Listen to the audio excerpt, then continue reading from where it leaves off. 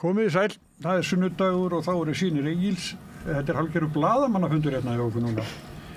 Með okkur bræðurum eru Róbert Marshall, Rakel Þorbergsdóttir og Lára Súlíma Ómarsdóttir. Komið þið öll sælvis. Mér langar að byrja hérna að tala einn félag okkar. Það hérna Þórsna Júlíusson, þetta mál hans. Hvað hefði þetta þagnast bara orðið dautt fyrir kosningar eða hvað heldur? Þetta hefði aldrei getað farið öðruvísi heldur en svona og bara alveg frá því að þetta kom fyrst upp og eiginlega undrunarefni að hann, jafn reyndur í blaðamennsku og umfjöllunum stjórnmál, skyldi ekki hafa bara svona einhvern veginn sett þessar upplýsingar fyrir framan kjósendur og fyrir framan samfylkinguna áður en að þetta kom á þetta stig. Út af því að, já, hvað ertu sko þegar þú ert frambjóðandi og stjórnmálamaður? Þú ert boðberi í stefnu. Það eiginlega, þú ert ekki verkmaður eða einhvers konar stjórnandi eða einhvers konar, þú ert ekki fara að gera eitthvað annað heldur en að tala fyrir stefnu. Og þú verður alltaf að meta stöðuna þannig sko að þegar eitthvað komið fram þig að eitthvað hefur gerst eða þú hefur sagt eitthvað eða ert uppvís að hræðilegum skrifum og þarna komið í ljós að þá fyrnist ekki, þú segir það. Nei, bara sko þá verður alltaf að meta, jú, það getur alveg gert það sko, en þú þarft þá að hafa átt frumkvæðið að einhvers konar uppgjöri, held ég sko. Þá þetta bara dauðadæmt sko og ég held að þetta hafi aldrei getað farið öðruvísi. Þetta held ég bara svona svolítið kaldhamra stöðumat flokksins og hans að þetta varð að gerast til þess að skaðinn yrði ekki meiri út af því að fylgi þeirra á meðal kvenna og á svona meðal fólks bara sem eru feministar hefði annars bara sópast í burtu og ég held að reyndar sko Ég kannski samt Ég held að geti gert það vegna þess að sko viðbrögð forystunar og viðbrögð Kristrúnar held ég að hafi ekki verið alveg nógu afgerandi fyrst strax og nógu snögg sko og ég held að Kristrún sé mikið efni í stjórnmálaforingja en það ákveðnir hlutir sem hafa gerst í þessari kosningabaráttu, þessi uppákomu með Dag og þessi affæra öll sem að sýnir að hún ekki alveg komið með sko reynsluna svona þetta mileage sem að aðri stjórnmálaforingjar þróa með sér yfir tíð og tíma. Hún mun auðvitað gera það og sérstaklega hún kemst í forystusæti ríkisstjórn en hún ekki lent þar sko. En þið konurnar? Já, ég sammála því að þetta gat ekkert enda öðruvísi. Fyrir það fyrsta, þá náttúrulega fyrsta sem að Þórður Snær segir síðan eftir þetta viðtal við Stefáninnar, fyrsta afsökunarbeiðni hans, eða hvað svo má kalla, var arfaslök og gerði bara grín að þessu svolítið. Þú veist, einhver mynd á hann með permanent og eitthvað svona. Hann var örugglega vonað, þú veist, að fólk myndi bara sjá þetta þannig og vissilega alveg rétt hjá honum að tíðarandi var annar og allt það en síðan þegar allur þessi texti lesin þá þetta ekkert tíðarandinn hann var annar, já en þetta eru rosaleg skrif þó komið mér alveg svakal óvart og hann alveg sýnt það Meitt þetta þig?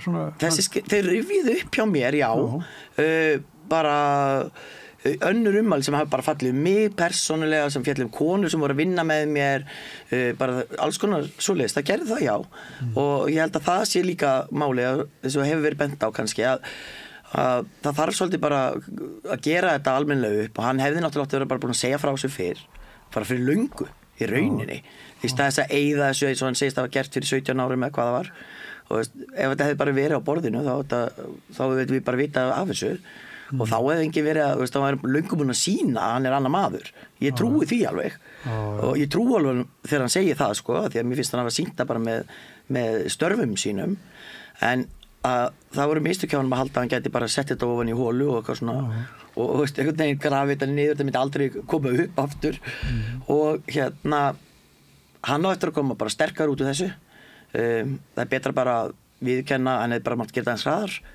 fyrr bara stíga strax fram og segja bara ég ætla ekki að taka sæti og svo kemur hann bara sterkari tilbaka seinna sko. Ég hef trúið því, ég held að þetta minn styrkjan síðan. Rakel? Já, ég ætla bara að endurtaka pínu, ég ætla ekki að endurtaka það sem þú segir, en ég sammálaði að þetta var það eina í rauninni niðurstaðan, af því þegar þú ert í þessari stöðu, þú ert með sko, hvað ég var að segja, gengi flokksins og það ekki bara þínir persónulegu sko, hagsmunir og þitt sjónarhótt sem í húfi, heldur það sko, flokkurinn og hans kjósendur, að þá var þetta eina rökrétta niðurstaðan og mér finnst þetta mál vera svolítið svona marglaga af því að ég segi eins og Lára, ég skrifaði til dæmis þetta rifjar upp þó að þetta séu 20 ár síðan og það skiptir máli að þetta séu sko 20 ár síðan, það kom mér á óvart að þetta hefði aldrei komið fram því nú þekki ég Þórð ekki persónulega en bara hans störf og sem hafa verið ótrúlega mikilvægt innlegg inn í bara samfélagsumræðina að þá kom þetta manni óvart og mér fannst nú formaðurinn orðaði þetta ágætlega, þetta svona svolítið eins og högg í magan en ég skrifaði frétt til dæmis í manni hvort á 2007 hvenær það var þegar ungir menn eða maður var að tala um að það þyrfti að nauðga einhverjum stjórnmálamanni. Ég man mig leið alveg rosalega illa þegar ég var að skrifa þessa frétt og þetta er óþægilegt sko tímabil og það sem eiginlega er verra er að það er ákveðið bakslag í bara jafnréttisumræðunni. Það var ekki Þórður sem skrifaði þetta. Nei, alls ekki og gott að halda því til haga en ég er að segja þú veist þessi skrif, menn geta ekki sagt einhvern veginn eftir á allavega ódýr skýringa, það verið eitthvað grín og eitthvað, það er ekkert grín þegar þú talar að það þurfi að nauðga einhverjum sem einhvers konar refsingu fyrir ranga skoðun eða ákvörðun eða hvað það er bara, það gengur aldrei upp. Nei. Þannig að mér finnst það skipta máli eftir 20 ár síðan, ég held að allavega flestir og ég trúi því að þetta er ekkit sami maðurinn í dag.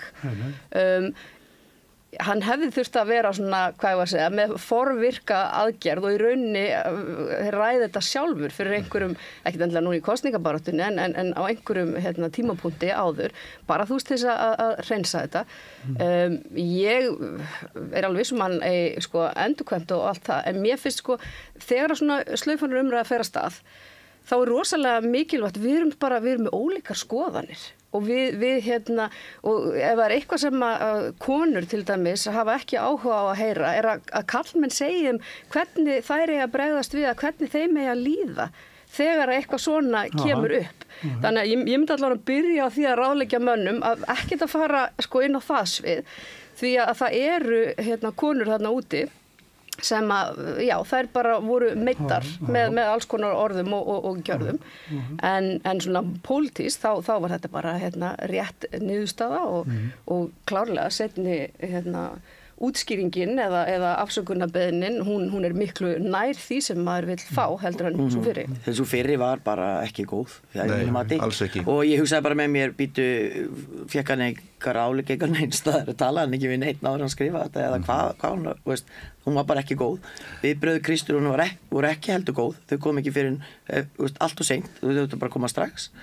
Og þú veist, það var eitthvað svona fréttir það náðist ekki, neitar að tjá sig að næst ekki í hana, það er heldur ekki gott. Nei, og svo færi þetta krauma í marga daga áður en það kemur ykkur þessi seinni afsökunarbeiðni kemur, það er heldur ekki gott en ég held samt að hann komi sterkar tilbaka seinna bara, nú tekur hann bara skrefið aftur og bak og hvílir sér smá og svo kemur hann bara einhvern tíma seinna, ég held þetta sé ekki þess eðlis að endilega og honum verður eitthvað slaufað að eilífa menn þetta er ekki alveg þar, held ég veit það svo sem ekki en eins og Rakel nefnir á þessum tíma þegar hann er skrifið þetta að þá erum við með mjög erfiðan tíma og mjög skringilegar og asnalegar skoðanir gagnvart konum dægulega texta þar sem er verið að tala um að þú veist, einmitt að taka einhverja konur á dansgólfinu eða þú veist, alls, bara rosalega grófar lýsingar og líka gagnvart stjórnmálamönnum ég man, þú veist, eins og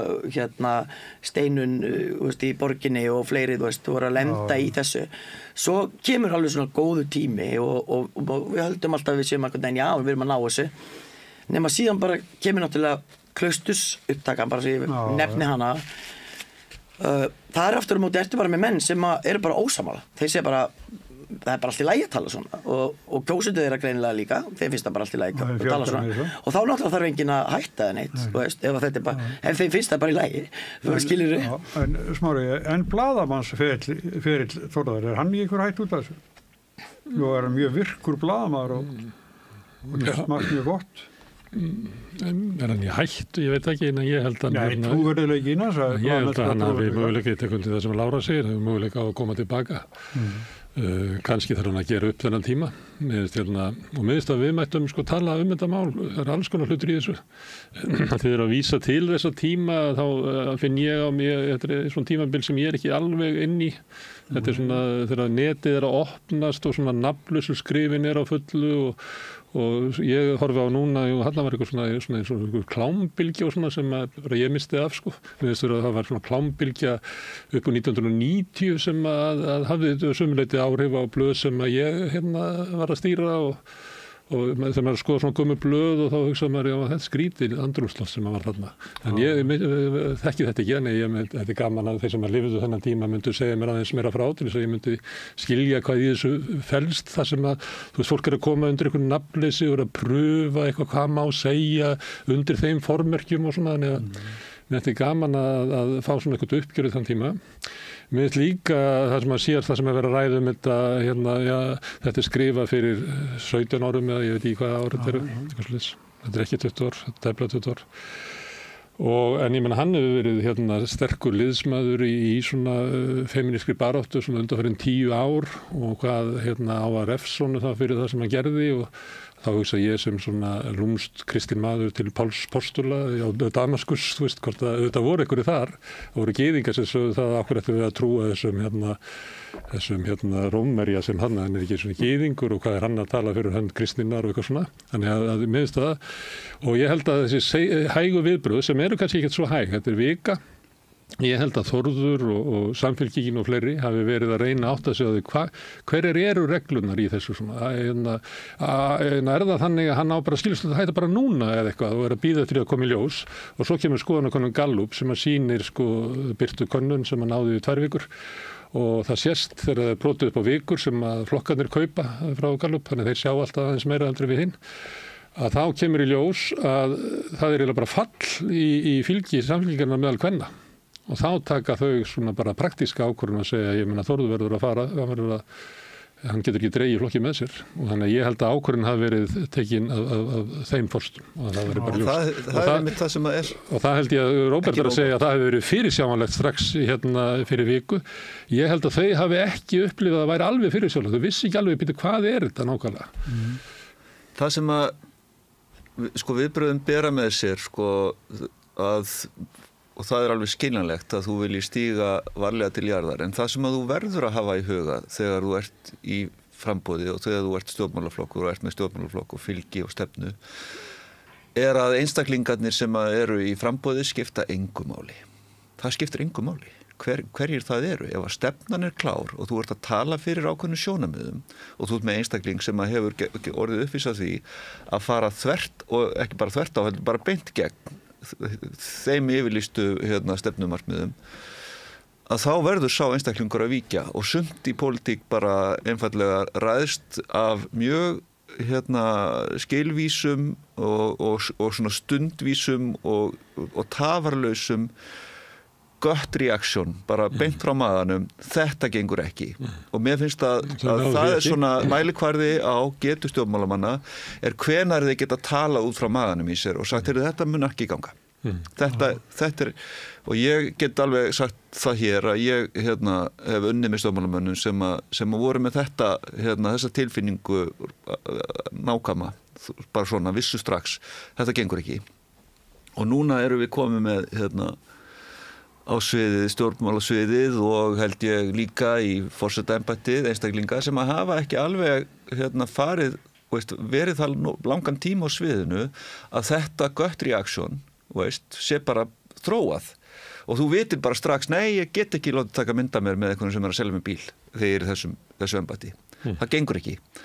Og þarna held ég að þau hafi svolítið svona fallið á prófinu, það er alveg rétt sem hún segir, þetta er ekki droslega langur tími, en það hefði verið svo kostnaðarlítið fyrir stjórnmálaflokkinn að segja, já, því miður var Þórður Snær að bíða einn umgang og gera upp þessi mál áður en haldið. Eru menn ekki bara stundum líka hræddir við að vera að taka ákvarðanir í fljótfærni af því einmitt að við vitum kannski ekki alveg fyllilega hvernig landið liggur, að því sko umræðan hún magnast og það bætist alltaf við hana og bara þessi tímafaktor, bara ef maður lesur viðbröðin á samfélagsmiðlunum, að þá eru mjög margir sem að það er mjög sterk rök fyrir því að þetta sé ekki eins alvarlegt og svo færðu hina skoðunina og svo ertu í bergmálshellinni þannig ég held að einmitt samfélagsmiðlarnir þeir krefja okkur svör og rosalega hratt en við erum ekkit endilega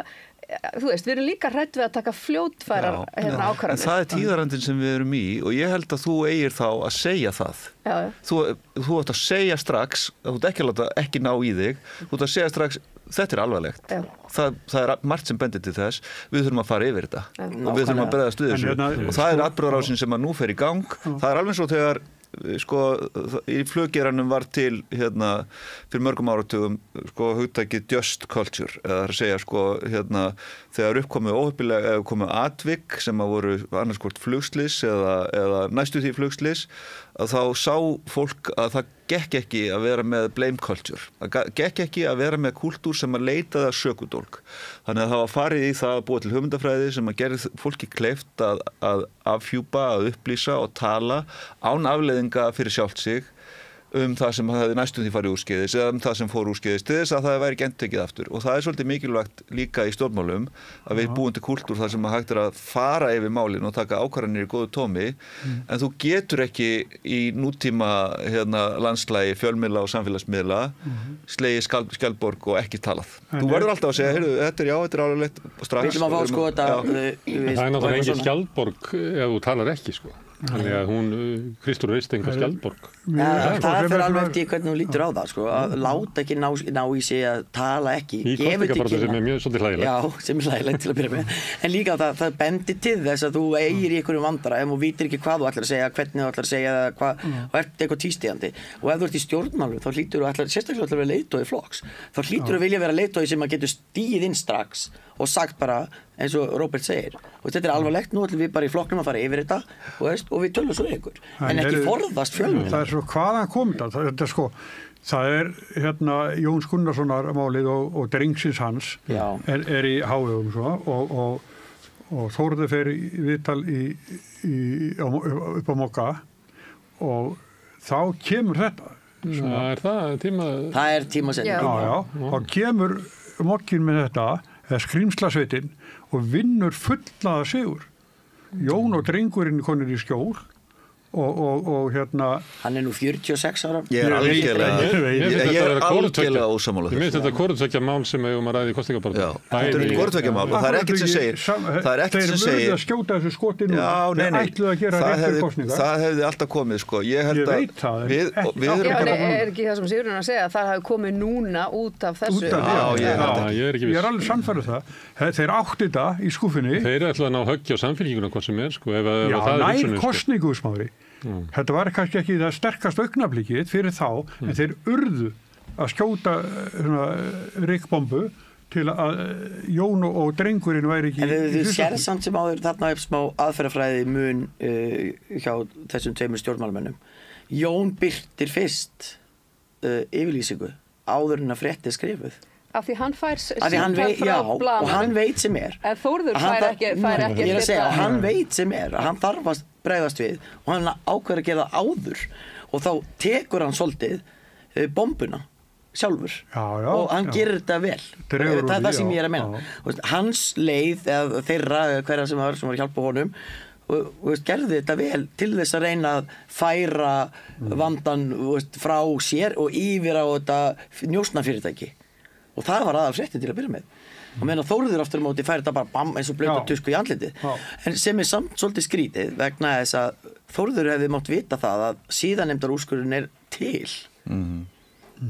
það eru allir úrskurðir síðanemndar blaðamannafélagsins til og ef þú ert búin að vera blaðamaður í 15 ár og þá ekkert ólíklegt ef þú ert að leiðin í viðtal og ert að fara í pólitík að einhver fletti nú upp í úrskurði siðanefndarinnar og finni út að allir Þórður Snær hafi einhver tíma verið kærður til siðanefndarinnar og svo bara, hérna eitthvað mál, Rannveig Rist, býtu hvað þetta?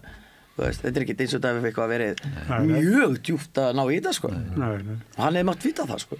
Og það hefur kannski líka truflað hérna fólk þegar að vera að taka ákvörðun þegar þetta kemur fram. Að þá er það náttúrulega, þarna maður að skrifa, sko, hryllilega fyrir 17 árum eða hvað það var. Og svo hefur hann kannski undanfarið 10 ár verið svona, maður geti sagt að veri ágætur liðsmaður í baráttu kvenna gegn ofbeldismenningu. Ég held að þessi ekkert upp á hann að klaga þar. En þá setur þau kannski uppi með að byrja ef þetta er sami maðurinn. Af hverju gerði hann þá ekki upp þennan tímabil sem hann var? Hefði það ekki verið sterkast í leikurinn í baráttunni?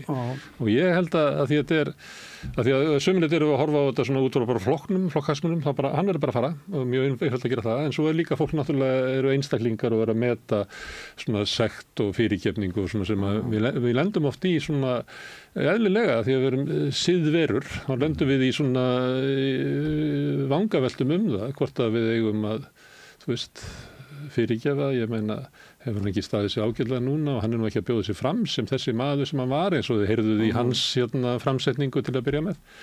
Þannig að þetta er flókið mál og þess vegna held ég að sé gott fyrir okkur að ræða þetta svona fram og tilbaka og ekki kannski láta eins og það sé bara einhver ein lína klár í þessu sem það er ekki, sko. En svo kom í ljós í þessu að þegar þetta kemur upp miðað við allt sem undan er gengið að þá er bara heill stjórnmálaflokkur í mikilli siglingu bara í stökustu vandræðum þetta mál.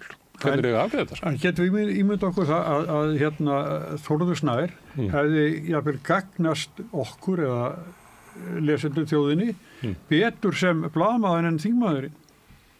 Ekki bara meir árið sem blaðamaður en þingmaður. Við vitum það náttúrulega ekki strax, sko. Nei, hann er búin að hafa, já, ég veit það, en hann er búin að hafa, sko, þetta er maður sem búin að, sko, vera mjög áberandi í blaðamanns. Sett mikið gagg sem blaðamaður, ekki?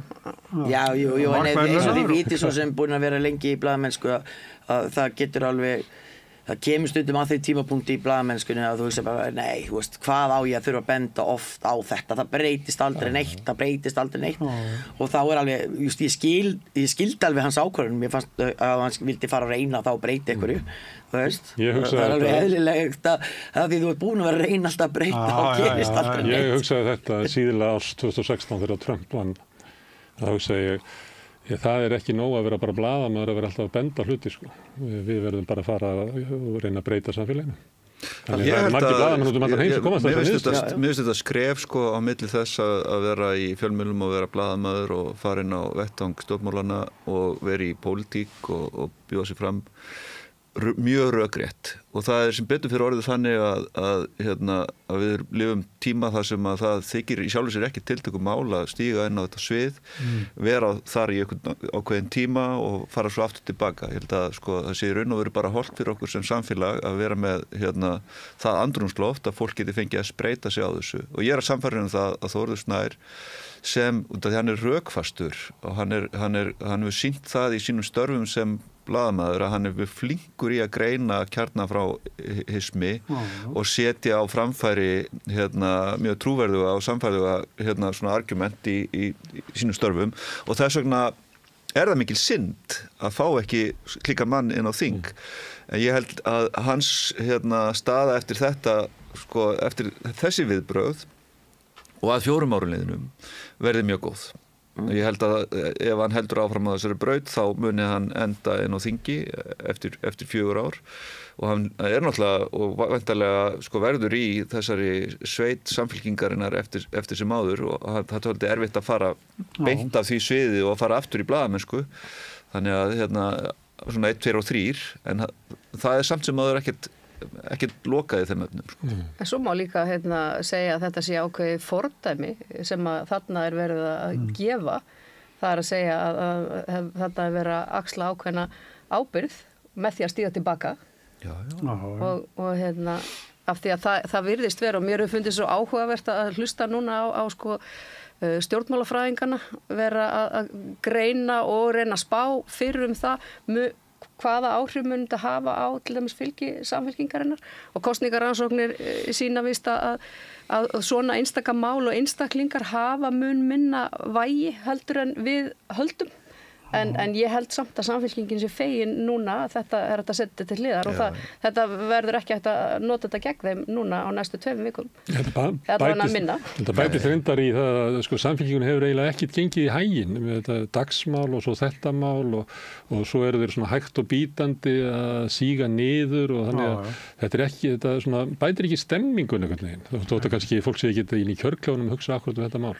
En varðandi Þór Snæ, þá sko, að því hann hefur verið greinandi, hann hefur verið mikil gaggrínandi, ekki bara á sko, þú veist, Sjálfstæðisflokkinu og svona, heldur hefur hann gaggrínt sko, bara yfirgang auðvaldsins í íslensku samfélagi. Og það rödd sem að þegar hann farinn, að þá heyri ég þá rödd ekki inn í samfélgingunni. Ég sé þetta ekki það sem að Víðir eða Alma eða Kristrún eða Logi eða Dagur eða Jóhann eru með odunum. Þau eru bara að segja við erum eiginlega svona betri útgáfa heldur en Sjálfstæðisflokkurinn. Við okkur frekar treystandi. Það einhvern þannig stemming en hann ekki alveg að fara hann í rauninni var það ekki taka því var hann ekki náttúrulega búin að missa rödd sína sko. En hann mun starfa samt innan flokksins var það ekki rétt skilja ég skildi það þannig sko. Hann getur verið eitthvað bakutjöldi mögulega en það ekki það sama og svo líka eitt í þessu sem ég vil taka fram að miða við fallandi fylgi Samfylkingarinnar þá var hann ekki í þingsæti sko. Hann hefur ekki verið inn á þingi í nokkra vikur með við það þótt að það við lítið þannig út í haust Ég ætla bara að, mann þetta náttúrulega enginn sko, en ég gerði mistök í fréttaflutningi 2004 og allir. Nú gefur tími í játningar. Nei, ég ætla bara að monta mig á því að ég bara sagði starfið mínu lausu daginn eftir fyrir hádegi. Það var tímasetningin hann. Það var mjög gott þetta fórta og það var Þórður hefði átt að horfa til þessu þetta. Nei, meni ég gerði líka mistökum í mínu starfi og hætti. Já, akkurat og það bara tímasetningin skiptir mjög miklu máli út af því að þú verður bara að átta þig á því að þú ert ekki bara að skaða sjálfan þig og þitt eigið orðspor heldur bara heildarinnar sem að þú tilheyrir. Og í mínu tilfelli var það Blaðamannafélag Íslands, þar sem ég var formaður og Fréttastofa, þar sem ég var fréttamaður. Og í mínu tilfelli var það mitt Fréttastofa sem ég var fréttamaður, en ég bara hætti. Það var aðdáunarvert en ég hef bent á að það er líka svona mannlegt að geta það ekki. Að svona vera að reyna að byrja aðeins áttam á þannig að maður getur ekki, svona, ég minnst ég ekki geta elt fólk eitthvað sem tók viku að taka ákvörðu sem hefði átt að taka á einu degi.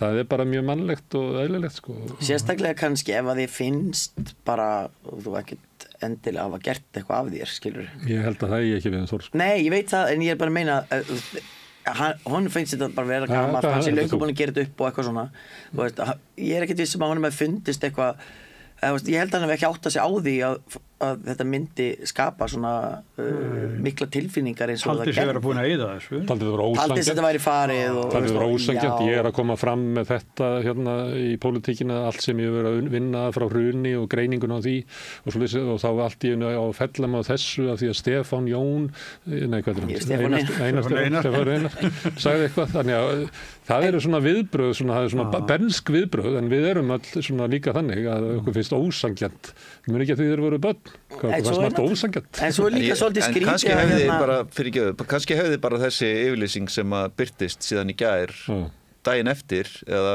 þennan sama dag í þessum tón breytt öllu og hann hefði ekki þetta er alltaf viðbröðin sem að skipta svo miklu máli og það eins og Lára segir sko þessi mynd þetta orðalag rúmlega 20 sem er greinlega mjög teginlegt sko og það var nú í þessum báðum málum mér fannst þetta svo skondi ég hugsaði býta og halda menn að þetta bara fljúi að tala um dreng sem er 46 ára og svo var Þórður næstu í orðin sko, já, úlingur eða eitthvað mér finnst svona orðanótkunnin fólk stundum að gengisfella eigin sko málflutning með svona vitleysu sko. En má ég líka bara segja varðandi Jón Gunnarsson og það mál allt saman það sem að mér, veist, og fólk að segja akkur eru að ræða Þór Snæ og ekki Jón málið er bara einfaldlega það að þetta kemur engum á óvart fólk er bara ekkert gapandi hissa á því sem að þarna kemur fram og það er bara búið að fréttast sko, eitthvað langt út í heim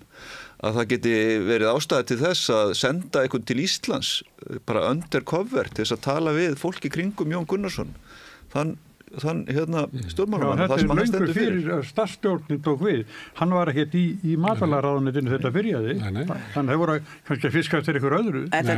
Spillingu í varðandi úthlutun hvalveiði, það er klárt. En þetta er nefnilega svolítið merkilegt, en þess að þannig erum við með Samfylkinguna, mann sem að enga líkur, eða lítla líkur og næðin og þing, allt brjálað.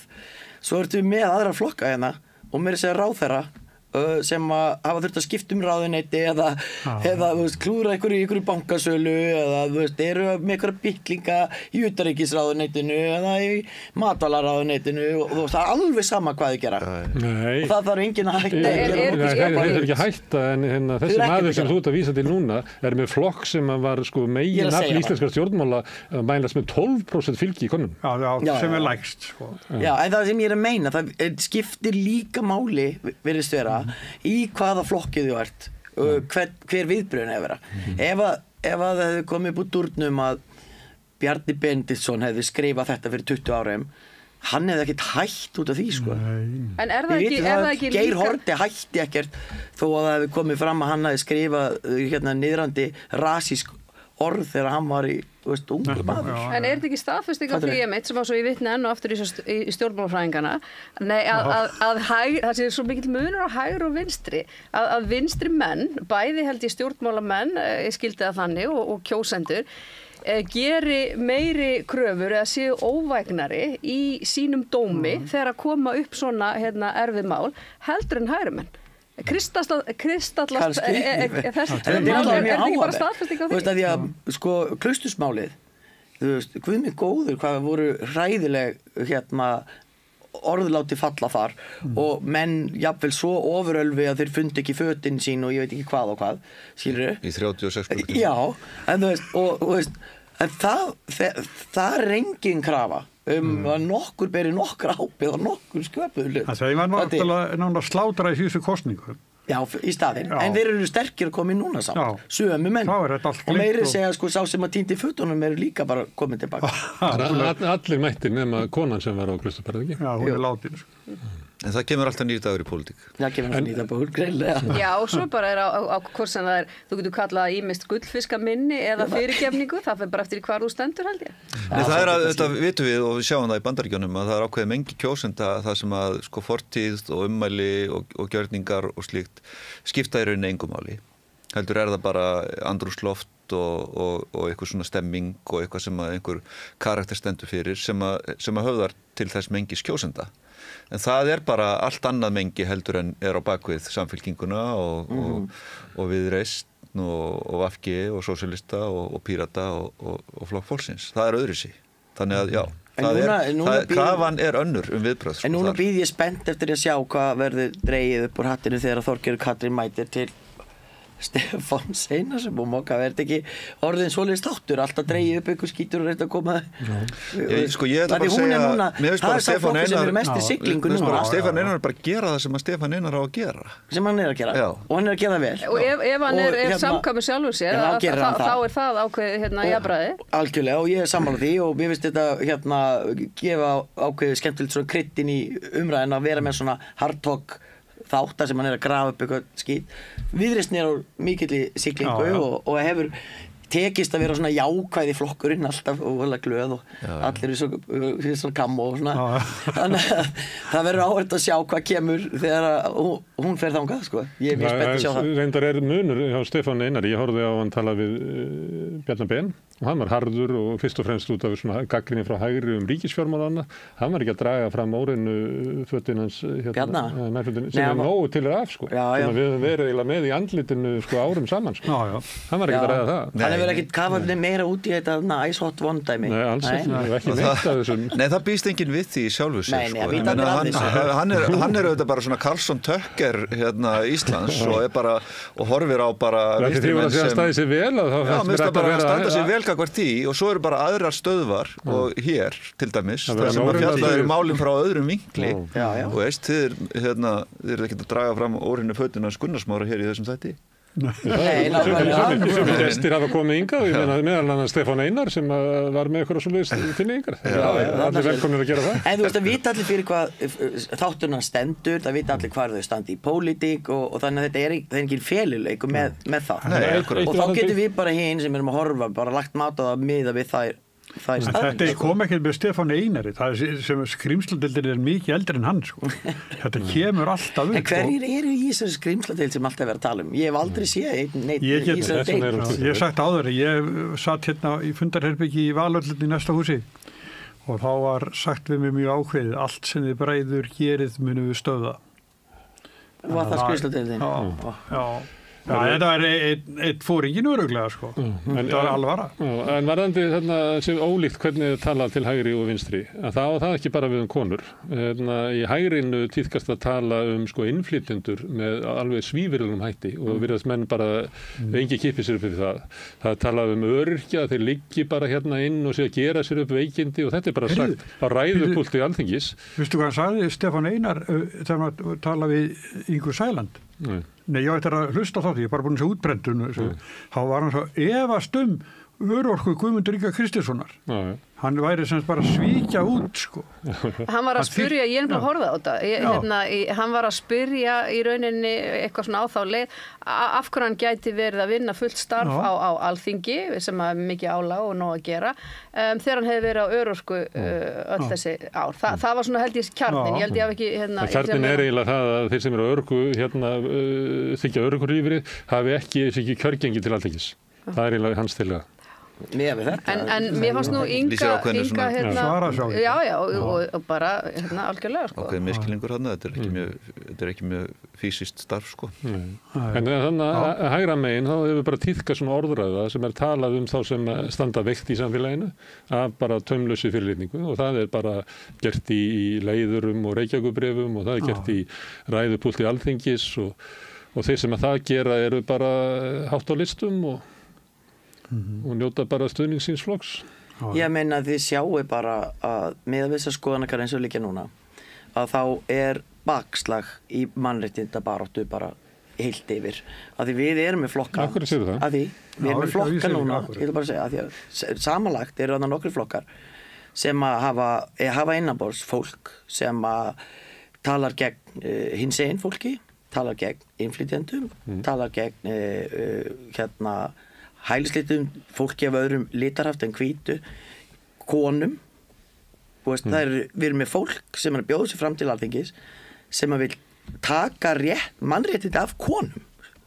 Og mér finnst þessi þróun, hún er ekki bara hér, hún er búin að vera víða annars staðar í heiminum og hún er bara að koma hérna upp að við erum smátt að vera að taka mannréttindi af fólki og gerist alltaf reglulega að þegar það er svona aðeins fara að vera svona allir farin að hafa svolítið kósi eða þetta er að verða gott þá þarf að koma að taka eitthvað af einhverjum til þess að einhverjum er orðin of valda mikill. Við erum að sjá þetta í Bandaríkjunum, það er búið að taka völd af konum, eða mannréttind af konum í mörgum fylkjum og hinsegin fólki og svo er þá bara ef þú getur tekið af konum, þá getur þú tekið af hinsegin og þá getur þú tekið af litum og þá getur þú tekið af fátækum. Þú verður að byrja eitthvað staðar og það er best að byrja því að taka réttind af konum. Hvaða flokkar er þetta sem eru? Mér finnst ég heyra fólk innan Sjálfstæðisflokksins tala svona, mér finnst ég heyra fólk innan Flokks fólksins tala svona, Miðflokksins svona og lýðræðisflokkurinn eða eitthvað svoleiðis og ábyrgt eitthvað. Og þetta samanlagt fylgi þessar flokka er meira en þriðjungu þjóðarinnar. Og það finnst mér hættuleg þróun þegar við komum með það samfélag þar sem að meira en þriðjungu þjóðarinnar er á því að það sé í lagi að skerða mannréttindi sumra. Það afhjúpast finnst mér sko í kosningunum í Bandaríkjunum það sem að að við sjáum sko einstaklinga stíga fram með yfirlýsinguna Your Body, My Choice sem að það sem að mann svona hefur kannski bara grunaði gegnum tíðina að það séu ekki bara einstaklingar sko kallkyns sem eru á móti því að leiðrétta kynjamisrétti, þeir þurfa beinlínis á því að halda að það sé til staðar. Þeir vilja bara hafa stöðuna þannig að þegar það er bara nauðsynlegt fyrir þá. Að tilheyra einhverju sko einhverju kyni sem er æðra sko. Og hvaða tæki besta tæki til þess að njörfa niður konur. Og það þetta tæki. Það að taka af þeim þennan rétt til þungunarrofs. Vegna þess að þá neyðast þær til þess að ganga í gegnum 9 mánaða meðgöngu, skiljiði, og vera heima, sérstaklega eins og Bandaríkjunum ekki eins og í fæðingarorlof. Þannig að það er búið að negla þær eru fastar þarna, þær gera ekkert af sér meðan. Þetta er stærsta svona valdtækið sem til að það að taka þennan rétt af konum. En það börðust þær fyrir þessu lengi og þetta var gríðarlega mikilvægt mál og ég bara vona svo sannarlega að dætur mínar eða barnabörnin mín, dætradætur mínar eigi ekki eftir að upplifa þann dag að þær verði komnar hérna í einhvers konar svona bönd, vistabönd eða hvað ég kalla það, skilur. Mér finnst það að því ég vissum að margir munum segja núna róaði aðeins, við erum ekkert í Bandaríkjunum og það er enginn að fara að taka þennan rétt á okkur hér, en mér finnst það að því ég deili með þér þessum áhyggjum og við eigum nú bæði sinni og dætur og allt þá, maður er að reyna ala fólk sæmilega gott fólku en mér finnst orð skipta svo miklu máli málflutningur stjórnmálamanna og svo orðræða sem menn nota hún er alveg rosalega mikilvæg eða þar að segja að það er svo auðvelt að misnota hana og þú ert með ungt fólk sem að gleypa alls konar að mér finnst hættulegar hugmyndir og það þurfi ekki að vera menn eins og Andrew Tate og einhverju svoleiðis villisingar sem eru samt stór hættulegir heldur bara þetta að það er svona, menn byrja að læða einhvern veginn alls konar vitleysu inn og þetta, ég veit ekki hvort þetta á að valdefla kallmenni eða hvað, en mér finnst þetta hættulegt og þegar ég var á leiðinni hingað að keyra innan þá hlustaði ég á Spánía-frétt á RÚV, finnsk rannsókn og mér finnst þetta svona staðfesting á því að maður nú ekkert bara með einhverju óþarfa áhyggjur sem sýnir það að 50 allra kallmanna í Finnlandi finnst stundum vera konur með framferði sínu eða klæðnaði geti átt skilið að vera beittar ofbeldi.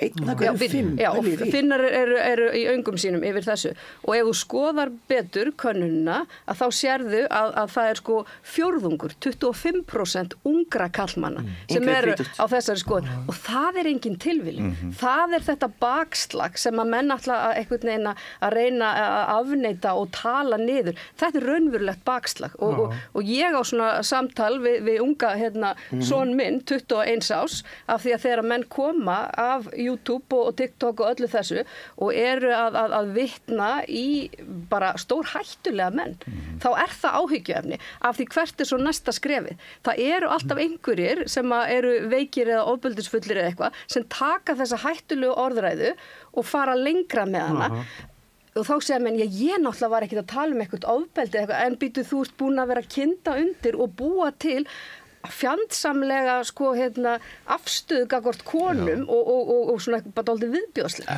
Sem að síðan verður allt önnur í samhenginu þegar þú ert bara mætt á þjóðatíð eða á djamminu í bæ og þessar línur eru ómandi í hausnum á fólki sem er búið að vera í neyslu og svo framvegis og framvegis. Þannig að þess vegna er þetta svo alvarlegt og þessi heimur hann er svo samtengdur. Það eru allir bara niður í 18, 16, 15 ára ungmenni á Íslandi með hausinn inn í kosningum í Bandaríkjunum og fylgjast með öllu og fylgjast með viðbröðunum og svo framvegis. Þannig að mengið verður allt annað og rýmið til þess að haga sig með þessum hætti.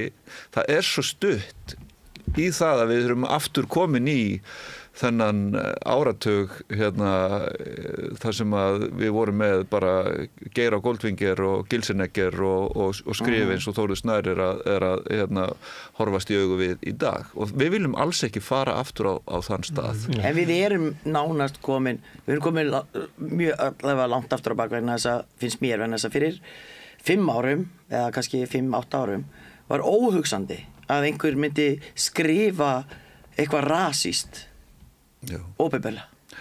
Núna gerir fólk það bara án þess að blikka. Blygðunarlaust. Algjörlega, finnst það bara allt í lagi. Þetta er raunverulegt og við verðum að bregðast við því. Það er raunveruleg svona bylgja tilbaka. Við höfum hort á það á undanförnum áratugum, hafa verið skrúað ofan af svona félagslegum árangri í mannréttindabaráttu síðustu aldar. Það er ekkit barátta gegn fátækt í Bandaríkjunum. Það var stríð gegn fátækt, eins og Nixon stóð í stríði gegn fátækt. Það er ekki svoleiðis í gangi lengur. Og næsta skref virðist vera að skrúa ofan af mannréttindabaráttunni, bæði kvennabaráttunni, frelsisbaráttur svartra, samkynhneigðra og fleira. Það er bara raunverulegt afl bæði í Bandaríkjunum og í Evrópu og að sumriti hér. Ég kváði að því að þú ert að segja að við sæjum bakslagið, að því að mér finnst ég einmitt merkja það frekar í skoðanakönnunum hér að þessi keppni miðflokksins og sjálfstæðarflokksins, ég veit ekki hvaða keppni þetta er eiginlega, svona einhverju fúlukalla keppni, hver getur verið andstækilegri einhvern veginn og það hefur svolítið litað pólitíska umræðina og kannski svona í haust hefur maður haldið að þetta geti litað kosningabaráttuna. Þessi flokkar náðu samanlagt tæplega 30% í síðustu kosningum og þeir eru að mælast núna í nýjustu maskínukönnunni. Ég tek maskínuna því að það er skipt eftir vikum í 26%. Þannig ég taldi upp fleiri flokkar. Já, en það þátti ekki flokk fólksins með og það var það 35%. Já, sem er meira en þriðjungur þjóðarinnar. Já, en þessi flokkar voru samanlagt með miklu meira fylgi síðast. En þeir töluðu öðruvísi þá. Og þá var þessi rasíska umræða og það allt, hún var ekki svo mikil þá. Hún er til, en ég sé ekki að hún sé einhvern veginn að fara að sigra íslensk stjórnmál. Nei, þá miskildur það sem ég var að segja. Ég var að segja að þessi mál sé sett á dagskrá eins og það gert með svona ákveðnum rasískum hætti bara, ég ætla bara að segja það. Þessi flokkar er bara að stimpla sig út sem einhvern svona jaðarfyrirbrigði í íslensku pólitík. Já, það sem ég var í rauninni að reyna að segja er að það sem ég finnst vera merki bakslagið er að þrátt fyrir að þau leggji bara borðið skoðanir þar sem að hefur verið að leggja til að taka réttindi af fólki, mannréttindafólki, þá eru þau samt að fá þriðjung, skilur að fólk skuli ekki bara segja bara heyrðu bless, en það er rauninni að sama eða sama spurning sem að við þurfum að tækla og þegar Trump var kosin 2016 þá kom honum í opna skjöldu að svona maður með svona málflutning yrði kosin. Ég allavega myndi aldrei vilja, það er hljómgrunnur klárlega hér á landi, það er fólk sem hefur áhyggjur af eitthvað sem heitir landamæra stjórnun og ég þarf að fá frekar útskýringu á því, er það eitthvað meira heldur en að ná yfir þá leifstöð eða hvað er það sem menn vilja gera þar, smá útúrsnúningu hjá mér, en skiljið mig, það er verið að ala á ákveðnum ótta, en ég held að það má ekki afskrifa það sem bara einhverja vitleysu, því það eru nógu margir kjósendur sem að samsama sig með svona málflutningi og mér finnst einhvern veginn að við þurfum að komast að því af hverju og hvernig að því það er ekki nóg að ýta fólki til hliðar því þeirra skoðanir og áhyggjur fari ekki neitt. Það þarf að horfast í augu við þessar áhyggjur og reyna að komast að því hvernig eyðum við þeim. Án þess að alltaf brjóta á mannréttindum fólks. Þessi mál, mér finnst mjög athyglisvert útspil hjá Sigurði Inga í þessum efnum. Mjög flott. Mjög smart. En það, og ég kom bara mjög óvart og ég var ánægður með hann og ég heyri að það virkaði á fólki kringum mig, en fólki kringum mig er auðvitað kannski svolítið svipað í skoðunum og ég og þetta hefur ekki haft jákvæð áhrif á fylgi Framsóknarflokksins. Þetta hefur ekki hitt. Nei. Þú veist, það er svolítið athyglisvert. Ég er á samfélagsmiðlunum mínum Facebook, þá er ég ekki í bergmálshelli, ég er með á vini bara alls konar skoðunum og ég er bara merkt það á undanförnum, bara síðasta kjörtímabili í raun, aukningu á því að þessari óánægju sem þú ert að tala um, þessari hræðslu, þessum ótta við innflytjendur, ótta við útlendinga, hælisleitendur, þess aukna umræðu að takmarka rétt kvenna til þungunarofs og fleira í þessum dúr og ég hef alveg verið að reyna að velta fyrir mig hvaðan kemur þetta, af hverju er þetta svona og hvað er að hefur breyst á undanförnum árum og það sem mér hefur kannski þótt kannski líklegasta skýringin sem ég finn í hausnum mínum er að stjórnmálamenn hafa talað þessi málefni í hrærigraut. Þeir eru ekki nógu skýrir, þeir tala ekki með nógu skýri hætti. Nei, þeir viljandi tala eins og segja kannski innflytjendur, kostnaður við útlendinga á Íslandi er allt og hár. býtu án þess að skilgreina hvað þeir eru að tala hvaða útlendingar að vera að tala þú veist, og svo kemur kannski dæmi eitthvað sem hælisleitandi og þú leggur saman heima hjá þér ok, þú veist, það eru allir hælisleitendur vondir, þú var kannski ekki þú veist, þeir sé ekki endilega stærsti hópurinn eða með mesta vandan, þú veist, skiljiði mig þeir grauti þessu öllu saman og búa til eitthvað svona mér finnst að vera þannig eins og Trump gerir raunin líka, þú veist, talandi bara það útlendingar borði hunda og ketti og sjóði sér en það samt og ala á óttanum, það eiginlega það sem ég er að meina já, og ég ætla ekki að mótmæla þessu en ég held að þessu fleiri breytur þarna að verki ég held til dæmis að auðvitað skiptir það máli að þetta voru, hvað var aukningin 30-40% núna á örfáum árum ef þú tekur saman sko í rauninni bara innflytjendur setur alla saman sem að hinn venjulegi Íslendingur bara hafa útlendingar, skilurðu og það er alveg frá því að fara held ég sko út að borða og vera með enskan matseðil og enst starfsfólk. Ég held að það séu ótrúlega margar breytur sem vinna þarna saman. En ég hef líka átt samtal við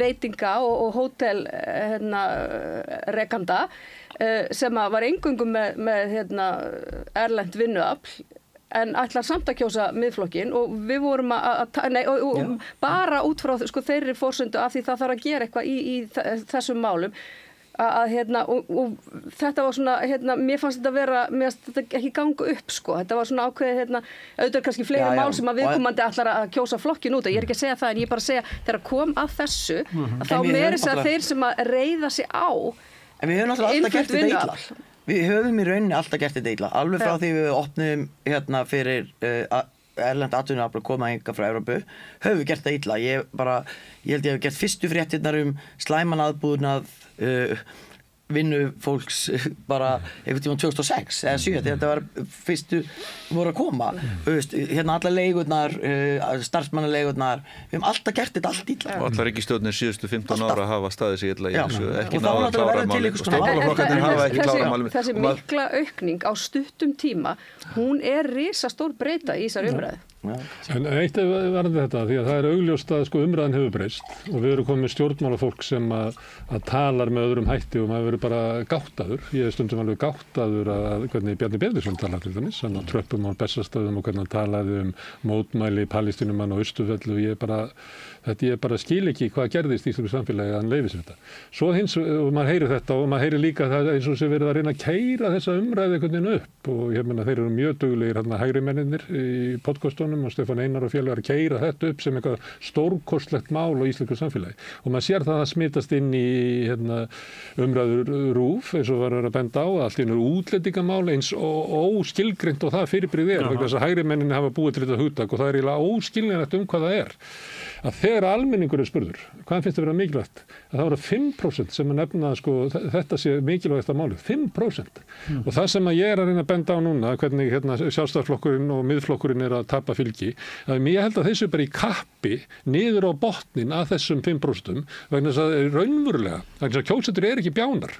Þú veist, fólk fer í gegnum leifstöð og stjórnleysi á landamærunum á leifstöð. Það þetta stjórnleysi að því að það er bara svo mikið að gera í túrismaðar og eitthvað svoleiðis og það löng biðröð eftir samlokunni eða eitthvað svoleiðis. En það ekki þannig að sé að flæða hér yfir eitthvað flótamenn og þetta passar ekkert við upplifu fólks. Fólk veit alveg nákvæmlega að við hefðum ekki skólakerfið myndi ekki virka, heilbrigðiskerfið myndi ekki virka, ferðaþjónusta myndi ekki virka, byggingariðnaður myndi ekki virka, nema höfðum bara hellinga að fólki sem kemur að utan. Og fólk upplifir það ekki eins og einhver frambjóðandi Miðflokksins sagði að hann væri niðurlagður út í bakari af því að hann væri ávarpar á ensku. Þetta er bara einhver veröld sem að fólk lifir ekki innan. Og ég held að við getum að sé það þegar að vera að spurja afstöðu almennings og ástæðan fyrir því, hver ástæðan fyrir þetta ekki að virka hjá þeim, Sjálfstæðisflokki og Miðflokki, eins og kannski menn reiknuðu með kannski í sumar og jafnvel í haust að kosningarnar myndu snúast það er vegna þess að almenningur ekki að hugsa þetta. Alveg sama þótt að þessi mikil áróður á þá frá mokkanum og alls konar hægri bloggi og alls konar umræðu og innan úr samfélagsmiðlum að það eigi að vera að hugsa þetta.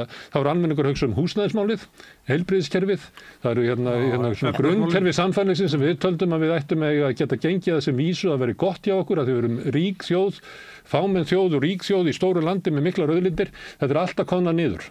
Og þetta voru náttúrulega bara hárrétt hjá þér og enda líka eins og Hallgrímur Helgason benti á. Það eru engin fermingaversla lengur á Íslandi öðru sinna. Jú, í Miðflokknum. Það eru allar fjölskyldur á Íslandi blandaðar, þetta ekki allir bara komnir af Ingólfi Arnarsyni lengur. En fermingaveisla Miðflokksins sem er að vera að auglýsa núna í öllum auglýsingatímum fyrir fé almennings, ég ekki aðtala því, það er svona ímyndu fermingaveisla og þar er engin brúdd þar er engin Ég ætla að segja líka þess vegna fannst mér þetta flott hjá Framsókn, þeir fóru að birta greinar þar sem að þeir spurðu spurningarna hvaða útlendingavandi en ég held líka að sé fólk að núti sem er eins og ég sem að hugsar að ég kýs út frá afstöðuflokkana til Palestínu, ég kýs út frá afstöðuflokkana til loftslagsmála, umhverfismála og jafnréttismála og það er svona það sem að við kannski erum ekki að ræða nógu mikið. En mér langar aðeins í næstu viku þá kemur Seðlabankinn með nýja stýrivexti og þá reiknum við með að því að verðbólgan við að þá lækjan stýrivextina og hvað munu stjórnarflokkarnir fráfarandi græða mikið af því? Já, hann lækkar 2% stig. 0,5% hefur engin áhrif í kostingarnar. Hann ekki að fara lækkun 2%. Nei, ég held ekki, en ég bara held að eitthvað 0,5% stigs lækkun munum ekki, ef að Framsókn og Sjálfstæðisflokkurinn eru svona að bíða 0,5% að það muni vera straumhverf í kostingabaráttunni. Mér finnst bara ég held að þetta ekki eftir að hafa áhrif, en þess að við held ég séum flest að bíða bara eftir því að það að verðbólgan sé komin niður í 4,5% fari bara að hafa eitthvað áhrif heima hjá mér í budunni. Það er ekkert farið, ég er ekki farin að sjá það. Þú veist, innkaupi mín alveg hræðilega erfið og dýr hver einstu degi og allt þetta. Húsnæðislánin mín hafa ekkert lækkað. Þú veist, þannig ég held að fólk sé ennþá bara bíða eftir því að það fari eitthvað að gerast, þetta fari eitthvað að kikka inn og að verðbólgan hafi það verður ekki gert að neinu viti. Þetta er alltaf að koma. Já, þetta er ekki komið Ég er ekki vissum að þetta skiptir mjög miklu máli í sjálfu sér. Ég held að fólk sé að kjósa út frá einstakum málum, ég held að sé líka að kjósa út frá hvort það sé bara einfaldlega tilbúið í einhverja breytingar, hvort það vilji fá einhvern annan takt í þetta. Ef ég væri að vinna fyrir stjórnarflokkana sem ég gerði á sínum tíma í COVID, þá myndi ég tala það að þessi ríkisstjórn sem er ásökuð það að hafa ekki gert neitt og það hafi verið kyrrstaða og þeir standi fyrir bara ákveðna stöðnun að það var þó allt fólk með mikla reynslu og sterkt bakbein sem að fór með okkur í gegnum COVID. Það var orðið einhver 14 eldgos eða eitthvað svoleiðis á þessum kjörtímabilum og það var orðið aurskriður, það var orðið snjóflóð, það var orðið komið bara alvarleg staða, það hefur verið öldusjór vissulega í efnahagsmálum, erfið efnahagsleg staða. Það eru þetta stríð út í heimi og það er alls konar, það er allir að díla við verðbólgu, háa vexti og það er einhvern veginn ekki, held ég, eitthvað sem fólk, já, en við erum líka bara alltaf í miklum öfgum þegar það er ólgusjór í efnahagsmálum út af því að við sitjum uppi með þessa örmynd. Þannig að ég er ekki viss það að svona lækkandi verðbólga, ég held að sé bara einfallega komin stemming fyrir því að skipta út þessari ríkisstjórn. Já, fá bara nýtt blóð. Já, og fá bara nýtt og það er svona komin til komin stemming fyrir því að aðeins fara að huga að velferðarmálunum, það sem Smári er að tala að byggja upp heilbrigðiskerfið og það sé sterkari svona félagslegu grunnur fyrir fólk sem á því þarf að halda til þess að falla á. En það hefur ekkert mikið verið til umræðu samt allavega veit ég að eldri borgarar í kringum foreldra mín og svona þau sakna þess að það sé umræða stöðu eldri borgara og öryrkja og hvað er að gera fyrir þau og það er ekki lengur þannig að flokkarnir sé að hringja eða koma eins og var og svona þeim allavega í kringum þau finnst svona vera svolítið afskipt og eins og það skipti engu máli hvað þeim finnst og ég var nú að heyra á því að þar væri margir sem væri bara að hugsa þau búa í svona þetta er svona íbúðir fyrir aldraða fullt af fólki sem býr þar og það er fjöldi fólks bara að hugsa að skila auðu allt í einu sem hafa bara aldrei gert það á ævi sinni fólk sem er alltaf nýtt sinn kosningarétt en það finnst ekki svo þess að ég verið að tala þau. Þau finnst þess að þau séu gleymt. Það eru náttúrulega ýmsir málaflokkar sem hafa verið þarna. Þetta svo snart. Stóri málaflokkar, kannski ekki fengið mikla athygli. En ég held að efnahagsmálin og okkar staða sem að hvort það eru lánin okkar eða fastagnaverð eða hvað, það skiptir alveg máli. Ég segi svona fyrir mitt leyti af því ég svona, veit ég hversu mörg við erum sem að erum óflokksbundin og svona flokkaflakkarar svona, og ég alveg típan sem að bókstaflega ákveð mig í loka debatnum. Ég var alveg, þá ég kannski komin niður í 2-3 kosti og hef kosið marga flokka í gegnum tíðina. Af því að það verða að vera nokkrar breytur, þú veist, það sem að skiptir hvern og einn máli, það verður að vera eitthvað plan og þá er ég ekki að tala plan eins og formaður samfylkingarinnar, hún var alltaf að vísa, hefur mjög mikið vísað í planið og bara xs.is, þú veist, það er ekki allir sem nenn að fara þangað, þannig að ég held að skipti máli á lokametrónum og nú hef ég aldrei unnið við að ráðleggja stjórnmálaflokkum, að hvað ætlið þið að gera konkrétt? Af því það er tiltölulega auðvelt að tala bara svona almennt og við viljum öll fallegan heim og allir eigi í sig og á allt það. Það eru svona konkrétt einhverjar lausnir og svona trúverðugar og einhvers staðar verður það að verða til með einhvers konar skattabreitingum eða þú veist, niðurskurð eða hvað það er. Þannig að mér finnst að menn þurfa klárlega að kjarna boðskapinn þannig að óákveðnir eins og ég getum tekið einhverja upplýsta og góða ákvörðun, en ég held að þú veist, efnahagur okkar skiptir mjög miklu máli. Ég held að sé rosalega mikilvægt fyrir fólk að átta sig á því og það er ákveðin innbyggður galli í umfjöllun fjölmiðla stjórnmálin og það er einmitt þetta hvað ætlið að gera konkrétt. Hverju lofið þið þessar kosningar er oft spurt í umræðu þáttum og þetta er mikill misskilningur út af því að enginn gerir neitt konkrétt í stjórnmálum, sérstaklega það sem eru samstöpu og meirihlutaríkisstjórnir. Það og við verðum að fara að umgangast stjórnmáli með þeim hætti að stjórnmálaflokkar eru hreyfingar sem að færa samfélagið í ákveðna átt. Þetta er eins og að velja sér rútu sem að mun aldrei fara með því á áfangastæðin, heldur bara í áttina að honum. Og það er engin stjórnmálaflokkar á Íslandi að fara að ná meiri hluta. Og það er bara til dæmi sem að því þú segir að það skiptir máli afstæð til stríðsins í Palestínu fyrir þig. Já. Myndir þú þá ekki vilja vita hvaða flokkur er til að fórna því samt í ríkisstjórnarsamstarfi og fara í samstarfi einhvern sem að er bara vill bara útrýma Palestínum, eða skilurðu? Ég vil, það sem að skiptir mig máli er að það sé fólk á þingi og í ríkisstjórnum sem er með sambærileg sjónarmið og leysir mál með svipuðum hætti og ég myndi gera og tala með sama hætti og ég. En ég gerir mig grein fyrir því og ég vil líka að þau fari með mitt atkvæði eins nálægt ákvarðanaferlinu og hægt er. Ég líti á það sem skyldu stjórnmálaflokkana að reyna að komast í ríkisstjórn með bara, auðvitað fyrst með þeim sem eru eins og þeir í skoðunum en bara af öllu afli að komast í stjórnina. Þannig að þú ert á því allir að ganga bara alveg óbundir til kosninga, ekki segja bara ég vil ætla aldrei að starfa með sjálfsögðu. Ég held ekki sammála, ég get stundu verið eins og Ragnar Eikhoff að kemur að þessu, en ég hef samt að því ég var að hlusta á einhverju umræðu og ég held að gæti verið alveg ágætt að ef ég ætla að fara að kjósa einhvern flokk og svo er annar flokkur sem er bara hugnast alls ekki og vitandi vitandi ekki hvert hugsanlegt mynstur getur orðið, mér finnst alveg skipta máli, auðvitað mun það kannski ekki á endanum skipta öllu máli, en af því þú varst að pínu sem betur fer að tala gegn því sem ég var að segja þegar ég var að biðja um einhverja konkrétt hugmyndir. Flokkur fólksins er til dæmis með þá hugmynd, ekki hugmynd, heldur skilyrði.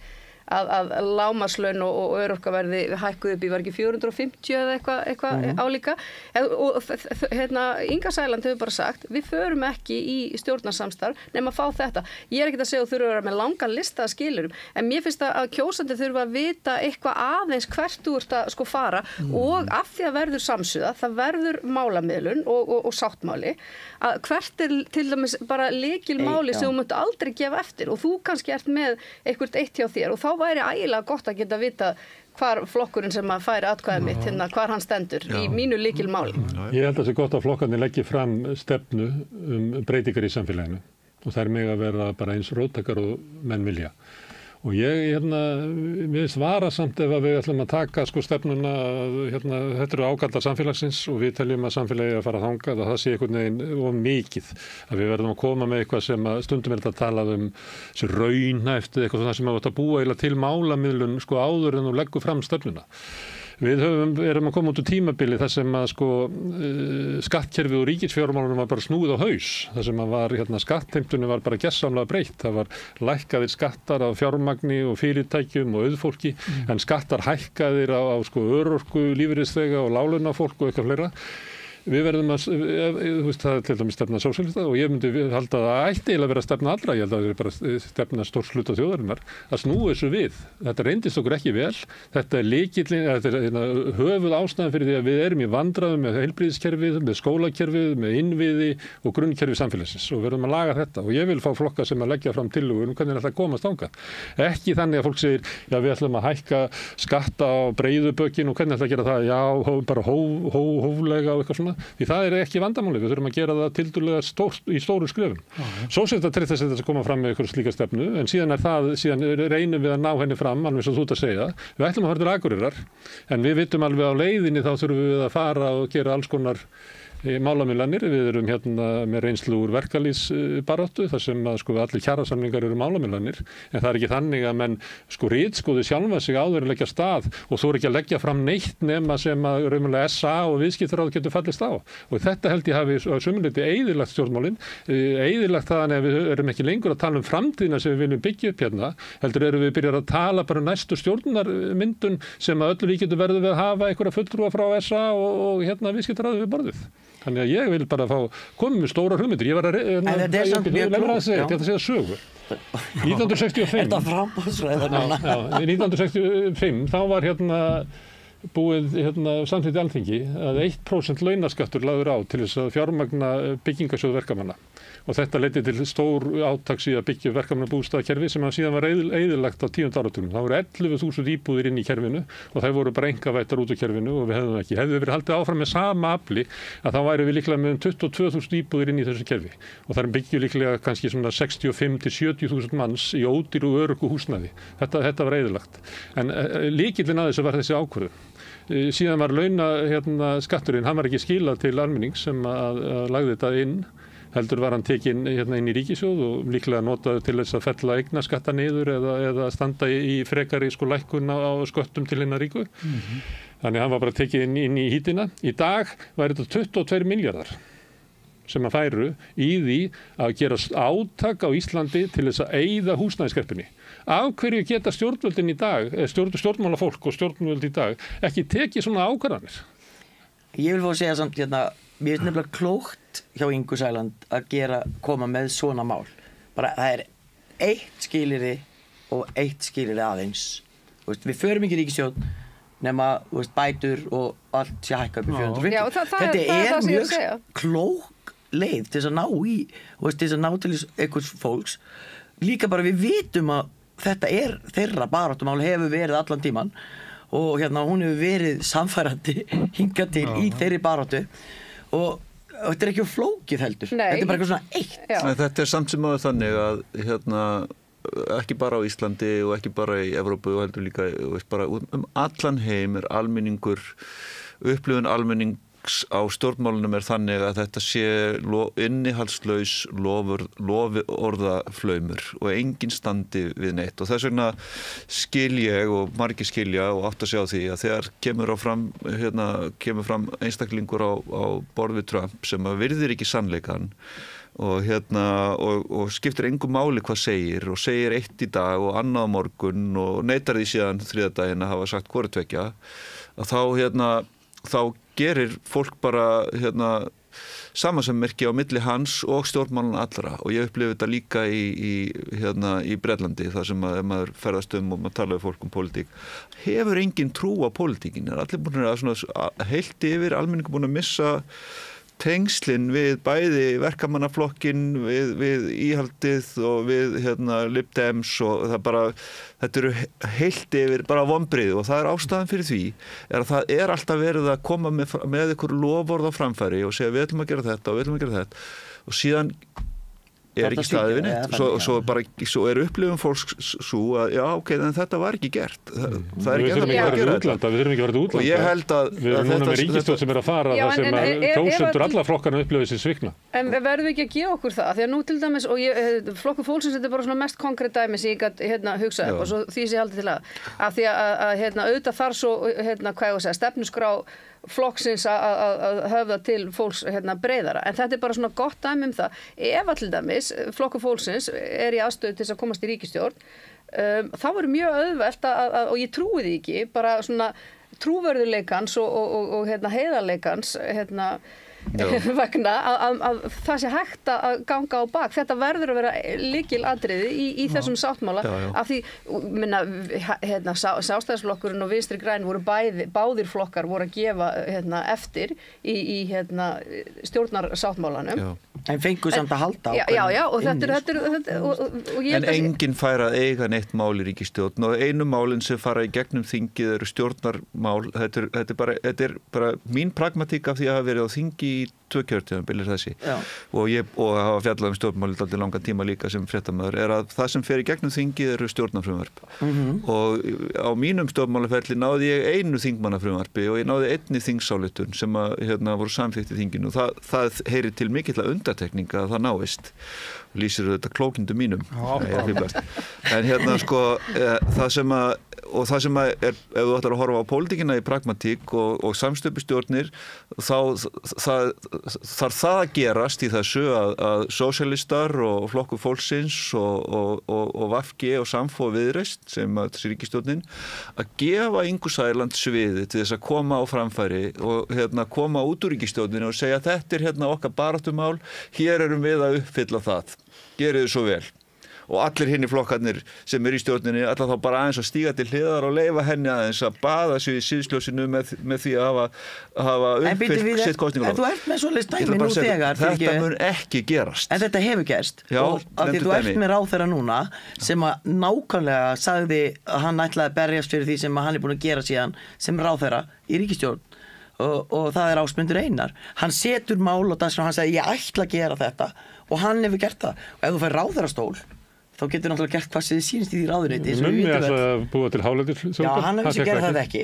En ég meina, ég bara segja... Já, en hefur, það sem að Ásmundur Einar hefur gerði vel var að hann fyllti inn í tómarum sem að, og talaði inn í málaflokk sem að klárlega þurfti, talsmann. En var það konkrétt kosningaloforð sem að hann uppfyllti síðan? Það er ekki alveg mín upplifun að... Það er mín upplifun. Og ég er ekki alveg sammála samfærður að það sé svona skoðun almennings að það hafi... Mér fannst hann allavega að talar enn á sama hátt og hann gerði kosningabarn. Þetta er þetta er talað húsnæðismálin og félagslega kerfið að ég var þingfréttamaður til árið 1992 og þá var Jóhanna Sigurðardóttir. Hún barðist mikill hörku fyrir félagslegum íbúðum og ég var vitni alveg af ótrúlegum samræðum, milli flokkarna, aðrir ráðherrar úr Alþýðuflokknum, það talaði Sjálfstæðismennina, það var Friðrik Sófusson fjármálaráðherra, Davíð Oddsson forsætisráðherra og þetta voru alveg ótrúleg átök, alveg svakaleg, En við höfum þar orð sem að ég ætla ekki af eftir, en það voru ekki sögðu mig til byrtingar, en munum var svo heitt í hamsi, stöppuðu fótum og alveg öskruðu, en Jóhanna gaf sig aldrei. Nei, það kveikaði ekki. Ég að því næsta stjórn verður alltaf einhvers konar samstöpu stjórn og ég veit að þú ert með reynslu sem ég hef ekki en ég átta mig alveg á því og ég er til dæmis einn af þeim kjósendum, ég átta mig alveg á því að þó að ég kjósa einhvern eitt flokk og svona vonist til þess að sú sín eða þær aðgerðir sem á að grípa til að það verði eitthvað af því, þá er ég ekki það barnalega að halda að ég geti krafið þann flokk bara að efna allt sem alltaf að segja, því við vitum alveg að það verður að búa til eitthvað plan sem að hendar öllum en ég held að eins og sama hvort að það er atkvæðagreiðsla ESB, þú veist einhver lágmarkslaun eða hver svo sem skilyrðin verða að þá á það ekkert að hvað ég var að segja, að vera ómögulegt. Nei, ég bara upplifi þetta svona, sko. Já, Ég já. horfa á þetta svona með þessum hætti. Ég býst ekki við því að stjórnmálaflokkar sem Nei, ég Þú ert kýs. kannski bara raunsaðri en ég. Já, og líka gæti að með þessa reynslu kannski líka sem við búum ekkert yfir. Það að vera En þú veist- vondaufur ekki að vera raunser, sko. En þú veit, ég veit ekki, ég myndi alveg vilja heyra, sko, Við erum ekki meiri von eiginlega, er það ekki það sem okkur vantar í þetta Jú, samfélag? það vantar von. Okkur stærri drauma og meiri kjark til þess að breyta samfélaginu eins og viljum hafa það. Það er frekar það sem er vandamál. Það var ég að benda á þarna með 1%. En ég held að það breytist. Núna er búið að vera ríkisstjórn eftir ríkisstjórn sem er alltaf einhvern aðgerðum í húsnæðismálum, það breytist ekki neitt og maður heyrir það alveg ráðurunum að það sé bara ekki hægt. En það er útlit fyrir að það breytist núna, vegna þess að við erum ekki með sömu blokkir og höfum verið með. Stjórnarflokkarnir eru ekki að fá eins mikið fylgi eins og þeir hafa verið með. Það eru líkur á því að næsta ríkisstjórn verði allt öðruvísi heldur en svo sem er að fara frá. Það hlýtur að því eitthvað svona breytingar allavega, ég veit ekkert í hvað átt en það verður allavega einhverja breytingar. En þá langar mér að benda á fyrir eins og í húsnæðismálunum og það er eitt af því sem að mér finnst þreytandi til lengdar. Það er svo mikið flokkspólitík eðlilega, bæði á alþingi og svo ertu með sveitafélögin og svo vilja menn að sveitafélög sem að útluta lóðum og ríkið vinni saman en þá ertu iðulega með flokkspólitíkina sem er kannski ekki alveg sömu meiri hlutar og allt það og það hefur stoppað alls konar að mínum mati framfara mál í samfélaginu þannig að ég, ef ég þyrfti að nefna þá típu sem að ég vil að flokki að stjórnmálumönnum þá er það aðila sem að geta hort út fyrir sinn flokk og reynda nota samvinnuna og ekki til dæmis að mótmæla stórum framfaraskrefum sama hvort það er innviða uppbyggingi eða hvað það er bara út af flokkspólitík. Þetta er nákvæmlega málið og þetta er nákvæmlega það sem þarf til þess að ná árangri í pólitík að það er að þú getir unnið með fólki sem er ekki með þér í flokki og þvert yfir flokkslínur og þegar þú ert í ríkisstjórn og þegar þú ert í samstöpustjórnum þá verðurðu að leysa málinn og uppfylla kosningaloforðin ef þú hefur gefið eitthvað slík þannig að allir sem eru með þér í samstarfinu njóti þess eða fái svona þess vegna nefndi ég þetta 1% því að það var gert í ríkisstjórn Sjálfstæðisflokks og Alþýðuflokksins fyrst og fremst að kröfu verkalýðshreyfingar sem var leidda af Alþýðubandalaginu. Þannig náði þetta samfélag að gera stór átak í húsnæðismálum. Það er eins og við höfum bara mist þetta og ástæðan fyrir við erum í húsnæðiskreppu núna er að félagslega kerfið var bara lagt af og einkavætt og félagslega leigubúðirnar voru lamaðar. Við vorum með opinberan íbúðlánasjóð sem átti að tryggja aðgengi almennings að eðlilegum vöxtum og húsnæðislánum. Það var einkavætt og núna er eiginlega engin opinber stýring, við erum ekki með neina stefnu sem leiðir til þess að þessi séreignarstefna er að brotna niður því að allar íbúðir sem komið á markaðin eru keyptar af þeim sem eiga margar íbúðir fyrir. Almenningur bara venjulegt. Við áttum þann draum bara fyrir ekki svo löngu síðan að verkafólk á lágum launum geti eignað sitt húsnæði. Er ykkur að mæla fyrir því í dag? Og hlutdeildarlánin ekki virka og nú er komið svo hugmynd að leyfa byggingaverktökum að taka hlutdeildarlán. Já, pæliði því. Verktakarnir fá að taka lánin. Þetta nú eiga verktakarnir að taka lánin sem átt að vera fyrir efnaminn. Við erum að horfast í augu við að húsnæðisstefnan sem við rekin síðastliðin 20 ár, hún bara virkar ekki. Og hvað ætlum við að gera í því? Og þegar við vorum að tala Jóhannu og við vorum að tala þessa reynslu í pólitík að Jóhanna þegar maður vann með henni hún var forsætisráðherra í ríkisstjórninni sem ég tilheyrði 2009-13 að hún hafði svo mikla reynslu og hafði verið svo lengi á sviðinu að hún hefði aldrei lent í svona máli eins og Kristrún lendir í með Dag til dæmis. Það er öll samtöl sem maður átti við Jóhannu einslega hófust á orðunum þetta segir þú engum. Þegar hún vissi bara að það mátti ekki bera neitt eftir henni eða hún hafa bara svo brend af því að hluti voru sagðir og teknir út úr samhengi og svo framvegis. Þannig að það er bara það er rosa kostur fyrir stjórnmálamenn að hafa svona langa reynslu. Heyrðu, en við erum svo sem komin langt fram í tíma. Já, það ekki. Dagurinn að vera búin bara. Við erum að ná út blaði, það er ekki að vera bara með ríkisstjórnarfund endalaust. Nei, þessi fundur er búin að... Hvað er því þessu blaði? Það er búin að fjöllugu fundur. þetta er þáttur. Bara mjög skemmtilegt. Mér langar að, má ég segja eitt svona ganni, bara alveg ótengt öllu hérna. Þarna, spjallgrímur.is. Hvað er það? Já, mér langar bara að segja það. Spjallgrímur.is. En má ég segja eitt sem ég langar að segja? Þetta er sem sagt gervigreinda forrit og sem þú getur spurt allt sem við kemur alþingiskosningum og hann er bara mataður, þessi gervigreind ekki að taka upplýsingar eins og ChatGPT af öllu internetinu heldur, bara frá prósentmaskínu, Gallup, heimasíðum stjórnmálaflokkana, RÚV, MBL, Vísi og Wikipedia og Alþingi. Áttu einhver að fyrir aðkoma að þessu eða? Nei, já og nei. Þetta plugg? Já. Þannig ég byrði allar hlustendur að hafa það í huga. Ég tekja á þessu, þetta er plugg. Alveg svo hann var með, af því að hann var með svona góða frambóðsræðu á þann.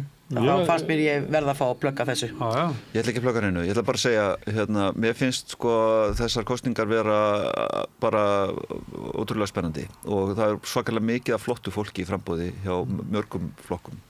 Og það er mjög ánægilegt. Það er rosa gott fyrir lýðræðið og gaman að sjá hvað það er mikið af frambærilegu fólki víða í frambúði. Það er mikið endurnýjun. Já, ég er bara algjörlega samanlega. Mér finnst þetta mjög spennandi og hlakka til að sjá hvað gerist á næstu 2 vikum og það er margt mjög áhugavert og gott fólk þvert yfir svið. Já, þetta verður skemmtilegt. Og það er sko koma bjartari tímar held ég í framhaldi. Já, ég er ennþá og ég ætla að lemja mér að vona að með líka nýju fólki að þá komi enn meiri áhersla á þetta sem að ég veit að menn reyndu að innleiða fyrir nokkrum árum, þetta að vera ekki bara í því að drulla yfir hinflokkin og stoppa, þú veist, heldur að raunverulega ef að kemur upp góð hugmynd á borðið gerum þetta bara saman og það skiptir ekki máli hvaðan góð hugmynd kemur. Ég er mjög spenntur fyrir stöðu þar sem að við erum með Viðreisn í 20, Samfó í 20, sósíalistar er að komast inn, VG hefur segið komist inn líka, minnst það krúsjalt og svo sér maður að Framsókn er svona að sveiflast til vinstri að það getur bara verið góðir hlutir í kortunum. Já. En því þið voru að plugga á þetta, ég ekki út heimi best. Nei, þakka ykkur. Og ég með tímaðið úti. Já. Lára, Rakel. Ég er ekki með neitt sidekick, sko. og Róbert, takk ykkur fyrir komuna. Takk. Og Gunnar Smári, okkar býður að spjalla hérna saman í diskussion. Já, við spjallum aðeins og svo kemur hann Hilmar Þór Hilmarsson og við ætlum að tala utanríkismál sem hafa nú ekki verður ekki kosið það líklega á Íslandi, frekar enn í flestum löndum. Þannig. Já, sjáumst eftir augnablik. Allir þættir samstæðvarinnar eru fáanlegir á öllum helstu hlaðvarpsveitum. Með því að ganga í leigjendasamtökin styður þú baráttu leigjenda. Leigjendasamtökin eru fyrir öll þau sem vilja vinna að réttlæti og öryggi á húsnæðismarkaði. Leigjendasamtökin.is Sósíalistaflokkurinn vill að húsnæðiskerfið verði afmarkasvætt. Meira stefnuna inn á xjóð.is. Allt það besta er ókeypis. Hrósaðu náunganum. Það er betra. Samstöðin, þar sem manneskjurnar koma saman. Það er komin tími til að breyta Alþingi. Hinn eina sanna breyting er sósíalismi. Þarftu hann að tala borgarfulltrúa. Borgarfulltrúar Sósíalistaflokksins eru með viðtalstíma alla mánudaga klukkan 13:30 til 14:30. Það þarf ekkert að bóka tíma, endilega kíkja við í Bólholt 6, 105 Reykjavík. Segðu það á Samstöðinni. Samstöðin er í eigu hlustenda, áhorfenda og lesenda. Sláist í hópinn og gerist áskrifendur.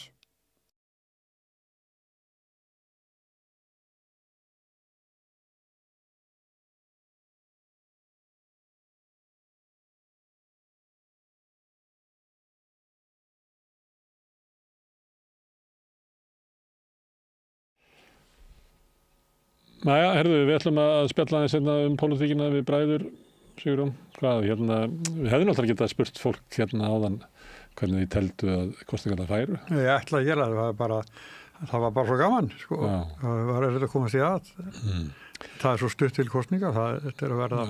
Ég held samt að það sé svona, það margt eftir enn.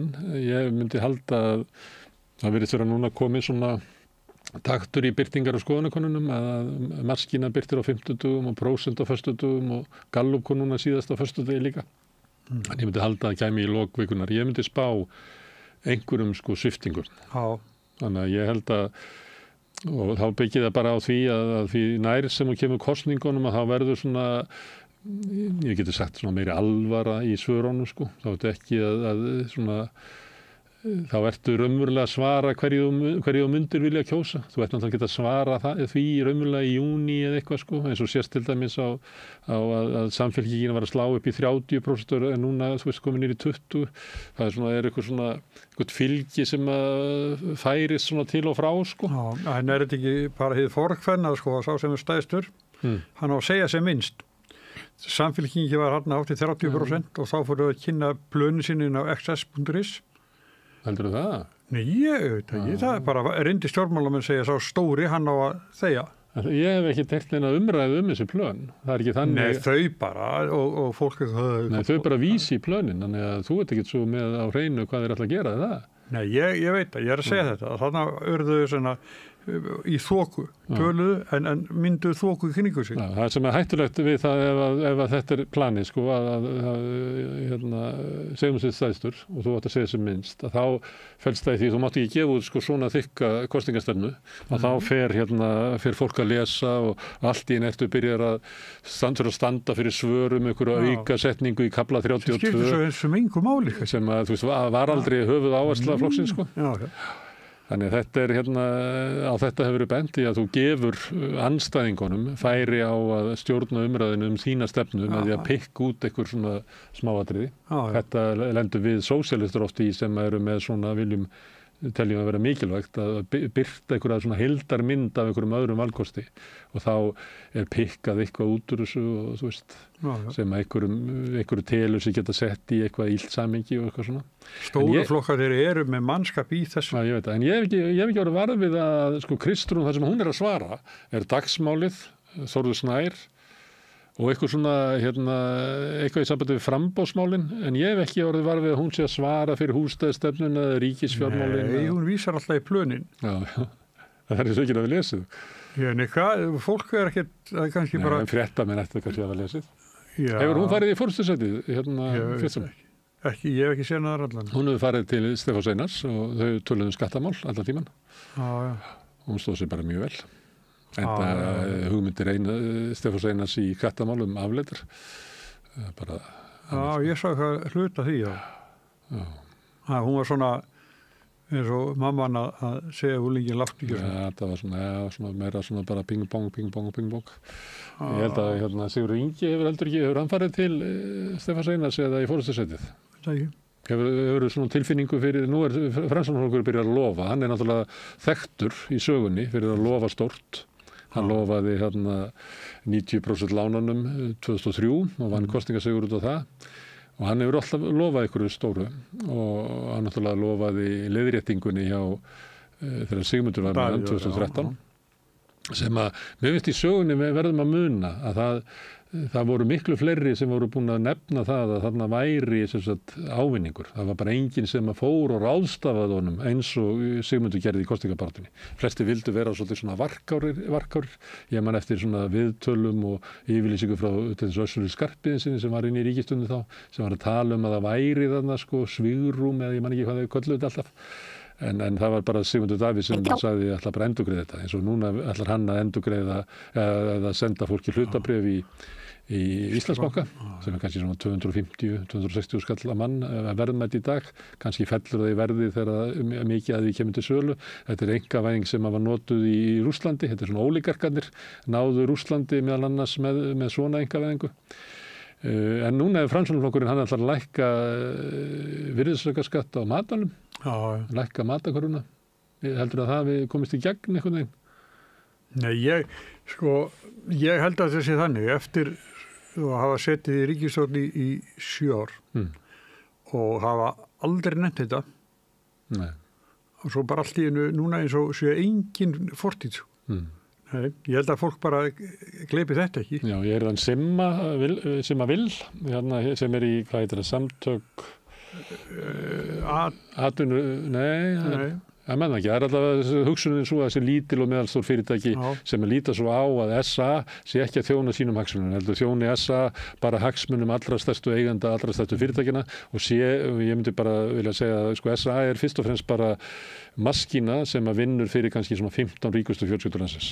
Og þeir eru með eitthvað félag sem að eru að benda á meðal annars skattabreytingar sem við sósíalistar höfum verið með að tilfærslan frá því að lækka tekjuskattsfyrirtækja en hækka tryggingagjaldið kemur mjög illa við minni fyrirtæki.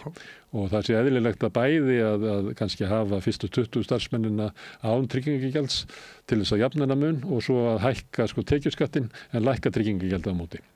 Og hann var að tala þetta og hann sagði, ég kaus Framsóknarflokkinn síðast þegar þeir lofuðu að gangi í þetta að búa til þrepaskiptan tekjuskatt fyrirtækja sem að því það að smærri fyrirtæki myndi ekki borga sama og stór fyrirtæki og þetta hugmynd sem er búin að vera töluvert rædd bara út allan heim eftir hrun sem þá hugmyndin svo að ef þú ert með stór fyrirtæki og komið með svona sterka stöðu á markaði þá sé eðlilegt að skattleggja þá stöðu. Þannig að þú borgir kannski 32% tekjuskatt á meðan að þú ert að byrja með lítið fyrirtæki og þá borgaðu bara 10% skatt svona fyrstu árin og kontu undir fótunum og eitthvað svona svo náum við skattinum af þér að þú stakkar. Eitthvað svona. Og Framsóknarflokkurinn var eitthvað leið að taka undir þetta. Og þegar hann var að segja þetta, þá sagði hann ég kaus Framsókn með þetta og svo kom eiginlega svo bara puff, bara Framsókn bara myndist ekki á þetta meira Hefurðu heyrt Framsókn verið að tala um þetta? Ekki. Nei, og ég fylgist alveg sæmilega vel með En manstu eftir hvað hét það aftur? Framsókn ætlaði að leggja hverju barni til svona, ég man ekki hvað það hét, þroskastyrkur eða eitthvað svoleiðis. Nú Sjálfstæðisflokkurinn komið með það sama. Alltaf 150.000 skall fyrir hvert barn á ári undir 6 ára held ég. Þannig að poppa upp svona loforð inn í kosningabaráttunni og svo kosið og svo bara puff. Já. Aldrei. Fíkniefnalaust Ísland árið 2000, það er frægast. Já.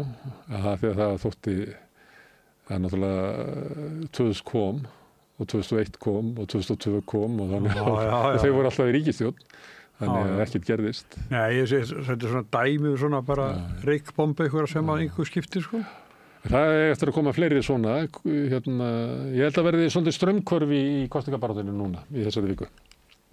Ég held að bæði held ég að svona flokkarnir fara að velja sér svona einhverja andstæðinga. Ég er svona með gruna svolítið að VG og Pírata muni svona snúa sér að sósíalistunum, reyna að halda því fram að þeir séu eitthvað stórskrítið fólk og gallað. Þannig að fólk velur sér svona hvar það getur mögulega náð fylgi. Þetta sem ég var að lýsa á það með Miðflokkin og Sjálfstæðisflokkin, hvernig þeir eru bara saman að síga. Ég held að hljóta að vera einhver inn í valið sem segir planið okkar er ekki að ganga upp Við erum ekki, það er ekkert að gerast. Bara Sjálfstæðisflokkurinn að ná að rísa í kosningabaráttu þegar hann bara hnígur. En þá? Já. Miðflokkurinn er að missa flugið, minnst það augljóst á öllum konunum. Og það er þetta svona partí sem að þeir voru með þannig eins og þeir auglýstu þetta verða bara eitthvað fermingaveisla eins og kosningabaráttan er bara svona happy-go-lucky það er ekki að ganga eftir og þá kemur eitthvað svona desperasjón hjá þeim að kannski henda fleiri loforðum inn í þetta Framsókn bara liggur liggur illa innan við 6% Sósíaldemælar stærri en Framsókn í 2 af þessu fyrirtækjum og þar var skipt út þannig sem að Sigurður Ingi geri að fá hann Höllu Rund mér finnst það var mjög áberandi fyrir svona 2 vikum hefur eitthvað varðið við hana í vikunni? Nei, ég samt sé svona hún er bara farin í sitt kjördæmi leggja mig eftir því en hún mætti yfirleitt það sem að var í upphafi kosningabaráttunnar mætti hún svona það sem að var umræða flokkana en mér finnst að vera að minna var við hana. Ég sá eina auglýsingu hjá Framsókn og þar voru þeir bara að auglýsa svona bara almenning að við værum einhvern veginn sem þjóð einhvern veginn sást ekkert af fórustunni og ég hugsaði þeir meta það að Sigurður Ingi, Lilja og Ásmundur og Willum að þeir séu bara dragbítar að ríkisstjórnin sé svo óvinsæl það borgi sig ekki að flagga ráðherranum. Þetta hefur séð þessu auglýsingu, enda bara á miðjunni, þetta svona fótboltavöllur, en þetta bara krakkar að leika sér og fjölskylda að hafa gaman, en það sést ekkert í Framsókn, það ekki svo var hérna er ekki bara best að kjósa Framsókn sem að Sigurður Ingi var kynntur svona sem hlýi frændin í fjölskyldunni. Þannig að þeir eru ekki að flagga fórustunni og ég býst við að það séu einhverja markaðsrannsóknir á bakvið sem að segja það bara að borgir sig ekki, þú aflar ekki fylgis. En það sko, samkvæmt þessu, þá hægt að ætla það að 3 af 4 ráðurum Framsóknarflokksins ná ekki kjöri. Já. Það Willum kannski líklegastur til að komast inn. Já. Og ég meina það að verða eiginlega sko töluvert hrun til þess að hann detti út. Já. En Sigurður Ingi, ég minnir að ég spurði líka Framsóknarmenn að þessu, hvað þarf Framsóknarflokkurinn að ná miklu fylgi á landsvísu til þess að Lilja og Ásmundur séu örugg. Það svona 11% og þeir eru að mælast í 5,6. Þannig að það þarf. Þannig að þau eru líklega ég held að Sigurður Ingi sé að stóla upp á það að þau nái að vera með í næstu ríkisstjórn og þá verði hann svona utaþingsar á þeirra. Ég veit ekki, það eins og Geir Hallgrímsson. Já, og fleiri. Hann var rosalega veikur, var ekki formaður og í utan þings eða hvaða vandræðagangur var þetta eiginlega? Jú, það var þannig. Já. Og svo endaði með því að Albert Guðmundsson felldi hann í prófkjöri þannig að hann datt og var svo aftal af listanum að náði ekki á þing. Já, hann var utanríkisráðherra og síðan einhverju seinna þá landsfundur hjá þeim og þá Þorsteinn Pálsson kjörinn formaður. Já, það ekki hægt að hafa. Þeir hleyptu honum ekki strax inn í ríkisstjórnina. Þetta eitthvað svona fáránlegasta dæmi bara sem getur sko. Það væri gaman að því ég var blaðamaður á þessu tíma eins og þú. Sko, undiróðurinn inn í sjálfstæðisflokknum gegn Þorsteini Pálssoni, hann var ekki eðlilegur. Sko. Ég man alveg eftir þessu að maður sá svona bara, ég man eftir svona þegar Davíð Oddsson var að hlaupa eitthvað inn í stjórnarráði að ég hugsa alltaf, sá ætlar að fara og ráða honum illt. Af því að ég upplifði eitthvað einn að svona, þeir sem ætluðu að ná flokknum, að þeir léku sér af svona veikri stöðu Þorsteins. Þú veist. Af því að hann hendi Albert út úr ríkisstjórninni og kom með flokkin í 27% fylgi sem að Sjálfstæðisflokkurinn myndi gefa sko báðar hendur fyrir að fá í dag. Það var svona verið að grafa undan allan tíman. Og svo var það feldur naumt 91. Og félagar hans í Eimreiðarklíkunni gengu lengst í þeirra fellan. Þetta ef þú væri að búa til óperu Eimreiðarklíkuna þá væri kannski myndur hafa Þorstein sem aðalpersonuna. Já, einmitt. Hann var í tenorinn. Já, sem að sko klíka eins og hafnar. Já. Af því hann Já. Þannig ég held að sé ekki góð reynsla, ég held að ef að Sigurður Ingi næri ekki inn á þing, þá hann bara verða hann ekki formaður. Ég held að það sé, þetta eru þannig flokkar sko. Þetta eru bara eins og Ögmundur Jónasson kallaði VG, hreyfingi framboð. Þetta eiginlega bara svona einhverjar vinsælu krakkaklíkur sem eru bara alltaf að sækja vinnu sko. Þannig að það er allt vinstra og grænt. Vinstri og grænt. Tekið út, þá er það bara hreyfingi framboð. Já, og núna er þetta eiginlega ekki hreyfing lengur, en þetta er orðið bara framboð. Það er svolítið svona merkileg staða á þeim sko. Og meðan við skoðan kannar, þegar við erum að tala um VG, að þá tók ég saman, var að skoða þessa könnun og þá er samanlagt fylgi Framsóknar og VG 9,9%. 9,9%. Og þessi flokkar voru með 29,9% í síðustu kosningum, 30% og eru núna í 10%. Og þetta er náttúrulega halda þriðjung. 2/3 er bara farin. Og þetta er náttúrulega, sýnir það að vera í ríkisstjórn með Sjálfstæðisflokknum er bara pólitískt sjálfsvorð. En getur þau ímyndað okkur hvort þetta væri betra ef að Katrín hefði ekki farið í þetta forsetakjör og væri formaður núna? Nei, sko, ég get flett upp aðeins hérna.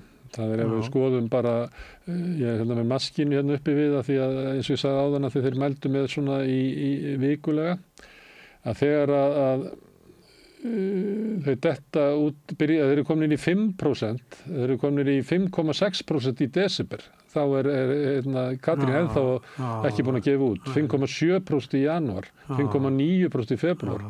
Þannig að sko, flokkurinn var fallinn. Þannig að spurningi væri þú ef Katrín hefði haldið áfram, hefði hún náð að, ég veit það ekki, jú, eflaust sko. Já. Þú veist, þá hefði kannski fólk hugsað, við getum ekki fellt Katrín Jakobsdóttur út á þingi, þannig hún hefði svona meiri persónulegan stuðning. Hvað fékk hún í forstakosningunum? 25%? Eitthvað slúðis. Ég veit það ekki. Nei, það veit það náttúrulega enginn sko. Og svo í sumar að þá bara detta út af þingi í könnunum, bara undir 5%, og þar hafa við verið í öllum könnunarfyrirtækjunum í meira en halvt ár, og ég held að sé þannig að flokkur sem er búin að vera svona lengi í könnunum sem mælist fyrir utan þing, líkurnar að hann ná inn á þing er ekkert sérstakar sko. Nei. Og ég er ekki að spá, ég er bara að horfa á hvernig það hefur verið. Og sama held ég eigi við Píratana sem eru öllum kannski óvörum eða mörgum óvörum, eru bara í mjög veikri stöðu á móti mjög óvísælli ríkisstjórn, mjög spilltri ríkisstjórn. Ég hef tekið þátt í mótmælum á Austurströndi burt með þessa spilltu ríkisstjórn.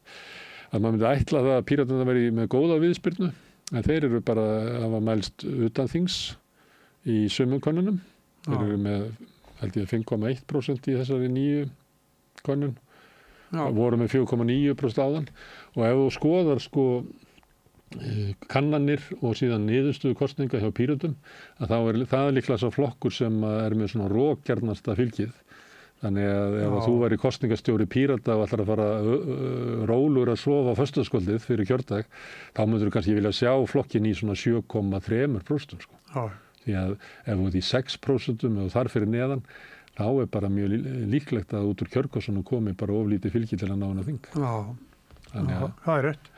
Þannig að þeir eru í svona, en það er, ég held að það verið spennandi að sjá hvaða breytinga verða núna þannig ef það er líf í Pírötum eða líf í VG, þá verður að birtast núna í þessari viku. Sama með Framsókn. Framsókn verður að sjá einhverja uppsveiflu, annars...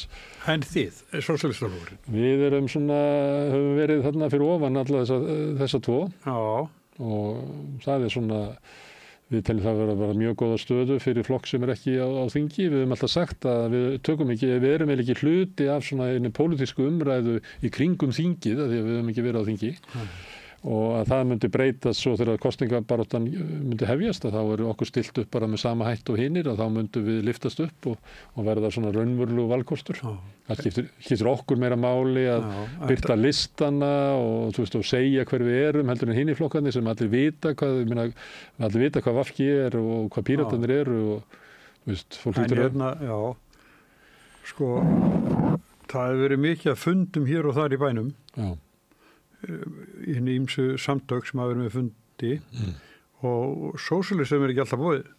Það er auðvaldið býður okkur ekki. Það er samtök iðnaðarins. Ég held að viðskiptaráð samtök iðnaðar sá ekki þig og formanni þar standa hlið við hlið. Hver er það? Sigurður? Nei, þeir buðu okkur ekki. Af því að síðast fór ég og talaði eiginlega gegn hugmyndum samtaka iðnaðarins og var að tala um það að hvers svona fundur þetta væri, þannig að væri samtaka iðnaðarins sem er bara hagsmunahópur hérna efnuðu sem eiga fyrirtækin, að kalla alla stjórnmálaflokkana á sinn fund til þess að segja þeim hvað stefnur hafa haft. Og ég var að segja við erum bjóð okkur fram í almannavaldið sem er byggt upp meðal annars til þess að hafa taumhald á auðvaldinu og eitthvað svona. Og þeir buðu okkur ekki aftur. Þannig að þess vegna var ég að dreifa þessu sem svona kannski þetta ástæðan fyrir að buðu okkur ekki.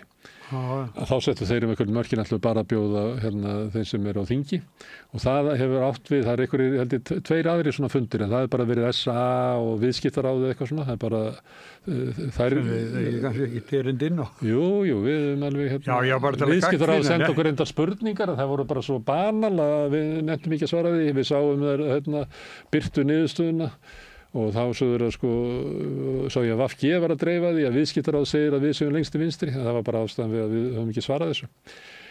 Þannig það er eiginlega einu sem að hafa ekki boðið okkur, en allir aðrir hafa boðið okkur, enda sérðu það bara á könnunum og fleira að þú getur ekki haldið upp í vitrænu umræðum pólitík á Íslandi þannig að það var sósíalistana með.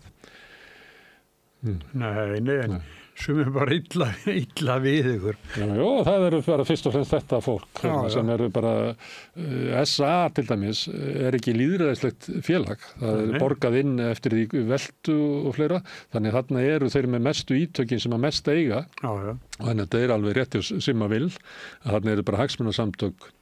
Atvinnufélagið, eða ekki? Já, atvinnufélagið með JE. Já, en við höfum verið að hitta alls konar fólk, alls konar mál og þeir segja mér Guðmundur Hrafn Arngrímsson í framboði á Norðurlandi vestra og Rán Reynisdóttir er á Suðurlandi og þau hafa sagt mér að hvað er svo gaman að þessu fundum að því að svo náttúrulega eins og þú þekkir þá leysast fundinir upp fyrir búið og svona þá sitja þau eftir og eru að svara og þeir segjast alltaf lendi því að vera bara ein eftir með eitthvað svona hóp í kringu sig við að tala sósíaldemókrataflokkinn á meðan að allir eru bara fattir heim. Þannig að þau upplifa mikla svona eftirfundur. Já, svona stemming og skemmtilegt og við finnum það bara hérna í Bólholtinu fólk sem eru að koma þangað inn og mér finnst svona... morgun kom einhver maður sem ekki veit hverju með tvær brauðtertur. Brauðtertur, sem er líkilatriði að ég hef nú haldið því fram að Framsóknarflokkurinn hefur haldið sér á lífi meir en eina öld með því að hafa alltaf brauðtertur þegar fólk kemur saman. Þarna kom einhver sem að kynnti sig ekki að neitt. Nei. Bara með tvær brauðtertur. Það var leiðið að væri tekið mynd af sér. Þannig að það er Sara fram með mynd af manninu sem gaf brauðtertunar. Þannig að það er bara, stemming getur verið gaman í kosningabaráttu, en svo myndi ég reikna með núna að það myndi verða meiri harka og ákaf í henni að því að það eru svo margir flokkar sem eru bara að berjast fyrir lífi sinni. Segð það, já. Þannig að ég held að... Og líka bara reyna að koma sér út úr skömm, eins og Sjálfstæðisflokkurinn. Sjálfstæðisflokkurinn í mjög vondum málum, Framsóknarflokkurinn í mjög vondum málum, Viðreisn í mjög vondum málum, Píratar í mjög vondum málum. Nei, við var ekki að fyrir ekki, ég bara var fótoskortur á tungunni. Nei, Viðreisn í bestu málunum. Já, ég ætla að segja, hvað greip þig, bróðir? Þannig ég bara fór línuvilt í vaffinu. Allir stjórnarflokkarnir og Píratar eru í mjög vondum málum. Samfylkingin er ekki í góðum málum. Því að það er að síga niður og búin að lenda í einhverjum vandræðum og svona línan sem þeir ætluðu að leggja fram að við erum með plan og vera með Kristrún allstaðar og það sést til ekki glögglega hverjir aðrir eru þarna og það hefur, hún er ekki að gefa allavega. Ég held að það sé að verða brot hjá Miðflokknum að þeir hafa rekið sig upp undir og séu á niðurleið núna, það segja kannanir. Fólk sem gekk til liðs við Miðflokkinn þegar hann var að mæla sem hæstur og gerði sér þá vonum þingsettu. Það er bara ekki fast í hendi með það. Nei. Sama með Samfylkinguna eins og vorum bent á að Þórður Snær var ekkert í neinu öruggu þingsetti. Nei. Þannig að Dagbjört sem eru á eftir honum er ekkert líklegur til þess að vera á þingi. Nei. Þannig að hún er komið hingað, hún var fín, Já. Herðu, þetta er þannig, en þetta kemur í ljós, svo verður við... Þú ætlar að fara bara að ferðast eitthvað? Nú, verður við með fund í næstu viku. Já. Og síðan helgina þar eftir, að þá var kosið í gær, Þannig að við hefum bara eiginlega eitt þátt eftir fyrir kosningar. Þannig að við kannski... Nefna við skjótum og auka þætti ykkur tímann. Já, sjáum til. Þetta er ekki þá við rauðaborðið og svona, það verður... Það verður allavega fjör við rauðaborðið, en núna eftir að þá kemur hann Hilmar Þór Hilmarsson sem er reglulegu gestur í þáttunum okkar, kemur oft við rauðaborðið, hann kemur alltaf við þegar hann leiði út í heim og tilbaka aftur, hann býr á Akureyri, það er prófessor við Háskólann á Akureyri og ég ætla að ræða við hann utanríkismál og fyrst og fremst öryggismál. Ástæðan var það að var í vikunni fundur sem Alþjóðastofnun í Háskólanum hélt þar sem að fulltrúar allar framboðna komu og voru að ræða utanríkismál sem hefur ekki verið mjög ábyrjandi í kosningabaráttunni og sumleiti var þetta svona sögulegu fundur og ég bað hann að hlusta á þennan fund í fluginu heim og koma svo við og ræða við mig svona hver væri afstaða stjórnvalda og þingsins til mikilvægra mála. Það kemur hér eftir augnablik. Ertu á leið heim úr vinnu? Stiltu á FM 89,1. Með því að ganga í leigjendasamtökin styður þú baráttu leigjenda. Leigjendasamtökin eru fyrir öll þau sem vilja vinna að réttlæti og öryggi á húsnæðismarkaði. Leigjendasamtökin.is Það komin tími til að breyta húsnæðiskerfinu. Hinn eina sanna breyting sósíalismi. Gerist áskrifendur á Samstöðinni og taki þátt í að byggja upp öfluga og róttæka samfélagsumræðu. Allt það besta ókeypis. Hrósaðu náunganum. Það betra. Samstöðin, þar sem manneskjurnar koma saman. Sósíalistaflokkurinn vill að húsnæðiskerfið hætti að vera leikvellur braskara. Meira stefnuna inn á xjóð.is.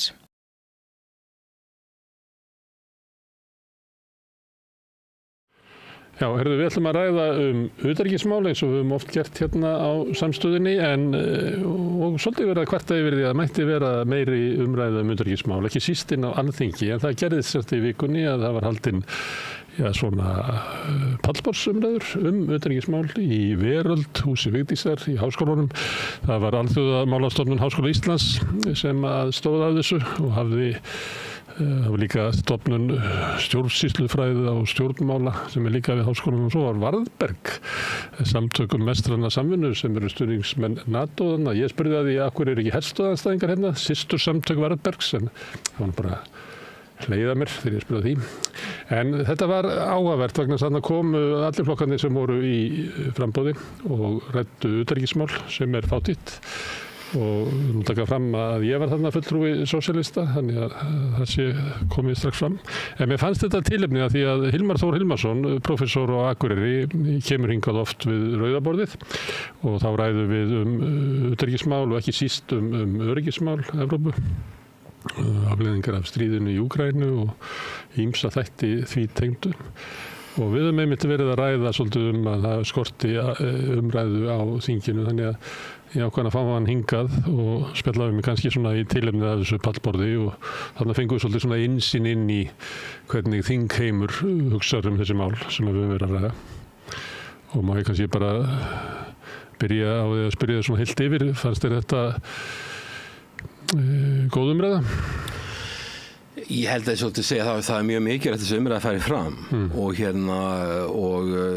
eins og segir líka það ekkert, utanríkismálin hafi ekki kannski svo þungt vægi í umræðinni hér á landi í kosningum og reyndar, nú voru kosningar líka í Bandaríkjunum forsetakosningar, þar utanríkismálin hafi heldur ekki svo þungt vægi, en mér var svolítið vant að sjá stóru myndina af því sem að gerast í heiminum. Ég meina, stríðið í Úkraínu sem hefur átt í stað, það tala svolítið þannig eins og Rússar hafi bara ráðist inn í Úkraínu bara allt í einu bara og það hafi ekki verið neitt aðdragandi, það hafi engin saga hvers vegna þessi spenna komin upp milli Rússlands og NATO. Það eins og þetta sé bara allt í einu hafi bara Rússland ráðist inn í Úkraínu og brotið alþjóðalög alveg tilefnislaust, en ég bara það gamall og kannski minnir mér á því hvað ég orðinn gamall, ég man eftir bara alveg frá því að Sovétríkin féllu, þegar ég var á NATO-fundi þegar Primakov var að tala hvað geti gerst í Evrópu ef að NATO, þegar Varsjárbandalagið var lagt niður og ef að NATO myndi stækka svona mikið til austurs, að þá myndi það geta haft alvarlegar afleiðingar og leitt til þess að það eru átakalínur og það sem við erum komin í núna, við náttúrulega erum herlaust land og við erum í NATO, við erum með tvíhliða varnarsamning í Bandaríkin, við erum komin í forseta í Bandaríkjunum sem óvissa með hvað hann mun gera, en ég meina mér finnst svolítið vanta inn í umræðuna að Vesturlönd eiga við að söka á því hvernig staðan sem komin upp og líka að það þarf að reyna að leysa svona mál með á diplomatískan hátt, ekki með vopnakaupum og hernaðaruppbyggingu, en það virðist að vera algjörlega komið út af borðinu og mér finnst eins og svolítið þegar ég er að hugsa þetta, ég var nú að koma frá Asíu og svo fór ég í Noreg, mér finnst eins og að vestræni leiðtogar séu hættir að hugsa og séu hættir að þóra að hafa skoðanir. Evrópa bara, skilur, eins og ég hef stundum sagt eins og jeppakæra hangandi af þenni í Bandaríkjunum. Það engin stefna, þetta bara fyllt ykkur í línu og við erum að vinna þarna í Úkraínu, land sem ekki eins og í NATO, og Úkraínu var engin greiði gerður með því að vera augra Rússland eins og var gert þarna með mikilli hernaðaruppbyggingu þarna, og svo líka með Minsk-samkomulunum sem voru svikin Rússlandi, og með Angela Merkel viðurkenndi það hefði verið gert, en við vanta svolítið stóru myndina, sko, þú nefndir það sjálfur í þessum viðræðum, sko, að þetta í eðlisinu Úkraínustríðið og það sem að gerast í Evrópu stórveldastríð. Við erum í við varnarsamning og við erum með í NATO. Þetta þjónar ekki okkar hagsmunum þetta stríð eða neitt þarna sem að gerast, vegna þess að ef við treystum á Bandaríkin í varnarmálum, þá skiptir mestu máli fyrir okkur að Bandaríkin séu þokkalega sterkt land sem í á litlum átökum í heiminum eins og hægt er. Þannig ef við þurfum að halda, að þá fáum við athygli og aðstoð. En þegar við erum komið svona stór stríð í Evrópu sem að brenna vopnum, varaforseti Bandaríkina núna verðandi, hann hefur sagt að Úkraína að brenna vopnum miklu hraðar heldur en Bandaríkin geta framleitt, og hann hefur upplýsingar á Pentagon og leyniþjónustu Bandaríkina alls staðar að. Ef að Bandaríkin í þessu, og svo náttúrulega ástandið fyrir botnið Miðjarðarhafs, og íslensk stjórnvöld hafa tekið skýra afstöðum, Úkraína hins vegar miklu hikandi með það að taka skýra afstöðum með það sem gerast í Ísrael og Gazasvæðinu. Ef þessi stríður í gangi, þá náttúrulega veikir það Bandaríkin og þeirra möguleika að aðstoða okkur ef þið vilja það, og ég held að þeir skilji að norðurslóðir séu mikilvægt svæði. Ég held að Donald Trump skildi það, vildi kaupa Grænland og framvegis. Svo náttúrulega, ég var að koma frá Asíu, þar mikil spenna. Þar eru lönd eins og Indonesia, Vietnam, Thailand og Malaysia komin með partnership countries, ekki fullir aðilar, en partnership countries BRICS, sem leitt af Kína og Rússlandi. Og þessi lönd að reyna að vera hlutlaus, þó að með George W. Bush, forseti Bandaríkjanna, sem byrjaði á því að reyna að koma Úkraínu í NATO, hann sagði, if you are either you're with us or you're against us, þú ert annarkvort með okkur eða mót okkur. Það var ekkit val hlutleysi, þú ert annarkvort vinur okkar eða þú ert óvinur okkar.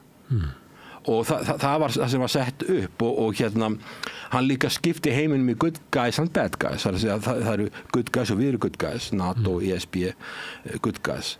Svo Japan og Suður-Kórea. Svo eru bad guys, og það eru Rússland og Íran og Norður-Kórea og öll þessi lönd, og mér held ég bara mörg Asíulönd. Og búið að lyfta Kína inn í þennan hóp núna. Já, þeir eru bad guys, og það sumir í Bandaríkjunum vilja stöðva hagvöxt í Kína, stöðvan, eða sem geti mynd á containment policy Sovétríkjanna, þar að segja halda aftur að Kína. Svo aðrir sem vilja bara rollback, að skrúa kínverska hagkerfi niður, og það getur leitt til átaka. Og það sem ég að segja það, ef að það heldur áfram og það menn ætla að fara að skrúa niður kínverska hagkerfi, þá eru komin mikla líkur á styrjöld í Austur-Asíu. Það því allt miklu starra í sniðum heldur en við erum að sjá í Evrópu eða á Gazasvæðinu. Þannig ég hef áhyggjur þessum, ég svolítið vanta inn í, þegar við erum að heyra utanríkismála nefnd, hún að tala hvað við getum gert, auðvitað getum við óskup lítið gert, nema bara við getum unnið siðferðilega af málum, og til dæmis og beitt okkur á Gazasvæðinu á svipaðan hátt sem við gerum í Úkraínu. En það sem skiptir okkur mestu máli í utanríkismálum, mín dómi, það að við séum að vinna með Bandaríkjunum, og við tölum fyrir hagsmunum okkar og hagsmunum Bandaríkjanna og okkar þegar þeir fara saman, og það snýst allt frið. Vegna þess að Bandaríkin veikjast ef þau eru komið með athyglinna á 2 eða 3 staði. Það augljóst. Og mér finnst þetta ekki svona vera nógu... En við erum alltaf það öfluga að við getum passað upp á Bandaríkin að við tæp ekki athygli. Við eigum að beina okkar tala fyrir friði. Við höfum ekki gert það. Stjórnvöld hafa að tala fyrir stríði og að vinna sigra á vígvellinum. Það það sem við hafa gert. Við eigum að tala fyrir friði. Og það líka annað þessu. Það snýst ekki bara Bandaríkin. Við höfum aldrei verið í neinum deilum við Rússland. Ég var til dæmis kom við Asíu í Noregi talaði við sérfræðingi það í Norwegian Institute of International Affairs og vorum að fara yfir mál þar og þar hafa löndi þegar Finnland sérstaklega Eystrasaltsríkin staðið sögulega í miklum deilum við Rússland og ef þú tekur Noregur, þeir eru með norðurlandamæri við Rússland, þeir hafa tölverðar áhyggjur af því ástandi. Svíjar hafa verulegar áhyggjur af Eystrasalti, það eru eyjar sem þar eru og þeir hafa áhyggjur af ástandi sem þar. Normenn eru í vandræðum með Rússa út af Svalbarða.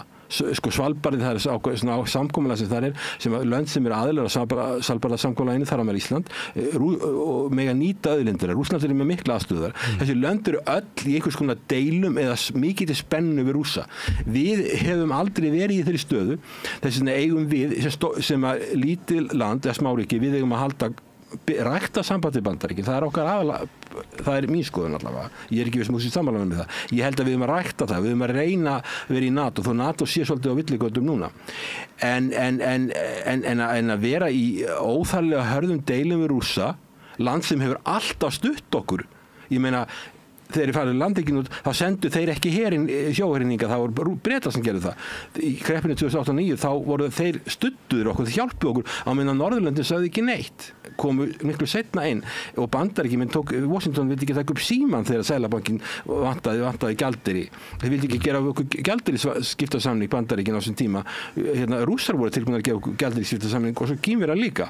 Þannig að og Kína er líka land sem við þurfum að forðast illdeilur við, þannig að ég er að segja það smáríki á við okkar hornsteinn í dag, eins og staðin í dag, það er NATO og tvíhliða varnarsamningur við Bandaríkin, en við eigum ekki að vera í illdeilum við stórveldi og sérstaklega ekki núna, til dæmis Eystrasaltsríkin sem eru í illdeilum við Rússa og Litáen til dæmis í mjög slæmum málum varðandi Kína, svo eru þeir með mjög ótryggt bakland í Washington. Við erum með forseta sem er fyrst og fremst svona businessmaður, hugsar í business-stílum einhverjum, hann hugsar ekkert eins og forsetar Bandaríkjanna hafa gert, þetta er maður sem er með allt öðruvísi módel í höfðinu á sér og við þekkjum það ekki hvernig hann hugsar og þess vegna er stuðningur Bandaríkjanna við okkur, hann er ekki alveg öruggur og ég veit að það er ekki marga vikur síðan ég var í Eystrasaltsríkjunum, það sem var mikill ótti og hótelið síðan ég var á, það var alltaf fullt af hermönnum en að ég kom í morgun og þá var ég bara umkringdur hermönnum og það er mikill ótti þarna og þeir bara ef þú heyrir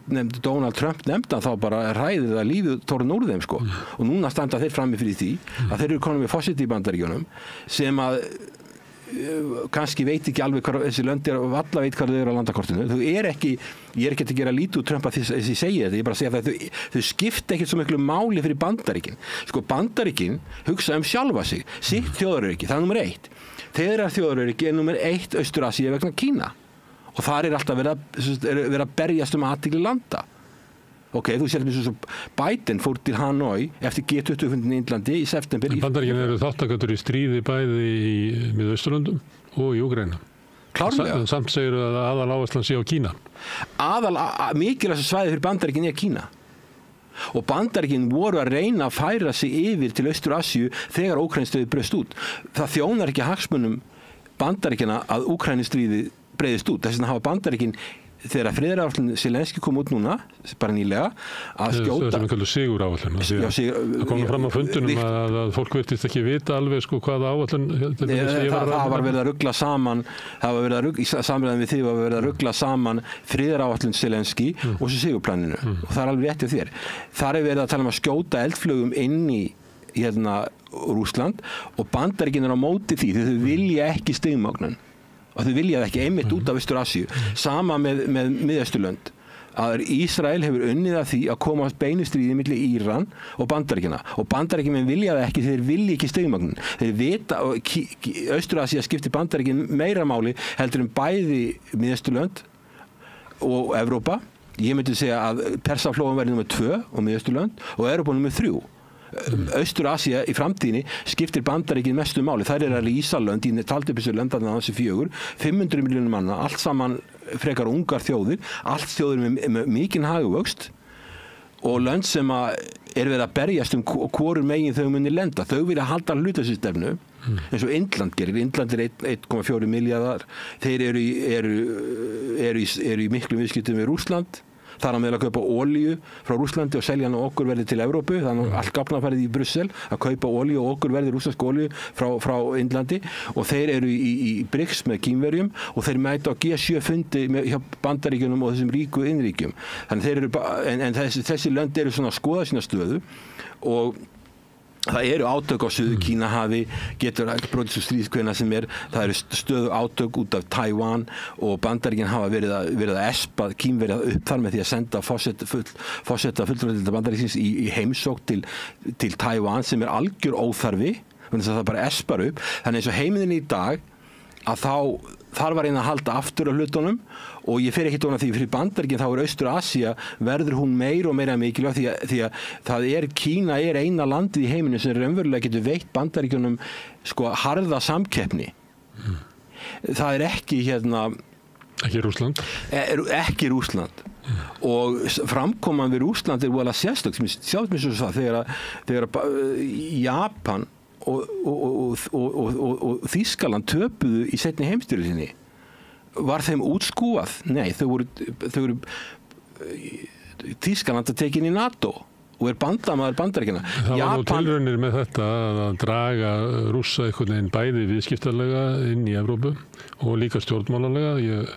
Það var flokkur Pútín var til dæmis í flokkabandalagi með Sjálfstæðisflokknum í Evrópuráðinu og það var honum var boðið á fundi NATO og við erum með eins og ég minnist nú stundum að það minnismerki við Hótel Sögu um vilja þess að NATO og Rússland vinni saman. Þannig það voru svona tilraunir til þess að draga Rússa einhvern veginn inn í kerfi Bandaríkjanna. Já, það voru hugmyndir það og það var ég man eftir því þegar ég fór á NATO-fund 95 og 96 og þá var Partnership of Peace og þá voru verið að tala að Rússland yrði að vera hluti af þessum arkitektúr. Varsjárbandalagið farið og taka þá inn í þetta. En það var aldrei gert og það var fljótlega hugmynd að það er það einangra Rússland, hugsanlega vegna þess að Rússland það stórt land að ef þeir kemur í NATO þá myndu þeir fara að hafa ykkur skoðanir sem veri ekki endilega sama Washington var að hugsa og það geti verið hættulegt, en í dag þetta bara þannig að ef þú kemur á NATO-fundi í dag, ég býst við að sé svona ennþá í dag eins og það var þegar ég var að fara á NATO-fundi að þá byðu allir eftir að segja hvað Washington sagði, hvað segir þegar ég var að fara aðna Rússland hafi bara verið of stórt til þess að vera að Bandaríkjamenn hefðu þolað það innan NATO. Sko það er ákveðin hætt á því að Rússland myndi vera með skoðanir. Náttúrulega Rússland herveldi, kjarnorkuveldi. Já, að þeir myndu vera með skoðanir sem ekki endilega alltaf rýmuðu við Washington, hins vegar þá að mínu dómi að þú ert að hugsa hagsmuni Bandaríkjanna og ég að hugsa hagsmuni Bandaríkjanna vegna þess að ég tilheyri landi sem treystir á Bandaríkin. Þess vegna vil ég sterk Bandaríki. Ég vil ekki veik Bandaríki. Og það annað, ef að Rússland hefði farið inn í NATO, þá væri landamæri Rússland hefði landamæri við 14 lönd. Þar á meðal Kína. Og það hefði elt NATO, ef að NATO vil stækka, þá hefði NATO verið komið með landamæri við Kína og þegar þú ert með land eins og Kína með 1,4 milljarða manna og með svona mikinn hagvöxt og svona mikinn mannauð og svona mikla möguleika, miklar auðlindir og þú ert með líka með, og Bandaríkin líka með Rússland á móti sér, þá það mjög erfið staða og þetta náttúrulega að fara mjög illa með fjármál Bandaríkjanna, þess að vera í stríði í Evrópu sem dýrt og trublandi og tekur óbáslegan tíma að vera með stríði líka í Miðausturlöndum sem mjög hættulegt, sérstaklega að það verið stríð milli Íran og þetta hefur alls konar afleiðingar. Íran til dæmis land sem er með kjarnorku en ekki kjarnorkuvopn, við vitum ekki til þess að það sé með kjarnorkuvopn, en út af þessu stríði fyrir botninn þá líklegt að þeir muni að taka upp kjarnorkuvopn og vera með kjarnorkuvopn, það er þessi ultimate deterrence, þetta fælingamátturinn og það mun hafa svo margar afleiðingar, það mun það líka afleiðingar til að Sádi-Arabía sem mjög ríkt land, þessi ef að Íran komið kjarnorkuvopn, þá ætlum við líka að taka þau upp og ef þeir gera þá fara Egyptar að taka þetta upp, ef þeir gera þá verður Tyrkland að taka þetta upp. Þannig að þetta Úkraínustríð, þetta stríð fyrir botni Miðjarðarhafs að hafa gríðarlega víðtækar afleiðingar. Alveg stríð í Úkraínu hefur mjög víðtækar afleiðingar og sem að lama Evrópu, sem að eyðileggja Evrópusambandið, sem byrjar því að eyðileggja Þýskaland og eyðileggja Evrópusambandið og eyðileggja Evrusvæðið og þetta sameiginlegi markaðurinn og það líka ekki okkar hagsmunir. Við erum að selja 70% af öll okkar framleiðslu inn á þetta svæði og þess vegna skiptir máli að það sé hagvöxtur þar og þeir hafi kaupmátt. Þetta eru vísaverið tímar og það er líka mikla breytingar í gangi og sem að kallar á endurskoðun á öryggisstefnu okkar. Það eru nokkur atriði sem að mér langar að spyrja þig. Því þú nefndir þarna að Bandaríkjamenn vilja ekki veita Úkraínumönnum heimild til þess að skjóta á skotmörkun í Rússlandi, vilja halda aftur af stigmögnun stríðsins. En hvernig stóð þá á því að forsætisráðherrar Norðurlandana samþykktu þetta plan Zelenský sem að felur í sér bæði það að Úkraína gangi strax inn í NATO og að þeim verði veitt heimild til þess að skjóta á skotmörkun í Rússlandi.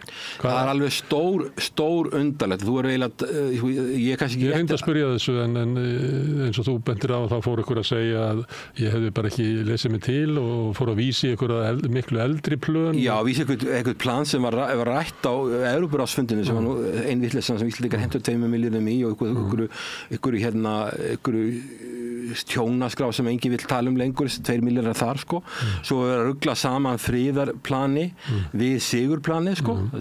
Friðarplani sem var rætt á Evrópuráðsfundinu var ekki sigurplani var ekki til þá sko. Þannig að einhver hefur nú ekki lesið nóg vel það.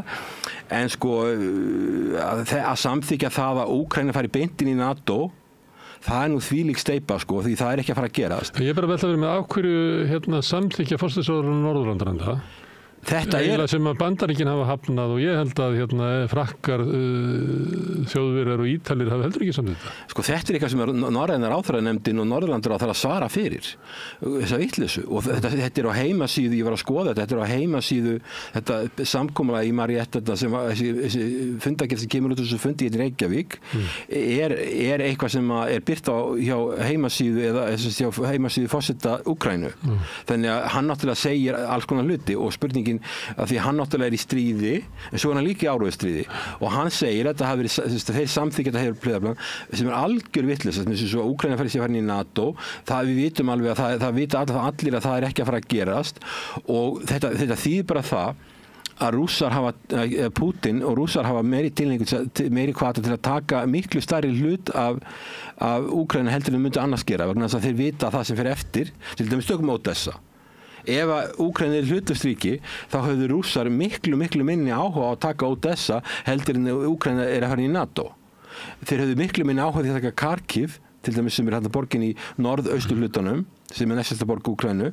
Ef að Úkraína væri í hlutastríkinu, að því hún er að fara í NATO, þá vilja að taka þetta alls saman því þeir vilja geta að fara inn í NATO. Þannig að þetta er náttúrulega bjarnagreiði fyrir utan það að þeir vita þessir aðilar, þeir vita það vel að þetta er bara algjörlega óraunhæft rugl.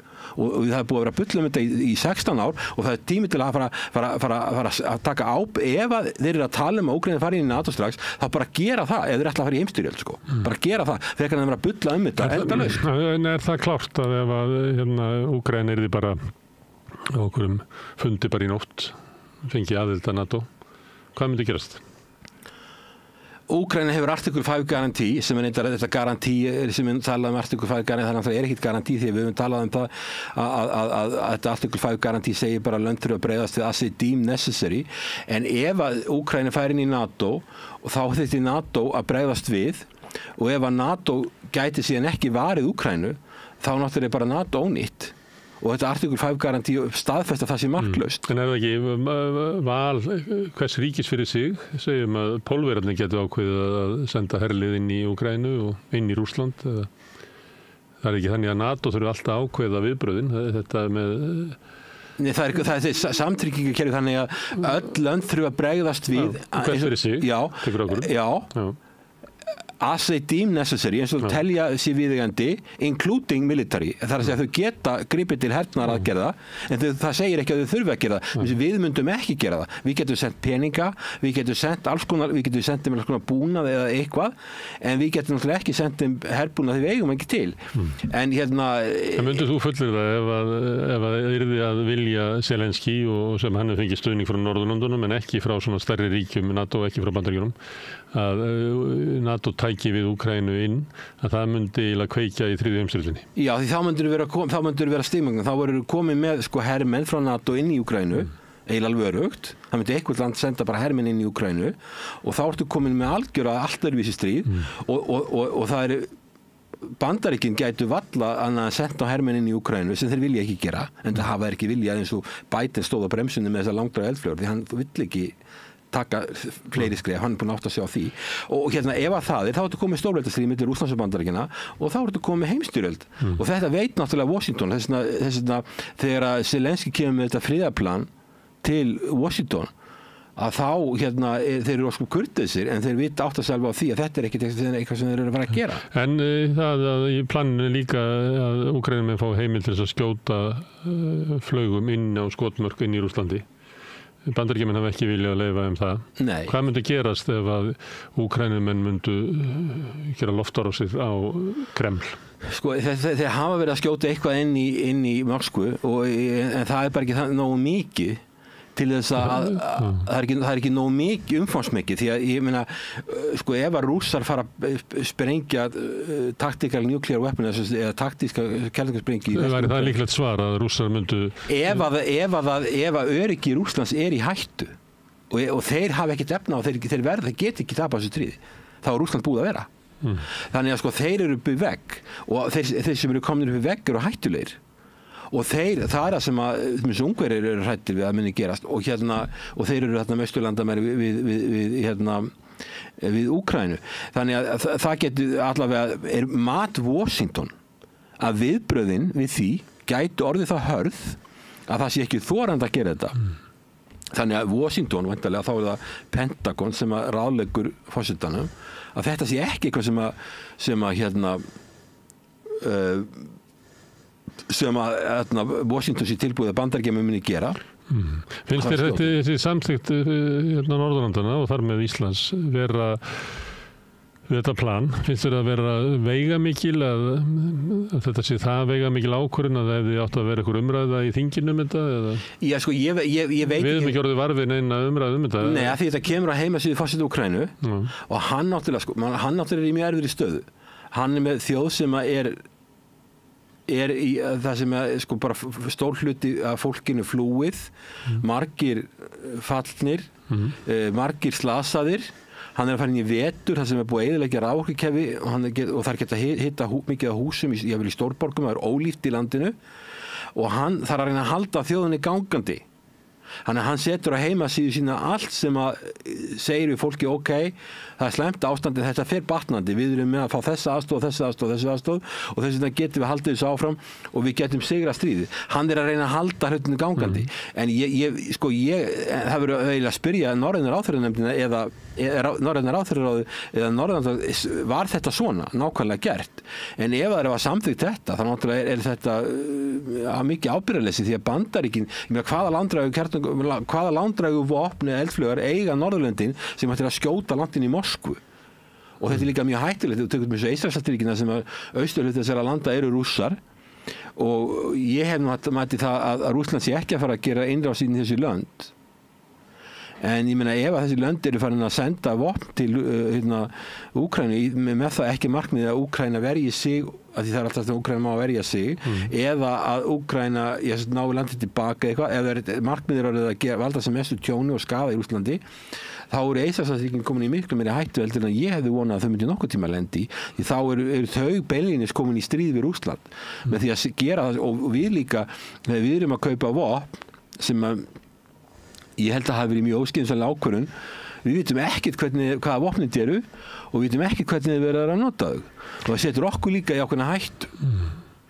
Mér heyrðist svona á fundunum að fulltrúar flokkana þarna litu ekki á þetta sem veigamikla ákvörðun það var ég fekk ekki fram sko hvort að þetta hefði verið rætt samt og þarna fólk úr utanríkismálanefnd meðal annars formaðurinn kom ekki alveg fram Mér finnst það stór undarlegt, ég meina ef hann veit það, til dæmis þetta fólk, þessi aðilar sem þarna voru, vita það, þetta er komið að heimasíðu Zelensky, þetta er svona 5 punktar þessi siguráætlun og Úkraína verið svarinn að bjóða það eitt liðurinn var það að Úkraína myndi verja auðlindir Úkraínu og Úkraína sé tilbúin að skipta auðlindunum eða þetta joint use eða eitthvað slíkt og auðlinda milli Vesturlanda, Úkraína farin að selja sér inneiflin sko. Það verður að taka auðlindirnar sem eru verðmætar sem eiga að vera grundvöldlega fyrir því að byggja upp hagvist í landinu og byggja upp þetta land, þetta auðvitað líkt land. Stór fyrirtæki í vesturveldunum geta hirt þetta? Ég meina þetta mjög slæm staða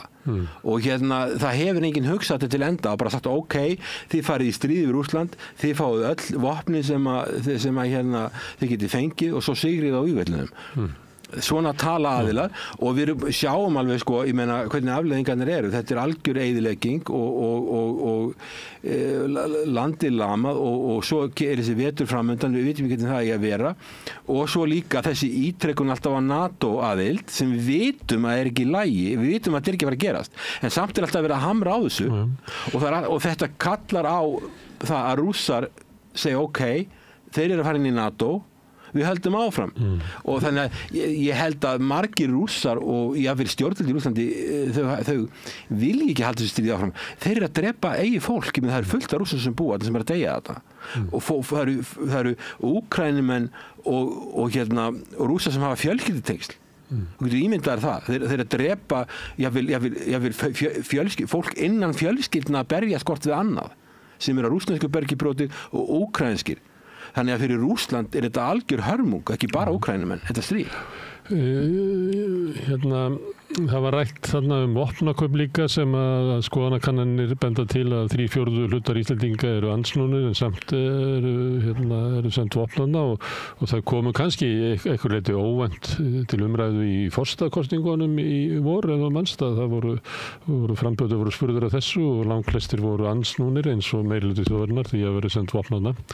En þegar það var verið að ræða aukin framlög til Úkraínu í tengslu við varnarsamninginn og svo yfirlýsingu Bjarna að hann ætlaði að tvöfalda framlagið þegar var rætt vopnakaupin og þegar var rætt samþykki Íslendinga við þessu sigurplani að þá svaraði Þórdís með einhver að Ísland ætti að vera, ég held að hugtakið hafi verið verðugur bandamaður. Það væri ekki verjandi lengur fyrir Ísland að vera á fundum með minna framlag heldur en aðrir og vera svona næstu eins og auka meðlimur á NATO þar sem við höfum ekki her og erum vopnlaus þjóð og þar með til göttunum og erum háð varnarsamningum við Bandaríkin kannski fyrst og fremst. Hvað þetta ekki að einhver leyti svona stefnubreiting að Íslendingar eigi að vera verðugur bandamaður sem að þýði það að við eigum að taka þátt í vopnakaupum og hernaði á við aðra þó svo sem ekki með her og að við eigum að stórauka framlag okkar til varnarmála og þar fram til göttunum.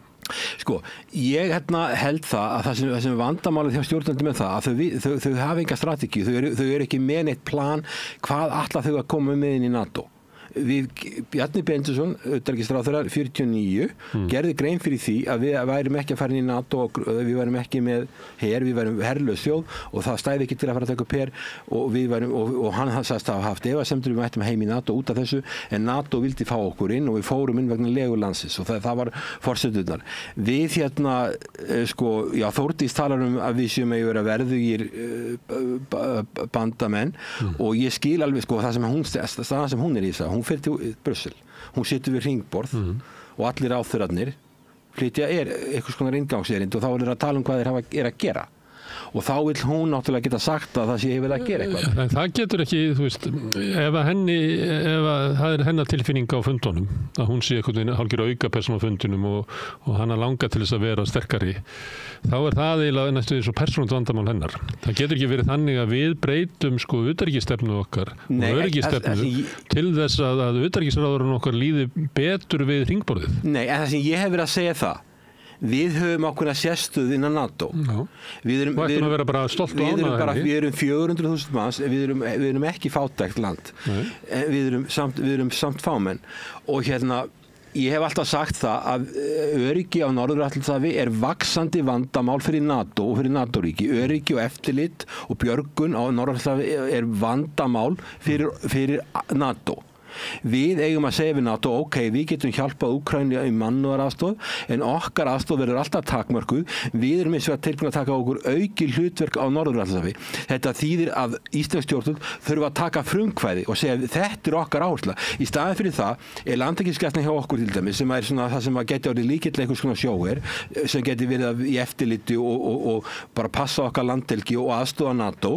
Hún getur varla keypt olíu og skipin sem hún með. Nei, ekki eins og þyrluna, leigja þeirra bíla sem miklu dýrara fyrir okkur að vera að leigja þyrlur af einhverjum, ég held að einhverjum menn í Noregi sem hafa fína komissjón á þessu. Ef að stjórnvöld verður með einhverja strategi þá myndið bara segja við NATO við erum á allt öðrum stað, við erum ekki að meginlandinu, við erum á millilanda Bandaríkjanna og Evrópu, við getum sinnt einhverjum ákveðnum hlutum, við ætlum að gera það myndalega, við ætlum að auka verulega framlögin þar, því það þjónar líka okkar hagsmunum. Í staðin fyrir það eru stjórnvöld ekki með eina strategíu og landhelgisgæslan hún hefur ekki fyrir olíu og skipin, það er hægt færi til að fá ódýrar olíu og leigja skipin til meira þess. Já, eða leigja skipin eitthvað í burtu og þessa einu flugvél sem þeir eiga. Þetta er allt á horriminni. Þetta er af því það er engin strategi og það er ekkert plan. Heldur er bara það að það er verið að reyna að mjatla peningum inn í Úkraínu, kaupa vopn af einhverjum þriðja aðila af einhverju okurverði og þetta er bara rugl. Í staðin fyrir að við séum að ef að stjórnvöld verður bara með plan og myndir leggja það bara, færi bara til Brussel, utanríkisráðherrann eða forsætisráðherrann eða hver sem það er og sagði bara þetta er okkar framlag og við ætlum ekkert að skora sem að borga en við ætlum bara að gera eitthvað sem við kunnum og getum, við framleiðum engin vopn, við getum verið með mannúðarstöð í Úkraínu og mannúðarstöð hún er mjög mikilvæg því sko, það er vopnaskortur í Úkraínu en það er sennilega meira vandamál þeir hafa ekki mannafla til að halda hagkerfinu áfram sko fyrir hvern hermann sem er á vígvellinum þá þarftu ákveðin fjölda almennra borgara sem eru vinnufærir sem geta verið að halda hagkerfinu gangandi ákveðin fjöldi og það er tölvöld fleiri heldur en hermennir og svo segir bara utanríkisráðuneytinu við ætlum ekki að fara eða fólki í ráðuneytinu við ætlum ekki að fara að senda ykkur á plástra þarna sko. Við erum ekki að tala um plástra við erum að tala um að taka fólk sem er óvinnufært og gera það vinnufært þannig að það geti haldið því það þarf að halda sko ef þeir ætla að vera vígvöllum þá þurfa það að hafa hagkerfi sem bakkar upp sko það sem þeir eru að gera. Þannig að gera lítið úr þeirri aðstóð er bara, finnst mér vera mjög heimskulegt og bara mikið skammsýni. En það sem við þurfum að, sko, okkar utanríkisráðherra og forsætisráðherra núna í framtíð þarf að geta farið á Brussel og sagt, ok, við erum í þessum klúbbi hérna og við erum ekki einhverju free riders við erum sérhæf við höfum sérstaka staðsetningu við höfum okkur sérstöðu og við ætlum að leggja fram en við ætlum að leggja það fram á þessum nótum og ég hef sjálfur farið til NATO það er reynda langt síðan það var en samtímaður farið í höfuðstöðu NATO og ég get ekki ímyndað mér að NATO myndi ekki taka því fagnandi ef við tækjum frumkvæði og væri með skilgreiningu á hvað ætlum að gera og við gætum eitt peningum í þetta því þetta fyrir okkur er þetta hagsmunamál okkar landhelgir tvisvar stærri heldur en allt Þýskaland þetta er stórt og verðmætt svæði og við þurfum að geta passa þetta almennilega og það verða því miður vegna þess að við erum með þessa heimskulegu stöð að Bandaríkin eru í stríði við Rússland proxystríði sem er mjög heimskulegt fyrir Bandaríkin því ég vil hafa Bandaríkin öflug þetta veikir Bandaríkin og svo af því að Rússar eru brjálaðar út í Bandaríkin út af öllum þessum málum og það er ekki talsamband á milli það var alltaf talsamband á sovjettímanum en núna er það ekki Kanslari Þýskalands hringdi í Putin daginn konum með Kínverja þeir eru að vinna með Kínverjum á Norðurslóðum þannig að það er hættan er vaxandi þetta og þess vegna vildi Trump kaupa Grænland Þannig að ég held að NATO myndi skilja en já, hann var að hringja til reyndar að hann mjög veikur, hann hefði mátt hringja miklu fyrr og það er búið að eyðileggja Nord Stream 2, það er búið að lama þýska hagkerfið og Biden sagði það að nú er spurt hver eyðilega Nord Stream 2 þú veist að þessi gasleyslan frá Viborg til í Rússlandi til Þýskalands, Norður-Þýskalands og hún var eyðilögð og Biden sagði þá að blaðamannafundi bara að ef að Rússa myndi ráðast inn í Úkraínu þá verði hún eyðilögð og þá var einhver fréttamenn sem blaðamenn spurði hvernig ætlar að fara að því þetta er innviðir annarra landa sem þú var að tala um hérna og þá sem bara eitthvað sem believe me, we will do it og we will find a way og eitthvað hann myndi bara gera þetta og náttúrulega Þýskaland er á hnjánum en vandamálið með náttúrulega evrópska leita og þar á meðal kanslara Þýskalands að hann er ekki stendur ekki í lappirnar það er ekki sjálfstæð stefna hvað hann hefur sagt við Putin ég held að talsamband sé mjög mikilvægt og hvað hefur komið út úr þessu fundum hann ég vil sé að fara frá en það er mjög mikilvægt að sé talsamband á milli en það hefur ekki verið og þetta er ekki vandamál sem er bara núna ég meina þegar á Búkarestfundinum 2008 þegar það var að tala um Úkraína færi inn í NATO og Angela Merkel sagði þetta er bara stríðsyfirlýsing og sagði þetta og hún þekkti Putin því hann bjóð í Þýskalandi og þau þekktust og hann sagði þetta bara stríðsífli, þetta er leið til styrjaldar í Evrópu að þá var George W. Bush ásamt Eystrasaltsríkjunum og Póllandi og Bretlandi sennilega líka brjáluð með því að fara þessa leið í staðan fyrir að bara segja þvert nei og segja þetta fer ekki inn í fundargerð, þá fór hún bara heim í fílu. Og það er þetta sem er svo mikið vandamál með Evrópuleiðtogana. Putin var á þessu fundi og sagði það sama og var búið að segja þarna algjör frá því Sovétríkin féllu að þetta myndi enda með einhverju svona uppákomu en Evrópa og Bandaríkin virðast hafa verið tilbúin að taka þessa áhættu að láta hvort að það yrði styrjöld og svo því miður lendum við á þeim megin að það eru þessi risastóru átök sem við vitum ekkert hvað með enda. Eitt sem að ég heyrði að það var svona hugmyndin það sem að hefur svo verið haldið fram í 2,5 ár að NATO hafi aldrei verið sterkara endur en núna. En að sömuleyti finnst mér vera full ástæð til þess að efast það. Í fyrsta lagi þá hefur NATO lagt mikið undir að það yrði sigur Úkraínumanna á vígvellinum og það er ekki gott fyrir hernaðarbandalag að leggja mikið undir og tapa svo. Í öðru lagi þá hefur stríðið að sömuleyti afhjúpað ofmat vesturveldana á mikilvægi eigin vopna, svona tæknilegri vopna og annað slíkt á vígvellinum og vanmat á svona hefðbundnari kannski herstyrk Rússlands.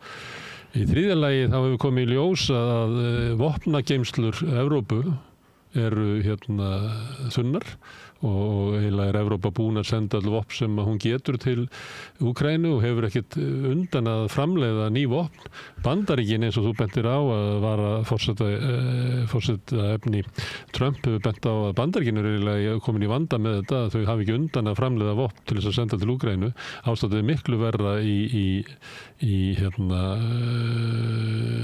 Evrópu og svo finnst mér núna svona undanfarið vera að koma í ljós svona mjög ólíkir öryggishagsmunir ríkjanna að það er orðin svona spenna kannski ekki á yfirborðinu inni í NATO en maður sér það að hlýtur að leiða til þess að svona ólík afstaða það hvernig á að enda þetta stríð fer eftir það til dæmis eins og þú nefnir hann sem er herskástu löndin sem er Eystrasaltslöndin og Pólland og sem að Norðurlöndin hafa bætt sér í sem að eru svona með annan tón heldur að heyra í Frakklandi eða Þýskalandi eða Spáni og svo erum við náttúrulega komið fórst í Bandaríkjunum sem er kannski með allt öðru sér mat á svona öryggishagsmunum.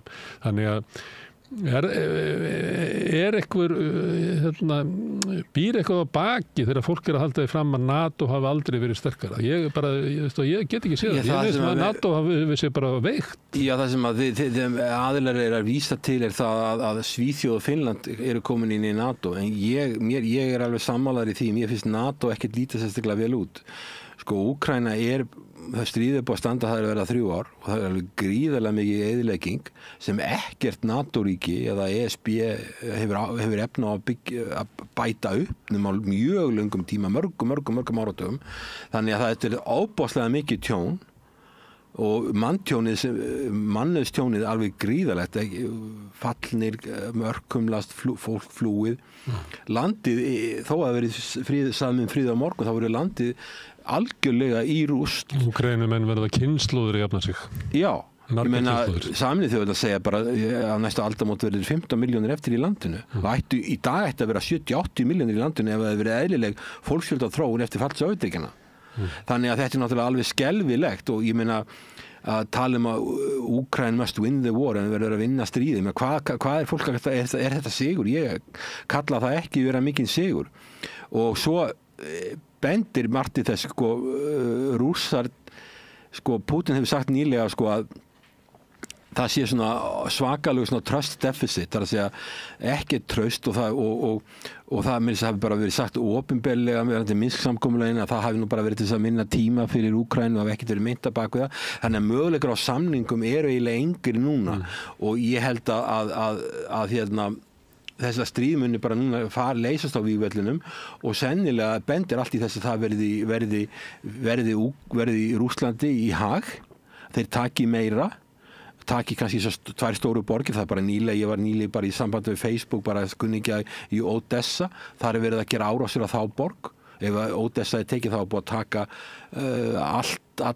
alla strandlengina af Svarta hafinu og alla leiðina að Moldóvu. Þannig að sko mér finnst NATO ekki líta vel út og ég meina viðræður Putin og Biden í 2021 í árslok virðist ekki hafa verið innan alvöru viðræður og verið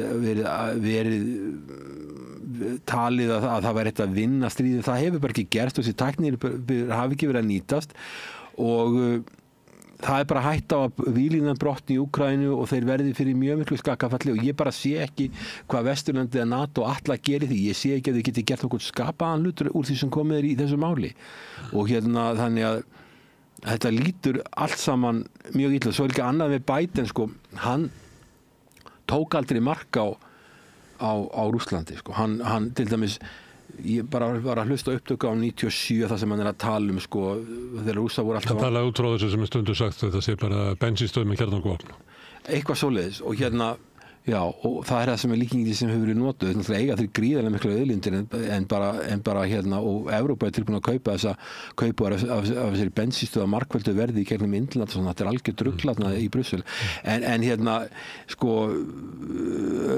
mér finnst þetta að vera bara allt einhvern veginn þannig að sko Biden sagði þá þegar hann var að segja það að Rússar hefði alltaf verið að mótmæla sko stækkun NATO sama Primakov var að gera á fundum í 96, ég var á þessum fundi þetta er 28 ára síðan það var ég man alveg eftir því hvernig þessar áherslu sem að Rússar voru með en Biden sagði bara og Rússar sagði við Biden þá var hann eldur þingmaður að við munum ef að þið er að pressa svona okkur alltaf niðurlega Rússland með þessum hætti eftir fall Sovétríkjanna þá þurfum við að fara að vinna með Kínverjum og þá sagði Biden ok, ég hlusta á þessu upptöku sko, þá sagði Biden ok, já, farið að vinna með Rússlandi og ef það gengur ekki farið þá að vinna með Íran og svo var hlegið það svo allir saman og hann tók aldrei Rússland alvarlega nú ok, þú getur haft alls konar skoðanir á Rússlandi þetta sé bensínstöð eða þetta sé þetta eða hitt og það er að hafa alls konar skoðanir á Rússlandi en við erum búin að vera með stríðhilbið 3 ár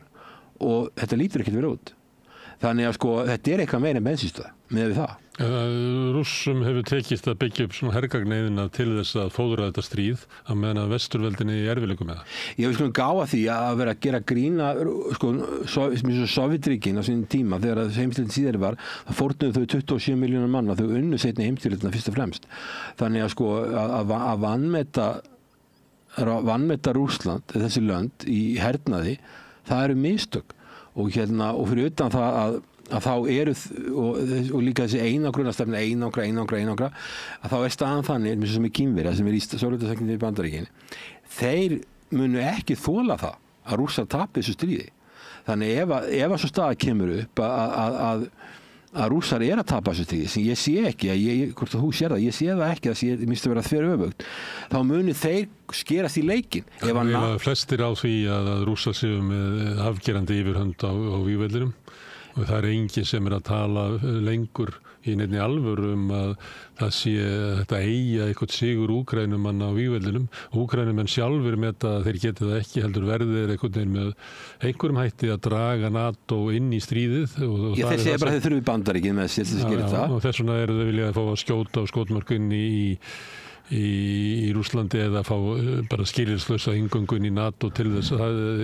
það er eiginlega leiðin sem að Úkraínumenn sjá til sigurs að draga bara alla inn í stríðið. Já, ég meina það er það sem eða ekki kannski ekki sigurs heldur ekki taps það er að draga alla inn. Já, þannig að sko leiðtogi Úkraínu og ríkisstjórnin er að hugsa sitt eigið survival að komast af, lifa af pólitískt og þá náttúrulega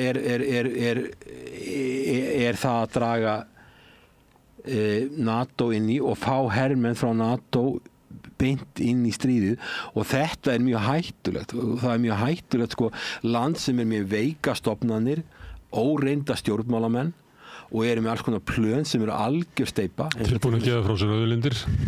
Já, ég meina sko það er það sem að það er beitan og ég meina maður eins og Lindsey Graham öldungadeildarþingmaður Bandaríkjanna hefur bara sagt það sko bara beint að þeir sitja á auðlindum í hvort hann nefndi einhverja 11 triljónir dollar eitthvað, hann nefndi einhverja risastóra upphæð sem hann skilur ekki einu sinni og það væri mikilvægt að þessar auðlindir myndi lenda í höndum Vesturlanda og Úkraínu einhverju leyti líka frekar en að Rússar og Kínverjar fengju þetta og sko jafnvel þó að NATO færi inn í Úkraínu og ætlaði að fara að berjast við Rússa og Rússar verið að tapa stríðinu þá eiga þeir 6.000 kjarnorkuvopna og ef að þeir eru mjög aðþrengdir þá fara þeir að hugsa oftar og oftar þessa kjarnorkuvopn og það vita Kínverjar og Kínverjar hafa ekki áhuga á því að fá kjarnorkustríðin inn í Evrópu og Asíu og þess vegna ef þetta myndi gerast þá myndu þeir myndu koma inn í þetta og þeir eru 1,4 milljarðar manna. Núna þetta Norður Kórea, maður veit ekki, það að við að tala um að sé ykkur í Norður Kórea menn hermenn hann inni, maður veit ekki hvað eru margir og það erfitt átt að sjá því hvort upplýsingarnar eru réttar en ég held að sko Það voru allavega heræfingar Norður Kóru og Rússlands, þau voru saman á heræfingum hann í austurhlutunum. Já. Það er alveg ljóst. Já sko, Vesturlönd eru búin að vera með Norður Kóru í viðskiptabanni svo lengi að þau eigi ekki vinið þarna. Norður Kórumenn þeir geta verið í, sko, Kínverjar við að halda Norður Kóru á lífi henni vegna þess að hún er buffer state á milli Suður Kóru sem er náttúrulega bara bandamaður Bandaríkjanna og svo er Norður Kóru á milli og þeir vilja ekki fá, ef Kóru myndi saminast þá myndi bara Kínverjar líta svo á að og Rússar enda líka, þeir eiga stuttlandamæri við Norður Kóru líka, að þeir verður bara konum við Bandaríkin upp á landamæran hjá sér. Og þeir vilja halda lífinu í Norður Kóru. Norður Kóru er með öll þau viðskiptabenn sem hægt að vera með, þannig að Vesturland hafa ekkert leverage, það er enga möguleika á að semja við Norður Kóru því það er búið að refsa þeim eins og hægt er og þeir náttúrulega þurfa að stunda einhver utanríkisviðskipti, þetta er ekki það stórt að eitthvað, tæpa 30 milljónir manna og ekki Írland og á ekki mikið auðlindum og þeir eru með eitthvað kjarnorkuprógram sem er nægilega stórt til þess að það er enginn að koma nálægt þeim en Kínverjar vilja halda lífin í þeim og þeir náttúrulega í viðskiptum yfir landamærin við Rússland og svo yfir til Kína og það eru oft hungur í Norður Kóru Rússar eiga nóg að matvælum Rússland er eitthvað stærsti hveiti framleiðandi í heimi og alls konar vörur sem þeir framleiða sem að þeir geta selt og fengi fyrir það eldflögur eða hvað þeir þurfa og að telja sér þurfa eða hermenn, eða hvað eða verkamenn til að byggja upp þann hluta Úkraínu sem Rússar er búin að taka þeir vantar mikið verkamennum í það, þeir geta fengið það hjá Norður Kóru þannig að þetta er allt saman fyrirsjáanlegt og ég meina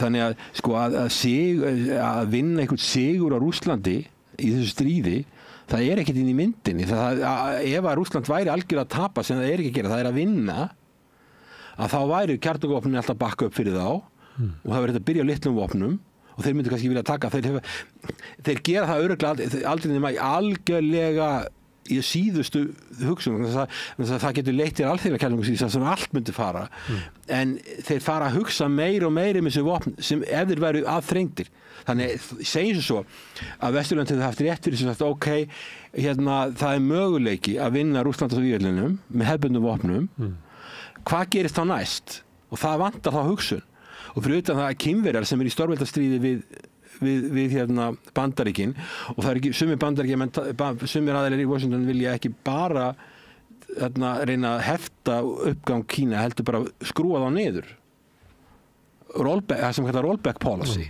og ef það á að fara að gera það þá Kínverjar munu líta það sem bara mikla ógn við sitt öryggi þannig að frekar en að það fara að gerast og Rússland falli þá eru þeir komnir í stríð ég hugsa að mér finnst þetta ekkert ólíklegt að Kínverjar myndu hreinlega að senda hermenn inn í Rússland ef að það myndi gerast afleiðing stríðsins á NATO annað er afleiðing stríðsins á Evrópu og kannski svona efnahag Evrópu það er náttúrulega það að hafa eins og við Þýskalandi það sem er missa orkuna sem hefur fengið gasið sem hefur fengið frá Rússlandi að það hefur dregið niður efnaðinn, það bjóð til mikla verðbólgu í Evrópu og niðurbrota á lífskjörum og að það er ekki mikill hagvöxtur í Evrópu, það er meiri hagvöxtur í Rússlandi Síðan gerist það að krafan að auka hernarútgjöld fær hljómgrunn og öll ríkin fara í það að auka það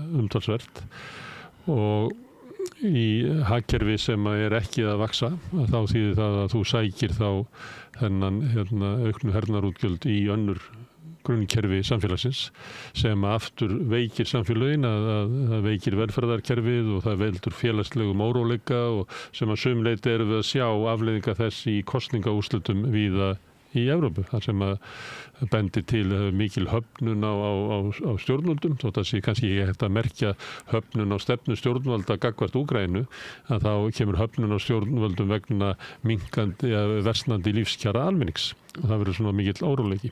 Nú erum við með Trump á leiðinni í Hvíta húsið. Hann hefur svona hótað því að Evrópumenn þurfi að standa undir eigin vörnum meira. Evrópumenn hafa talað að viðbrögðin við það að Trump sé komin í Hvíta húsið þýði það að ef að Bandaríkjamenn draga aðstoðuna við Úkraínu að einhver leyti tilbaka þá verður Evrópa að stíga inn sem að myndi þýða það að við verðum kannski að horfa á næstu missurum stór aukið framlög allra Evrópuþjóða, allra NATO-þjóða til hermála sem að munu hafa mikil áhrif á bara uppbyggingu þessara ríkja, hvers konar ríki þetta eru, því að það mætti halda því fram að með þeim hernaði sem að einir herskástur að tala að Evrópa þurfa að standa undir, að þá mun Evrópa ekki standa undir því þeim velferðaríkjum sem að voru byggð upp á eftirstríðsárunum. Þannig að þessu leyti gæti stríðið leitt til óöryggis innan eiginlega allra landa Evrópu. Já, eins og nefndi þessi heimsstyrjöldina, þegar henni lauk, þá var akkurat öfug þróun, þá snerist það að stofna alþjóðastofnun, alþjóðabankan og alþjóðagjaldeyrissjóðinn í Bretton Woods 1944 í júlí sem var haldin þessi fundur og þá að byrja að ræða GATT sem síðan var alþjóðaviðskiptastofnun. Þá snerist þetta allt þá réði hagfræðin eða hagræðin sjónamið, stríðinu var að ljúka, Hitler var að tapa stríðinu og þá átti að byggja upp hagkerfi heimsins og menn voru í samningaviðræðum að búa til kerfi til þess að fyrir allan heiminn og þá voru efnahagsuppbyggingu og efnahagsmálin í forgangi. Núna hefur þetta snúist við. Núna öll þessi lönd sem hún nefndir, Evrópusambandsríki, NATO-ríki, hrætt upp sitt öryggi.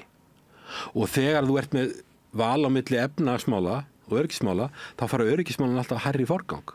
Þannig þessi lönd eru tilbúin að færa allavega stjórnvöld, miklar fórnir efnahagslega, til að halda til að reyna að tryggja öryggi sitt og halda þessi leið til þess að tryggja öryggi sitt, talaði ekki við andstæðinginn, farið í stríð og þú vinnur stríð á vígvellinum og þannig leysur málið. Og það er fasin sem erum við í dag. Það sem við vorum með eftir seinni heimsstyrjöldina, það var svona positive sum game, það sem allir græddu, meiri viðskipti, minnka viðskiptahindranir, taka stjórnum á gjaldeyrismálum og peningamálum allan heiminn, búa til ný kerfi, nýjar stofnanir sem eru vettvangur félagslega innvið inn í löndunum, heilbrigðiskerfi og skólakerfi og velferðaríkið og til þess að lyfta hinum fátæku og auka rétt hinna rétt. Marshallplanið var tekið upp, það var uppbygging í Evrópu sem var búið að eyðileggja að miklu leyti, en núna er þetta öfugt, það er að segja það er óbóðslega öryggi, hræðslega með öryggi, það fara að forgangsraða peningarnir í staðan fyrir aðilar síðan að semja og alþjóðlega stofnanir styrkja þær og auka viðskipti, þá er þetta öfugt, það eru verið að minnka viðskipti, tollar, jafnvel kvótar, alls konar refsiaðgerðir. Þetta minnkar heimsagkerfið og til dæmis Trump, það sem hann gerði, það var verið að búa til, þegar hann var fast í síðast á, var verið að gera samkomulag við Austur-Asíu, fríverslunarsamkomulag við Austur-Asíuríki og Kína var ekki með í því. Og hann eyðilagði það sem var alveg furðulegt, þetta var einmitt tækifæri fyrir Bandaríkin að ná ákveðnu stöðu í Austur-Asíu á kostnað Kína, en hann eyðilagði það samkomulag því hann telur alltaf að það er verið að gera fríverslunarsamkomulag, þá séu verið að Bandaríkin verði fá að finna fyrir því og við þurfum alltaf að borga fyrir það, segir hann. Bandaríkin alltaf aðilinn sem að lendir undir og tapar. sama með fríverslunarssamband við Evrópusambandið, hann vil eyðilega það líka. Hann er einangrunnar sinni, þannig að sko öflin í kringum Trump eru alveg öfugu öflin sem voru eftir seinni heimsstyrjöldina. Það er að segja, þá var vel að opna mink og GATT var rætt á þessum Bretton Woods fundi, en það síðan var fundur setna GATT og síðan breyttist það í WTO, Alþjóðaviðskiptastofnunina. En sko, þannig að við erum öfugan fasa og hvernig við brjótust út úr honum og svo erum við með eins og að benda og við erum með Evrópusambandið og Evrusvæðið, það sem er eiginlega engin hagvöxtur og það er verið að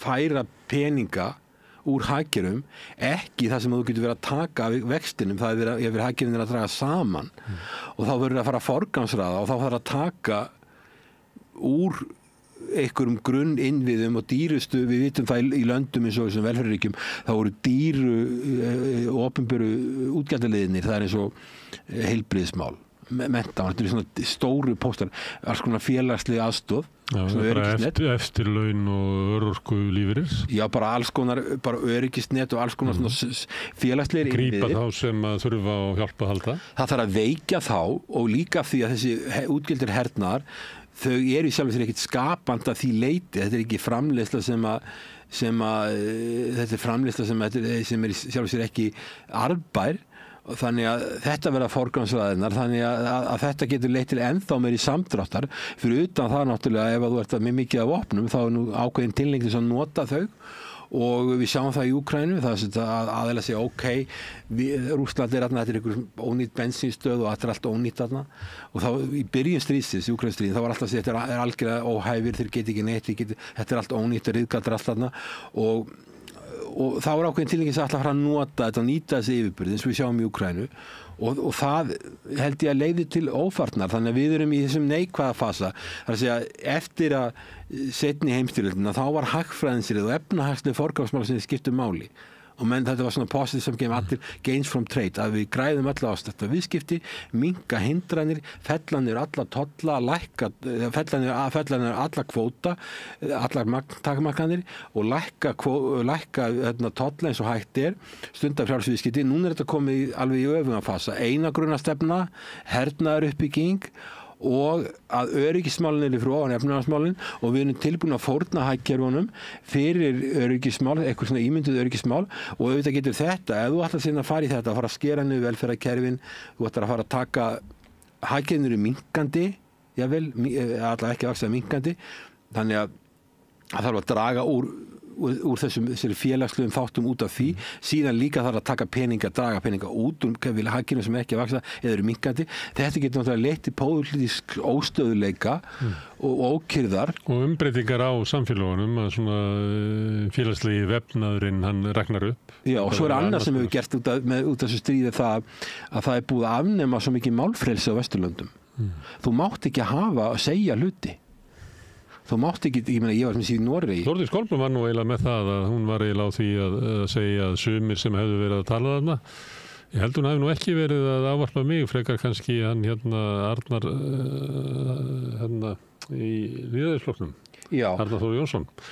En hún sagði eitthvað í þá verun að þessar skoðanir ætti ekki heima á sviðinu. Hún sagði afskrifa stjórnmálamenn út úr umræðanum. Það er að segja að stjórnmálamenn sem væri með ákveðnar skoðanir sem ekki eru bara á línu þeir væri afskrifaðir út úr stjórnumræðinni einhvern veginn og þar heldur hún notaði það orð. Það er svona einradda samfélag. Þetta er nú málfrelsi sem við búum við og þannig að þetta stingur í stúf ég var í Noregi og ég held að staðan segja að ég var að tala við fræðimenn þar líka um þetta akademíska frelsi og þar er þetta líka að sumir fræðimenn sem er þar þeir þori ekki að tala þessi mál heima hjá sér. Þeir tala bara kannski, þeir eru ellendis eða gegnum einhverjar stöðvar sem er ekki í landinu sjálfu. Þannig að við sjáum þetta ekki bara á Íslandi að þú verður að segja réttu hlutina til þess að vera ég meina, annars getur þú oft vona á einhverju, sko, þú mátt ekki segja þetta hugsa og þessi vestræni gildi ná bara ekki lengra en þetta og við sjáum þetta líka ef við skoðum eins og Gazasvæði, það var rætt það, þannig að það voru mikil mótmæli í byrjun á þessu sem að svo sagði Bogi að þetta fólk sem var að mótmæla hefði stólið tíma ég meina, ég skil það nú ekki, ég meina, búum við ekki í lýðræðisríki, má ekki fólk mótmæla þó að fara ykkur 10 mínútur í að fólk fá að láta í ljós, það hefur verið og ég leyfði reyndar sko þeim sem að hélt svona tölu að flytja hana með að vera gott hjá honum. Já. En svo voru svona hróp og köll og mótmæli þarna sem að tók nú ekki langa tíma, ég held að það verið svona kannski 7-8 mínútur. Já, ég held að hafi einhver tíma verið stólið þarna, ég held að þetta hafi bara verið þannig að fólk má koma inn og mótmæla og þetta tók bara skamma tíma, já, og svo leyfði, ég meina, ég svo leyfði hann hérna einhverjar umræðu líka, en ég hef áhyggjur af þessu. Ég hef áhyggjur af málfrelsinu og líka eins og kom þarna fram í þessum þætti að stjórnmálamennir voru alltaf að telja við gerðum þetta fyrir Palestínu og þetta og við styðjum tveggjaríkjalausn. Ég held að tveggjaríkjalausn sé lausn sem búin. Ég fatt að mjög, maður náttúrulega velja hvað maður vill ræða þarna en þegar fólk var að tala tveggjaríkjalausnina sem að skorki Ísraelsmenn en Palestínumenn hafa trú á lengur, þannig að hún náttúrulega hún eiginlega löngu dáin. Já, það ég skil ekki. Ísraelsmenn komust upp með það bara í 30 ár að fara eiginlega gegninni án nokkur athugasamt Bandaríkjanna eða Vesturveldana og þeim hefur bara leyft að eyðileggja þessa hugmynd. Þannig að tala að hún sé á lífi í dag en það sé einhver bara stórkostlegur misskilningur. Já, ef maður fer að skoða sko, hvaða svæði Palestínumenn hafa ráð yfir í dag, nokkra doppur eða eyjar þarna sem eru ótengdar á Vesturbakkanum og svo Gazasvæðið það er búið að eyðileggja það og það sem er verið að gera með Ísraelsmenn er að gera sko að gera Gazasvæðið óbyggilegt drepa mikið af almennum borgurum, það hefur verið lögð áherslu á það og gera svæðið algjörlega óbyggilegt og stefna sennilega að reyna að losna við fólkið inn í Egyptaland og Gazasvæðið og Vesturbakkin er að losna við fólkið inn í Jordani og Jordani er best brjáluð gegn því að það er ekki ríkt land, þeir myndi ekki þola að fá allt þetta eru 3 milljónir manna sem búa Það er gríðarlega stort mál sem þarna á sér stað þjóðarmorð sem okkur ber að bregðast við Já, en þú sér það Hefur þú heyrt talað um að það ég haldi einhverjar ráðstöfnu í hörp út af þessu? Nei, það kom líka fram svona ákveðin tvískinningur þegar það var að ræða aðgerðir gagnvart Ísraels út af því sem þau eru að gera á Gaza og samanburður viðbrögð íslenska stjórnvalda gagnvart Rússlandi. Þetta er náttúrulega ekki hægt að bera þetta saman og mér finnst það svona sérkennilegt hvernig sumir af þeir sem þarna voru einhvern veginn að reyna að láta lítið út eins og við gætum bara ekkert gert gagnvart Ísrael en í samanburðunum þá er náttúrulega búið að setja viðskiptabann og draga úr öllum diplomatískum samskiptum við Rússland og margt fleira sem hefur verið gert. Ég hef ekki heyrt að það eigi að gera Kannski ættum við að senda vopna til Palestínumanna eins og við gerum til Úkraínumanna til að verjast árásum á sitt land.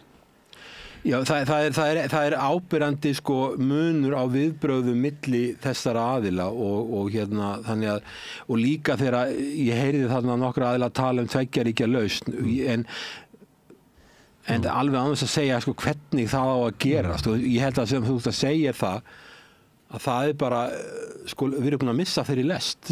En að þau nefnir það sem að Þórdís var að tala um að menn var að stimpla sig út af umræðin, ég sá að það var eitthvað verið að dreifa þessu svolítið á netinu, þessum ummælum og í tengslu við það sem ég var að segja þarna.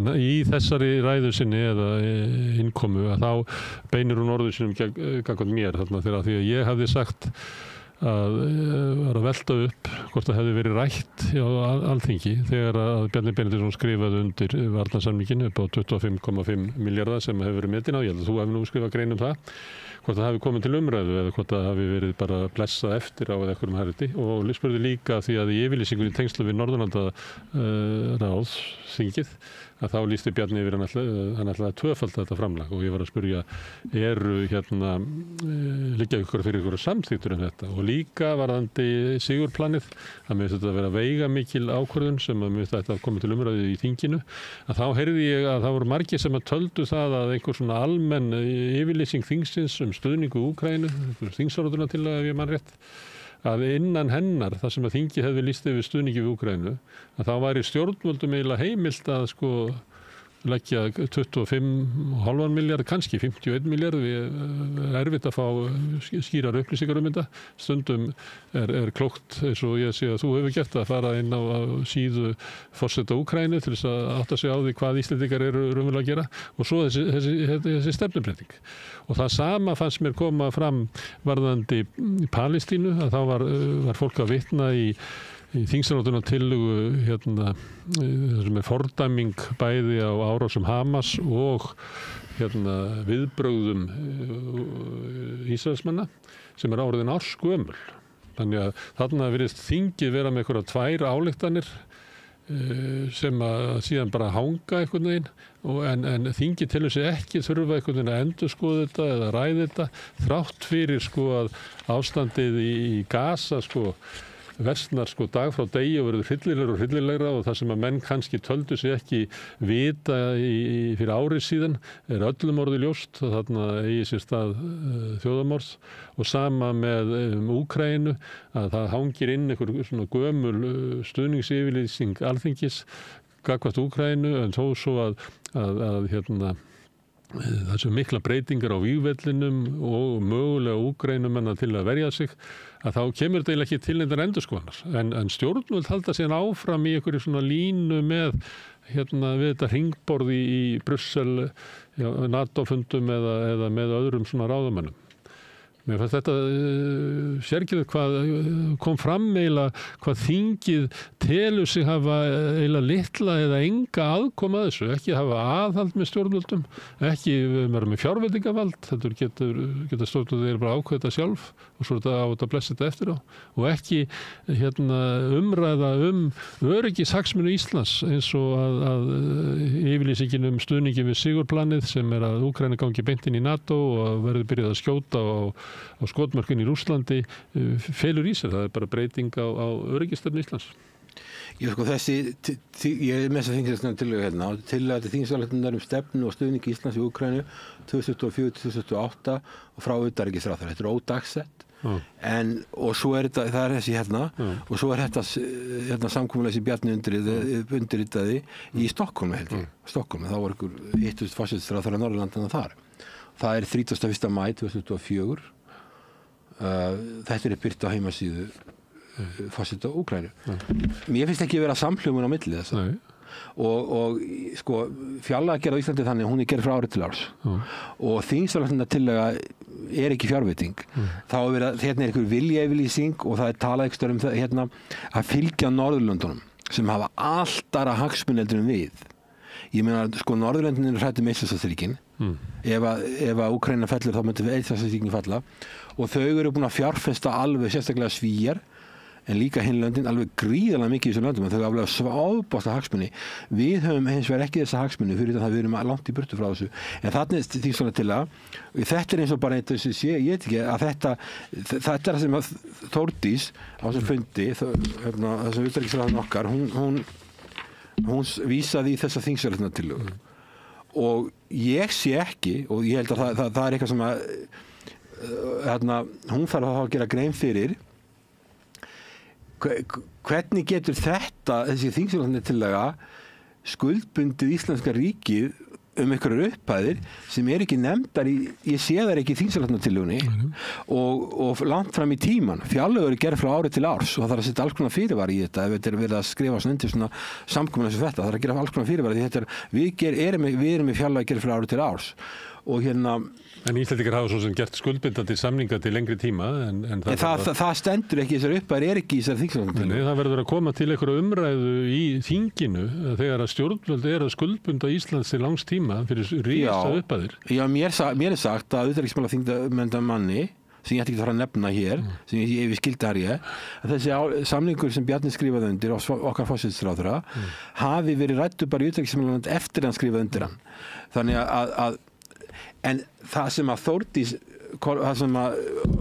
Kolbrún okkar utanríkisráðherra sagði samt og það sem er í þessu sem að verður líka að horfa á og ég er ekkert að mæla henni bát en sko þeir sem sitja á Alþingi hafi ekkert mótmælt þessu samkomulagi Bjarna. sem Bjarni skrifaði undir forsætisráðherra. Þannig að sko þingið Þú varst að tala málfrelsi kannski hefur engin mótmælt þessu að því að þú heyrðir svona undirtónin á fundinum að þeir sem að efast stefnuna sem rekin að það alltaf látið eins og býtu, ert þú ekki að styðja Úkraínu, Hilmar? Já, ég veit það. En ef þú ert ekki með þessum samningi þá ert þú ekki að styðja Úkraínu? Já, ég veit að þú fyrst það á því. Já, ef þú ert ekki með því hvernig var staðið að þessum samningi, þá ert þú ekki að styðja Úkraínu. Málið það ég hef... Það liggur alltaf hótunin í því að þeir sem gera einhverja athugasemdir við stjórnvöld, að þeir alltaf sagt að þeir vilja ekki styðja Úkraínu.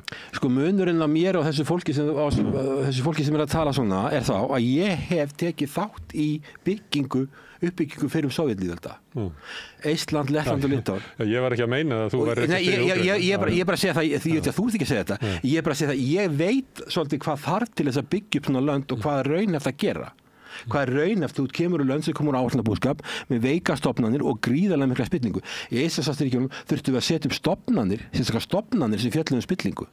Það voru bara hálfgeitis ráðuneyti sem voru bara spillingaráðuneyti og eflaust og það þurfti að byggja upp þessu lönd eftir ákveðnum ferlum og það þurfti að velja rétta tíma, það þurfti að finna bandamenn, NATO aðild og ESB það var unnið að þessu faglega.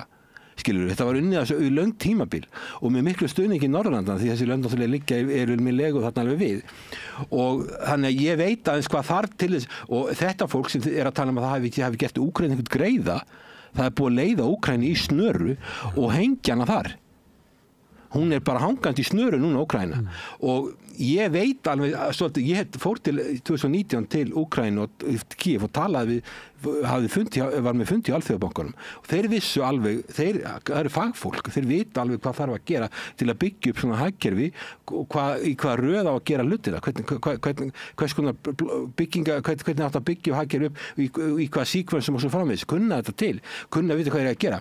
Þetta fólk segir, sem er að tala svona, segir það ok, við bara látum það hafa vopn og þeir fara í stríð við Rússland og vinna stríðið og svo bara vera allir óla ánæðir á eftir.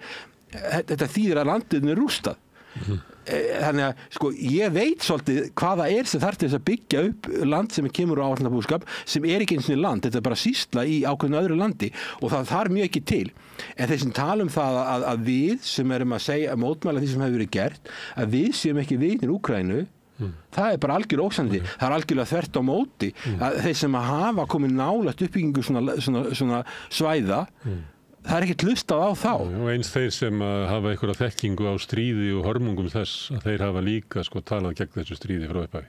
Já, ég meina þeir sem þekkja stríð og þeir sem þekkja afleiðingar stríðs og hvað það kostar að reisa samfélög upp eftir stríð að þeir hafa talað gegn þessu stríði en þeir sem virðast ekki hafa neina innsýn inn í þetta, hvað þetta raunverulega er að þeir eru herskavastir. Já, ég var að hlusta á Jack Matlock, ég held að það var Jack Matlock sem var hérna síðasti sendiherra Bandaríkjanna í Sovétríkjunum. Einhver merkast að sendiherra sem Bandaríkjanna var haft þegar hann hætti og þurfti að skipa 15 sendiherra fyrir hann vegna þess að hann var fyrir öll Sovétríkin og mér minnir að það hafi verið hann og hann var það var ekki persónulegt fyrir hann. Hvað? Sovétríkin bara brotnuð upp þannig að það var ekki kannski mælikvarð á hann að veri 15 manna maki.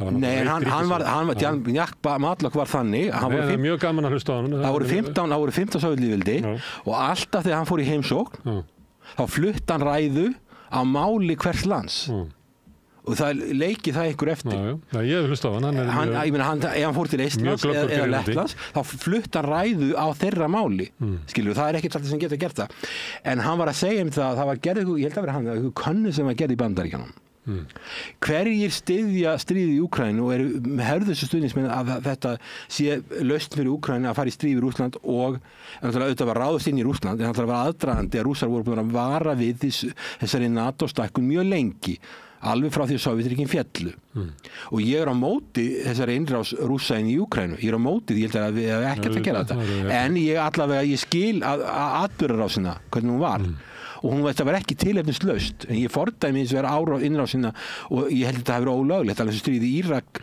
sem að Bretar og Bandaríkjamenn fóru ég var líka ólöglegt og við tókum studdum en hérna það sem hann var að segja var það að þeir sem voru hörðustu stuðnings með stríðsins í Úkraínu í Bandaríkjunum voru þeir sem gátt ekki fundið Úkraínu landakorti þannig að þetta var fólki sem vissi minnst sem að var harðast í þessu og það sem ég er að segja það að halda það, ég var að byrja að vinna samband við Úkraínu þegar ég var að fara sem háskólakennari og ná sambandi við háskóla, flytja fyrirlestra, kenna nemendum og ég var að gera svona hluti í Úkraínu og ég ætlaði að auka það.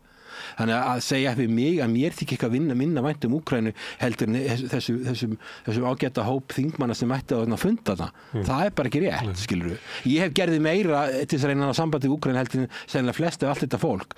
En ég meina, en að halda því fram að við, eins og ég hef sagt við þig að þú styðjir ekki Úkraínu, þetta er ótrúlega ósvífni. Ég veist það. Herðu, það er eitt atriði í viðbót sem ég langar til að spyrja þér. Því það var svolítið talað þessu fundi öryggi Íslands og meðal hans varnarsamninginn og það sem að því að nú eru að skipta forseta í Bandaríkjunum og maður velti því fyrir sig sko Bandaríkjamenn hafa litið á Íslands á áhrifasvæði sínu og hvort sem það er varnarsamningur eða ekki ef einhver reynir að taka Ísland eða hvernig sem við ætlum að orða það að þá munu Bandaríkjamenn bregðast við og verja Ísland, verja sína hagsmuni. Það er ekki þannig að Bandaríkin verji sko íslenska hagsmuni á sama hátt og þeir virðast líta sem skyldu sína að verja hagsmuni Ísraels eins og ísraelsk stjórnvöld skilgreinað á hverju sinni. Heldur er þessi tengsl Íslands og Bandaríkjana einfaldlega þannig að Bandaríkin líta á að Ísland megi ekki falla í hendunar á neinum óvinni og þar leðandi eru við varin, getum við sagt, af þessari skilgreiningu Bandaríkjana að við tilheyrum öryggishagsmunum þeirra. Er þetta ekki bara raunveruleikinn, sko? Svo getum við haft varnarsamningum þetta og allt það. En það er ekki þannig að ef það er þannig að ef Bandaríkin skilgreina að þeir hafi ekki hag af því að vera í Ísland, þá munu þeir ekki gera það. Sko, Bandaríkjunum ætlar að hugsa þessi eigið þjóðaröryggi og ég held að þeir líti að norðurslóðir séu hluta þeirra þjóðaröryggi. Þú nefndi Donald Trump, þeir hafa nýja ríkisstjórn í Bandaríkjunum, þeir hafa viljað auka sín umsvif á norðurslóðum, þeir hafa miklar áhyggjur umsvif með Kínverja og Rússa og þess vegna var ég að segja að við eigum að koma með plan til Bandaríkjana og Brussel, hvernig við ætlum að sinna okkur hlutverki í NATO einmitt á þessu svæði, þannig að þetta er Bandaríkjamenn á löngu búin að átta sig á því sem er byggt á skilgreiningu Bandaríkjamenn á seinum öryggishagsmunum. Já, þannig okkar öryggishagsmunir og þeirra fara saman og meðan okkar öryggishagsmunir og sumra meilans Evrópuríki var ekki saman. En okkar hagsmunir í Bandaríkjana fara mjög saman á norðurslóðum því við erum beint á milli Bandaríkjana og Rússlands. Það sem ég finnst var áhyggjur af er það hvaða er lítil viðvera frá Bandaríkjanum á Keflavíkurflugvelli og hvernig Bandaríkjana ætla að verja ekki bara landið, þetta er fólki í landinu. Mér er annt Ísland til landfræðilega en líka fólki og það er svo lítil viðvera þegar ég var aðstofan utanríkisráðherra það var mikið meiri viðvera, það voru fastar loftvarnir og það voru nokkur þúsund hermenn að Keflavíkurflugvelli og þessar þotur voru þannig að þær voru high alert, það geta farið í loftið fyrirvaraust hvenær sem var alla daga ársins sem þýddi það þurfti að hreinsa brautirnar og hálku eða allan sólarhringinn alla daga ársins og flugmennirnir sváu inn í flugskílinum til þess að geta verið nógu fljótur borð því að vélarnar, það var bara að reikna það út hvar er loftverk Íslands og hvað ef einhverja þotur er að nálgast Ísland frá Rússlandi eða einhverjum öðrum, hvað þurfa þær langan tíma til að komast að loftverkinni til að tryggja það að það fari enginn inn í loftverkinni hjá okkur. Og þetta var líka hagsmunamál fyrir bara borgaralegt flug yfir okkar lofthelgi. Það verður ekki ykkur þotur, ykkur flugvélar að fara inn í okkar lofthelgi, þá getum við ekki lengur stjórnað þessu lengur. Þannig að þetta var þannig. En ég held að öryggishagsmunir Íslendinga og Bandaríkjanna fari að mörgu leyti saman. Ég held að Donald Trump, hann vildi kaupa Grænland, hann átti að segja þetta sé mikilvægt. Hann sendi varaforseta Bandaríkjanna til Íslands á sínum tíma af því það var verið að tala um ég að vilja byggja einhverja höfn á Austurlandi með stuðningi Kína, alls konar ráðagerðir sem íslensk stjórnvöld voru búin að fá og voru ekki búin að taka neina afstöðu til. Takk okkur fyrir að taka ekki þátt í þessu. Þannig að skilaboðið var alveg skýrt að þið getið ekkert gert þetta og við, ef við erum með varnarsamning og ef við erum í varnarbandalagi þá verðum við að taka viss tillit til þess aðila sem tekur að segja verið okkur. Að við séum ekki að gera eitthvað sem þessi aðili segir að muni stofna í hættu möguleikanum að geta varið landið og svo svo verðum við líka að taka tillit til Brussel, við erum með aðilega sameiginlega markaði og við erum í NATO, þannig við verðum að taka tillit til þessar aðilega ef við ætlum að vera að vinna með þeim. Og þannig ég held að við séum í þeirri stöðu að við erum í þeirri stöðu þeirri hagstað að öryggishagsmunir Bandaríkjanna Íslands fara saman. Það sem vandamálið það að í staðinn fyrir að Íslands stjórnvöld skilgreinir þetta almennilega og til dæmis efli landhelgisgæsluna, við getum ekki verið með flugher, hann alltaf dýr. Við getum ekki verið með alvöru landhelgi en í fjölda, en við getum verið með hálfgilding sjóher. Bara með öflugri landhelgisgæslu, með fleiri skip, fleiri flugvélar, fleiri þyrlur og alls konar búnað og vopna hann almennilega og þannig getum við verið að þjóna einhverju sem Bandaríkjamenn vilja og við viljum og þjónar okkar hagsmunum því við þurfum að geta varið okkar svæði og sérstaklega ef það verður meiri viðbúnaðar og vígbúnaðar á norðurslóðum að þá þurfum við að undirbúa okkur og við erum að gáfa því að Norðmenn í vandræðum á Svalbarða. Rússar eru með heilt þorp á Svalbarða til að nýta það á kólanama en þeir eru með rússar eru að auka viðbúnað sinn á þessu svæði hernari viðbúnað í kring það er einhverja takmarkanir hvað þeir geta farið með að skipum inn á Svalbarðasvæði en bara þeir geta verið þarna í kring og verið að auka umsvif sín og verið ógnandi því miður, ég meina er þetta orðið þannig að við þurfum að auka okkar viðbúnað og á hverju erum maður svo að lesa það í fréttum landhelgisgæslan getur ekki keypt olíu og varðskipin og svo framvegis skilurðu. Mér finnst þetta röng forgangsröðun, óskynsamlegt. Eitt í lokin, nú snúum við taflinu við. Horfum á stöðuna í Rússlandi eftir þetta stríð. Finnland gengið inn í NATO sem hlýtur að vera áfall fyrir Rússa. Samningur Finna og Svíja við Bandaríkinum að samhæfa heri sína við bandaríska herin, þannig að raunverulega bandaríski herin bara komin upp að landamærunum Rússlandi, Finnlandsmegin. Þetta stríð heldur áfram með miklum mannfórnum. Hvað einhvern tímann á leiðinni var okkur sagt að Rússland myndi brotna að innan. Það yrði efnahagslegur kriplingur og síðan væri valdaklíkan í kringum Pútín að þegar að vesturveldi fær að taka snekkjurnar af ólígorkonum að þá yrði honum steypt að stóli og þú þekkir allar þessa sögu. Getur Rússland haldið stríðin áfram?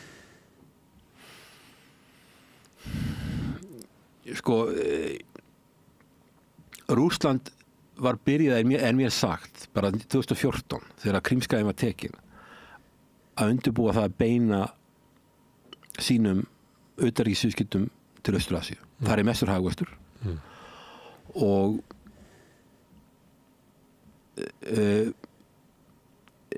almenningur og bara stjórnvöld í Austur-Asíu líta allt öðruvísi á Pútín. Leigubílstjórinn minn ég fór til Bangkok sagði mér að Pútín væri góður maður í óspilum fréttum. Manneski sem er ekki sem er ekki pólitík. En bara valdi frendi eins og hann bara sagði mér að hann væri góður maður. Þetta manneski sem var bara venjulegu bílstjóri skilur.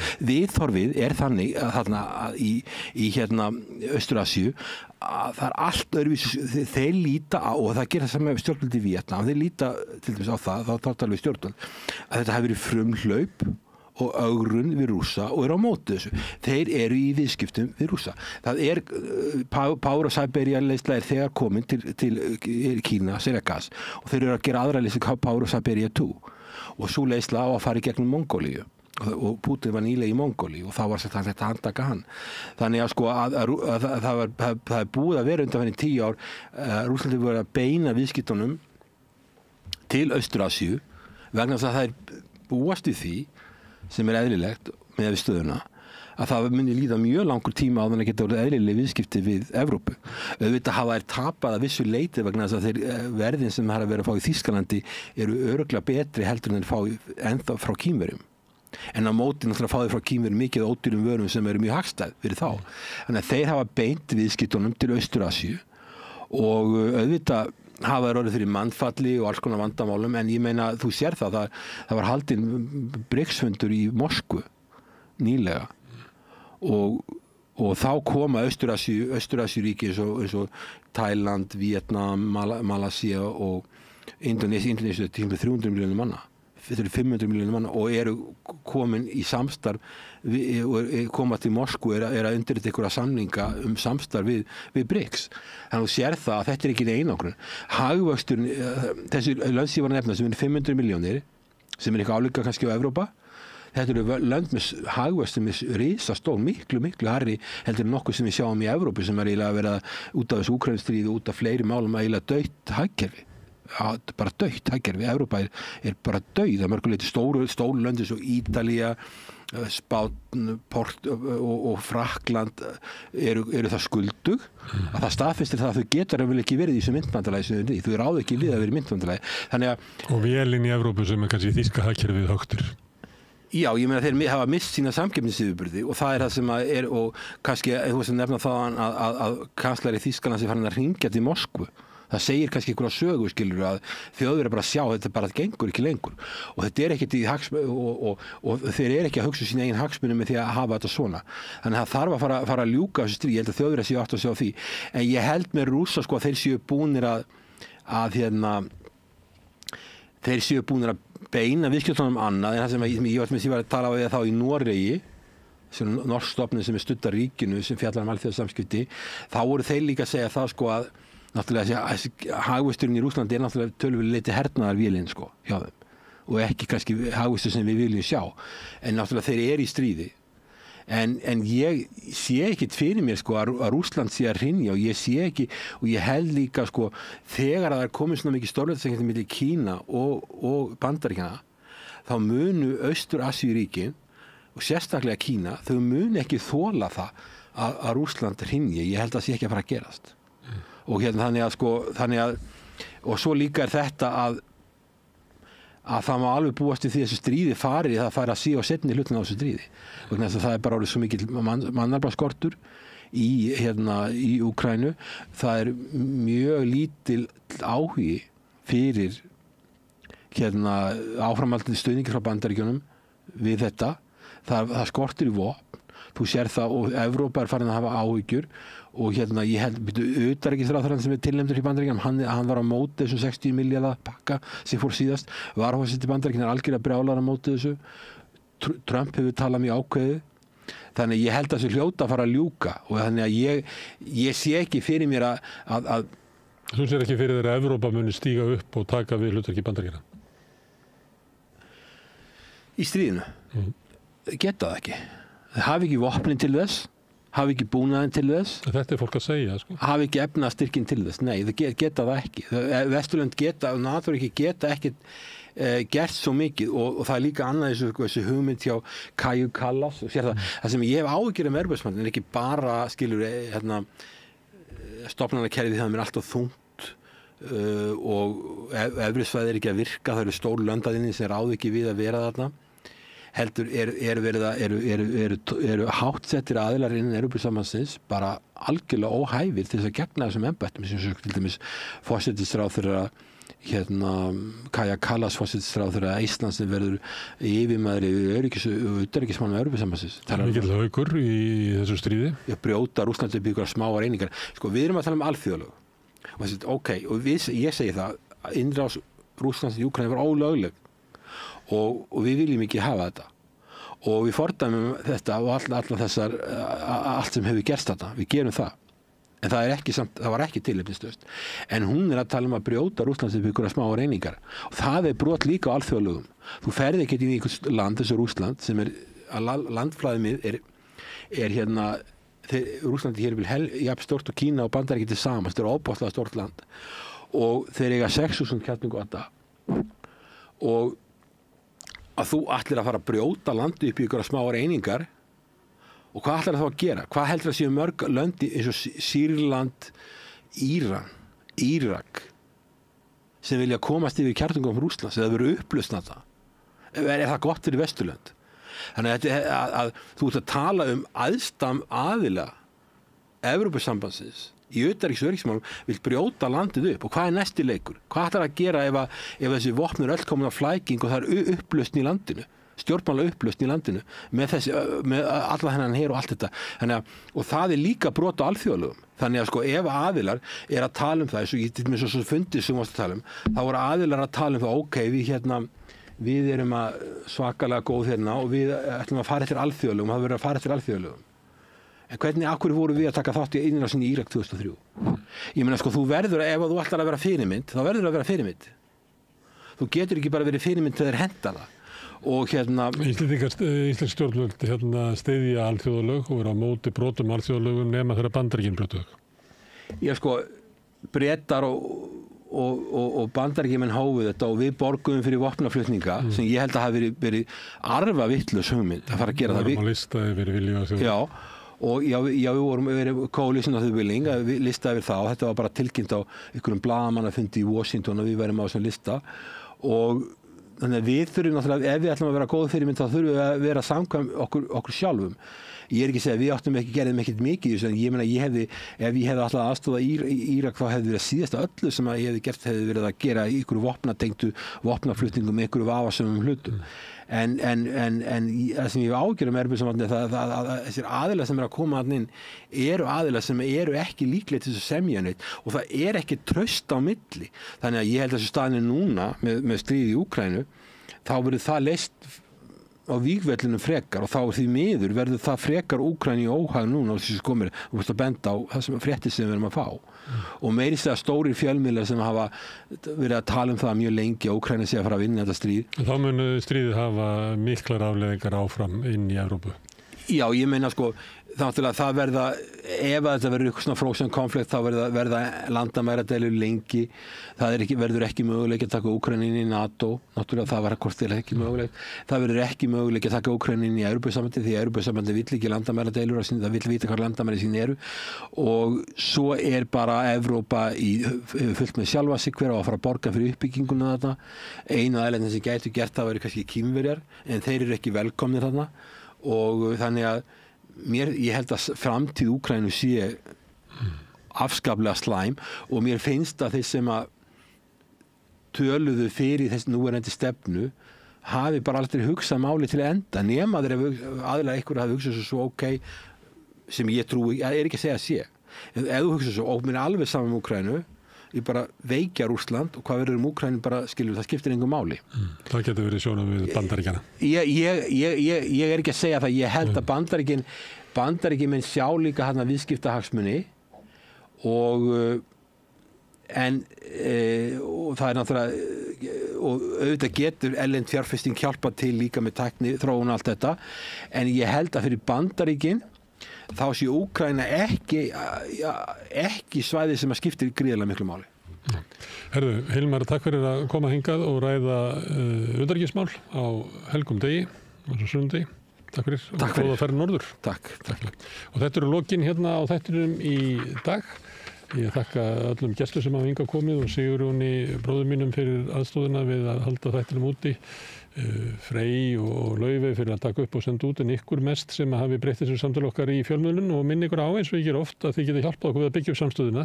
Hún byggist upp á góðu orðspori ef þið hafi séð eitthvað efni hérna sem ykkur líkar endilega segja vinum og vandamönnum frá. Bendið á að það má finna þetta efni á Facebook, á YouTube, á öllum hraðarsveitum, í útvarpinu 89,1 á FM á höfuðborgarsvæðinu, stór höfuðborgarsvæðinu en það má líka sækja þær útasendingar á spilaran, spilari.is á netinu svo spilari líka app sem má hlaða niður í síman og hlusta á samstöðinu og allar íslenskar útastöður hvað sem er í heiminum, það sem er nett.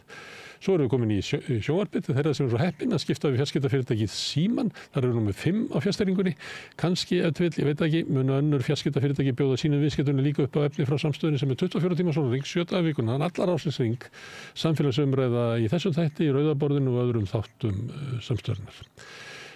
Samstöðin er drifin áfram af þeim hluta áhorfenda sem hafa gert áskrifundur. Þú getur slegist í þann hóp með því að fara inn á samstöðun.is, það er hnappur sem ástættur áskrift. Þú getur skáðað fyrir 2500 krónur sem er grunnáskriftinn sem að mér er sett að sé hlægilegt verð með það efni sem við búum til hérna.